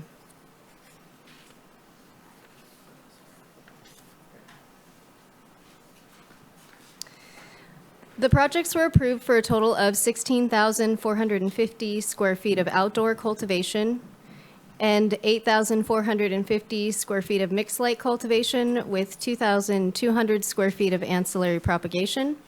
Water is sourced from on-site diversions under water rights certificate. A total annual water use for both projects is 200,000 gallons, which is under the allowed amount in the water rights certificate. 200,000 gallons of total water storage exists for both sites. Power is currently sourced by generators, and the applicant will transition to renewable sources. And 2 employees are used at each site. The image, the main image here is showing the access road. Access to both sites is from Highway 36 to County Line Creek Road to 8 Mile Ridge Road. County Line Creek Road and 8 Mile Ridge Road are non-county maintained roads. And the applicant submitted a road evaluation report form for the private roads, self-certifying that the access road was developed to the equivalent of a Category 4 standard. The road evaluation report included photos and a route map showing pinch point areas and the space for 2 trucks side by side on the road in every photo. With a maximum of 2 vehicle trips anticipated per day per project and the evidence provided for the access roads, it was determined that the road met the functional capacity needs for the project and would be required to enter into a road maintenance association and maintain the access roads through our post-approval monitoring team. At the March 3rd Planning Commission hearing, application 11212 was heard for a conditional use permit, and public comment was received mainly discussing the use of 8 Mile Ridge Road from one property to another, which is seen in the upper right-hand corner. The road connecting the 2 properties is shown in the light blue, which passes through 3 adjacent undeveloped parcels. A request was made by the Planning Commission to bring both adjacent projects back to the Planning Commission to be heard together. Both projects were heard together at the May 5th Planning Commission hearing, and the focus at this hearing was that the applicant did not submit a road evaluation report prepared by a licensed engineer for the access roads. After deliberation, the Planning Commission decided to approve the projects with the added condition that the applicant shall have a road evaluation report prepared by a licensed civil engineer in order to assess the access roads and recommend improvements for the roads, and shall submit to the Planning Division. And the applicant shall be required to complete 100% of the improvements recommended within the road evaluation report prior to being able to cultivate the sites.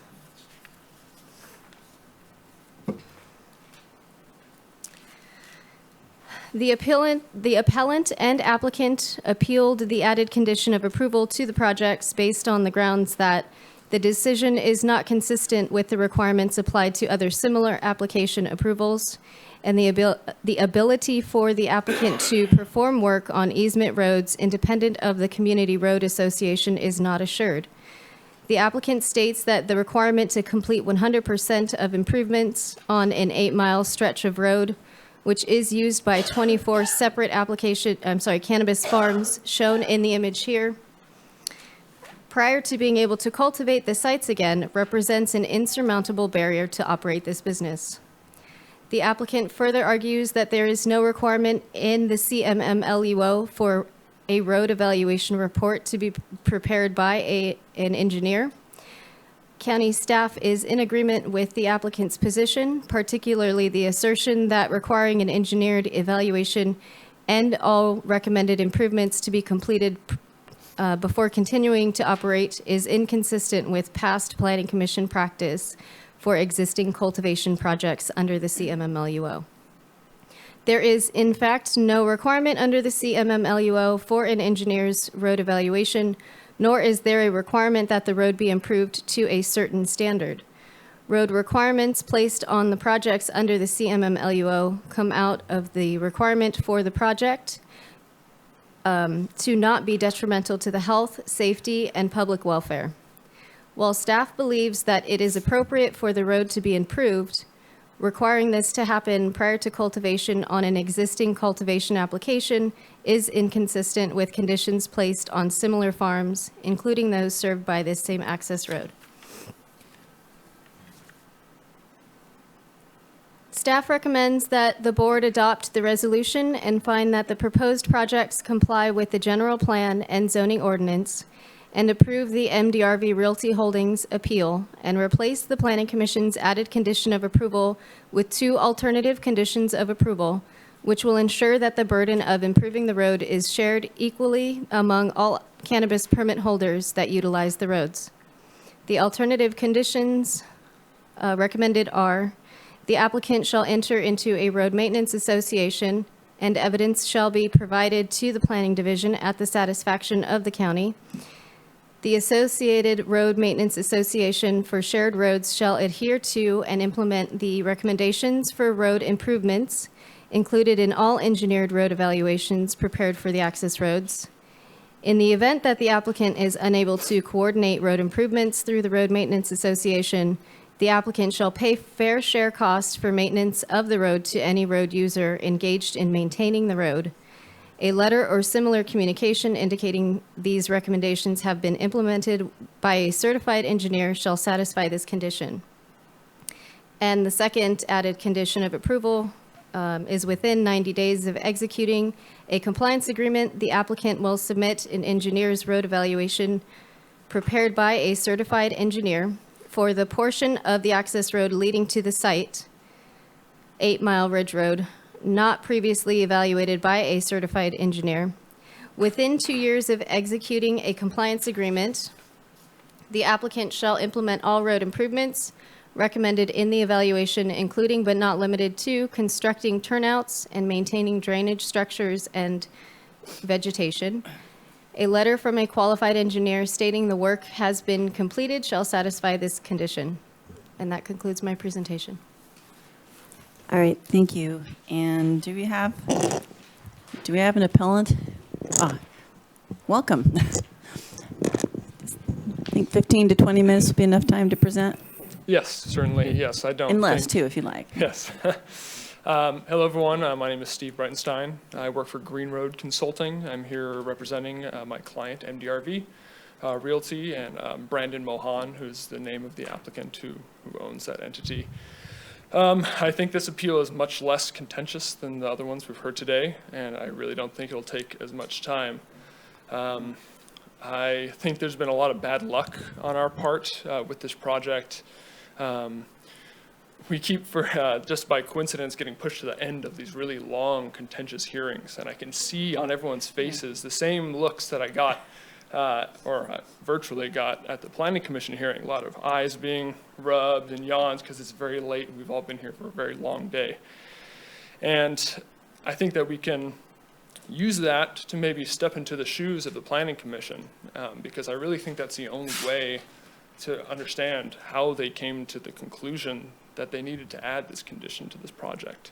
It makes no sense, and it is totally unfair when you look at the 24 other cannabis farms that share this road and how half of those have already been approved and are operating with full entitlement on the same road that this applicant is being asked to bring the entire 8 miles from Highway 36 to his project up to a Category 4 standard before he can plant another plant in his pre-existing cannabis farm. That's, I think I was amazed. Planning staff, some of them, they were also surprised. They expressed to me when that was approved. In fact, one of the commissioners even mentioned that they didn't see how anybody could meet this standard financially, but felt like they were forced to vote for it as opposed to it being denied.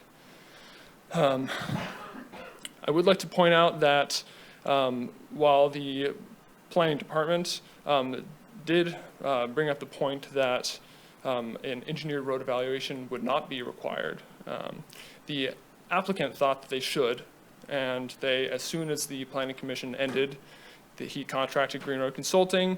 We went out, we reviewed the site. I was able to get out there last week with the engineer. We completed the report just last Friday, so I don't think it's been able to get into your hands yet. But that's been completed for the portion that wasn't seen wasn't evaluated yet, which is starts where the last road evaluation ends, and it's just for that portion of roads that are only used by this applicant. All the other roads are shared and are already covered by other engineered road evaluations.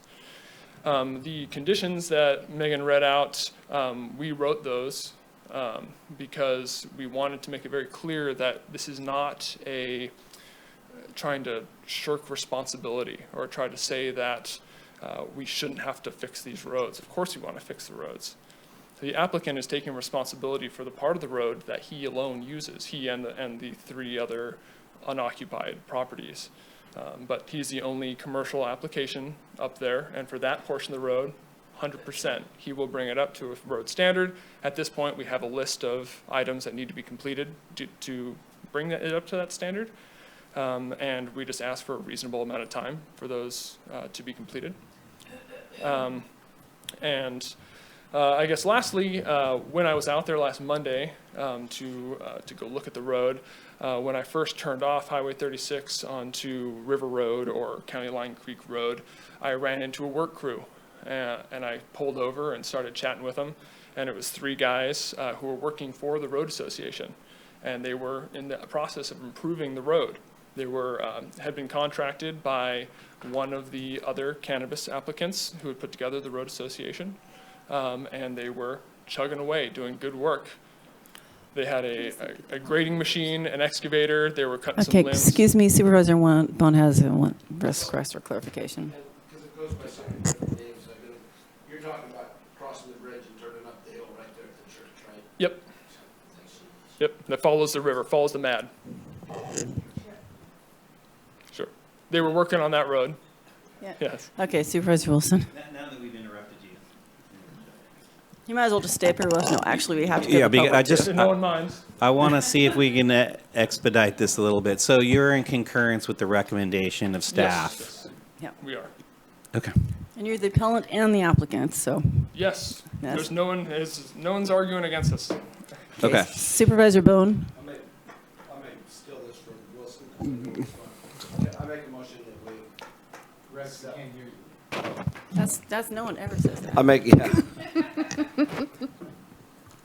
You Megan gotta did laugh. such a great job in her presentation. I make a motion that we accept staff's recommendation, and they will work out the time frame that is needed for the improvements.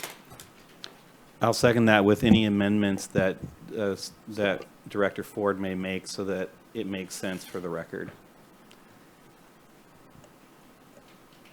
I think staff's recommendation is fine like it is.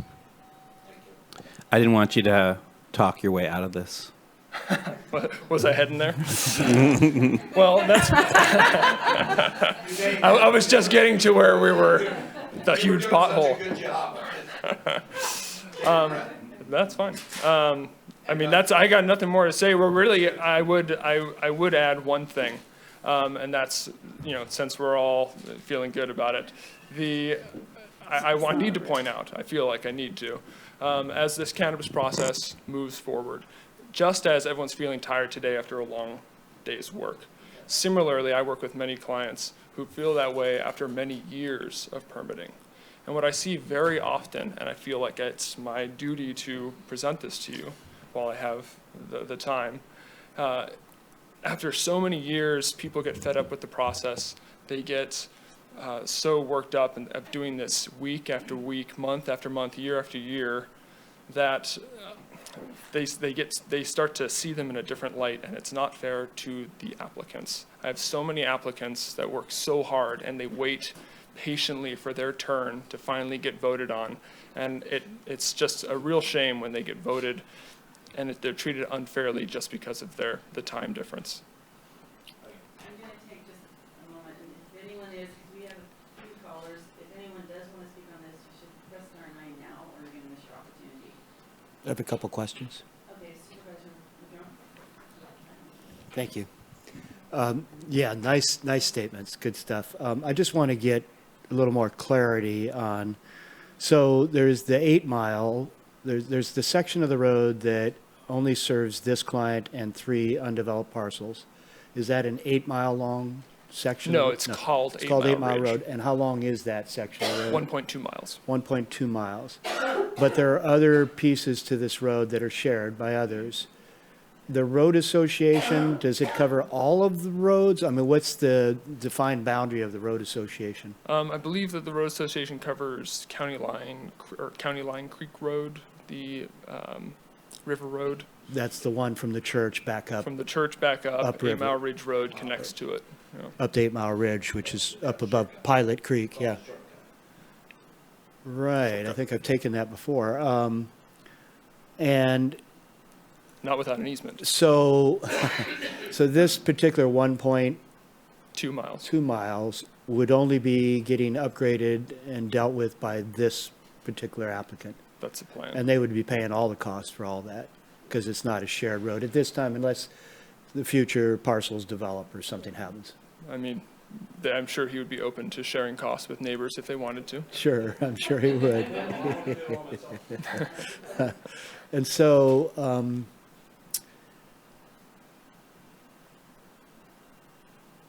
yeah, no, I mean, I commend the applicant, you know, for stepping up and trying to do the things that clearly need to be done.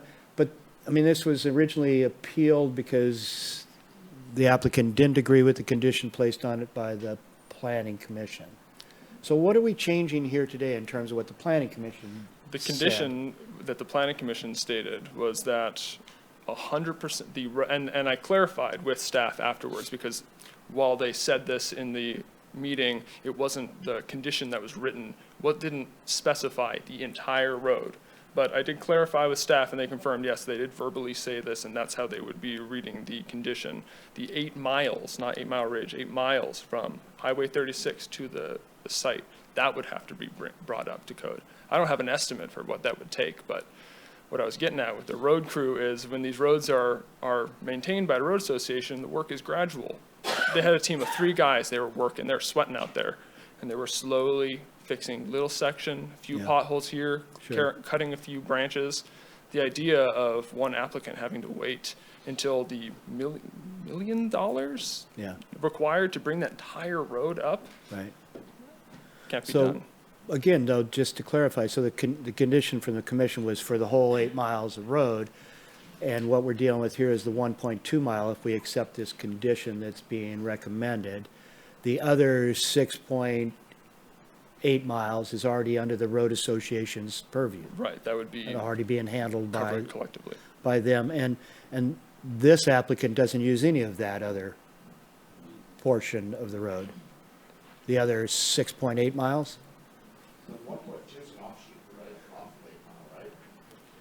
No, it's a part of 8 Mile Ridge Road.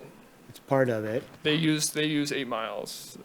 So, and they're already participating in the road association and contributing to They the haven't, other? this property owner has only owned the place for a year. In fact, that day when I ran into them, I finally got the phone number of the guy who runs the association. So Yeah. I haven't confirmed whether or not he's been able to. Director Ford? Yeah, just wanted to clarify something here. It's really Yeah. pretty important to understand. The applicant is agreeing to improve the 1.2 miles. The other 6.8 miles, they're being required to be a part of the RMA, so they're not out of that. They're still part of that. And then the other significant change is that they were not being allowed to cultivate again, even though they're existing cultivation, until that 8 miles of improvements are done. Gotcha. So that basically put them in a place where they would stop. And in a project that is basically for pre-existing, it's what we call a provisional permit. And the conditioning, the way it's written now, is consistent with this. It normally gives them at least 2 years to do the work that they're required to do. Right. So there's a couple of different things going on there that are more in line with our traditional regulatory scheme. Sure. The earlier applicants, you said there was something like 6 or something, and half of them have been approved already, that also utilize this road system, commercial permits. Were they required to contribute to road upgrade and maintenance and all that as part of their applications? So some of them were approved a while ago, Before we got into this kind of stuff. Before we got into this kind of discussion. Yeah. The thing that 2.0 did do is it does have some retroactive provisions in it to go back and require people to participate in RMAs, in the road maintenance associations. Right.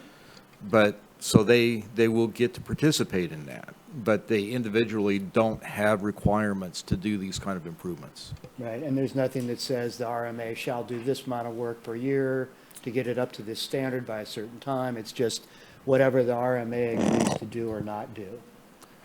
Right, unless the projects have been conditioned Correct. to making certain improvements. But I'm not hearing that there are any conditions on any of the other previous applicants, although there might be in the future, on the overall road system. Well, again, I applaud the applicant for, trying to do the right thing, and it does seem onerous to hold back on something that's existing and not even allow the planting of that while you make these other improvements. But I think it's good that the commission is trying to find a way to leverage road improvements, to protect our salmon, our water quality, all those kinds of things. So I think that's a good thing.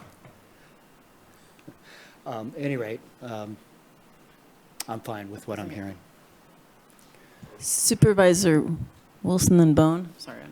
And I'd like to, if I may, propose a potential amendment to the motion, which actually directs staff to put as a requirement on all of the licenses on the rest of that road that in their next iteration that in order to renew those licenses, that in that section of road, which is the rest of that road, that they become members of the road association. Don't you have to friendlily ask Rex? I'm just putting out as a proposal, and I'm asking the motion maker. This is a friendly amendment to the motion maker.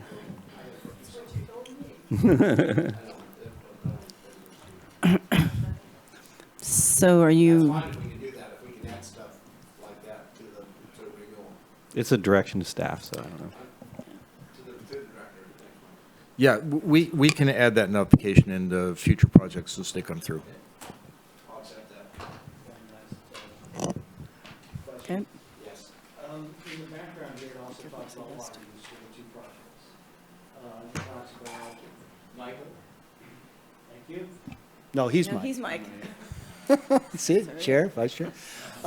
Anyway, it talks about 150,000 gallons of use, and the amount of water is going to be 153,000 gallons, 3,000 buffer.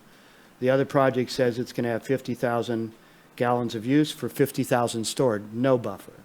I mean, I mentioned this earlier on the other projects, and I really think that's a mistake. I mean, what we're relying upon is the good graces of the applicants to recognize that it's been a dry year and then not plant their whole amount. Because if they plant the whole amount and they don't end up with the 50,000 gallons, what happens, right? People start buying water through water trucks that come from areas it's not legal to transfer it that way, or they start sticking pipes in other places. So I'm going to vote along with this here tonight, but I just want to say, you mentioned to us that people are concerned with how long it takes and all this stuff, and I get that, and I totally sympathize with that. But it becomes a lot easier for me to approve things when I see that people are creating buffers in their storage, because things are changing. So it's just a comment. It's not going to affect how I vote on this particular project. I think the road was the big focus here. I think we're doing some of the good things that we need to do there. But just a comment, similar to what you were saying as well. As a consultant, I certainly am looking for people to come up with better buffers. All right. Supervisor Bohn, did you? Oh, well. No. So, actually, I didn't actually go, did I finish all the public input? I mean, no one raised their hand, and there's nobody in the public. I just went on the record, there's nobody here in person in the public either to comment, so I guess we're ready to vote. All right, I'm going to do roll call because Supervisor Bones isn't coming up. Supervisor Bohn? Yes. Supervisor Bushnell? Yes. Supervisor Wilson? Affirmative. Supervisor Bass? Yes. And Supervisor Madrone? Yes. Thank you. Motion passes 5-0. All right, well, then we will, thank you, everyone. We'll close that public hearing. And then I think we're done for the day. Yeah. Thank you to staff. One of us got done faster, apparently. I don't know. Yes, thank you for staff, and you guys it's a long day, and we'll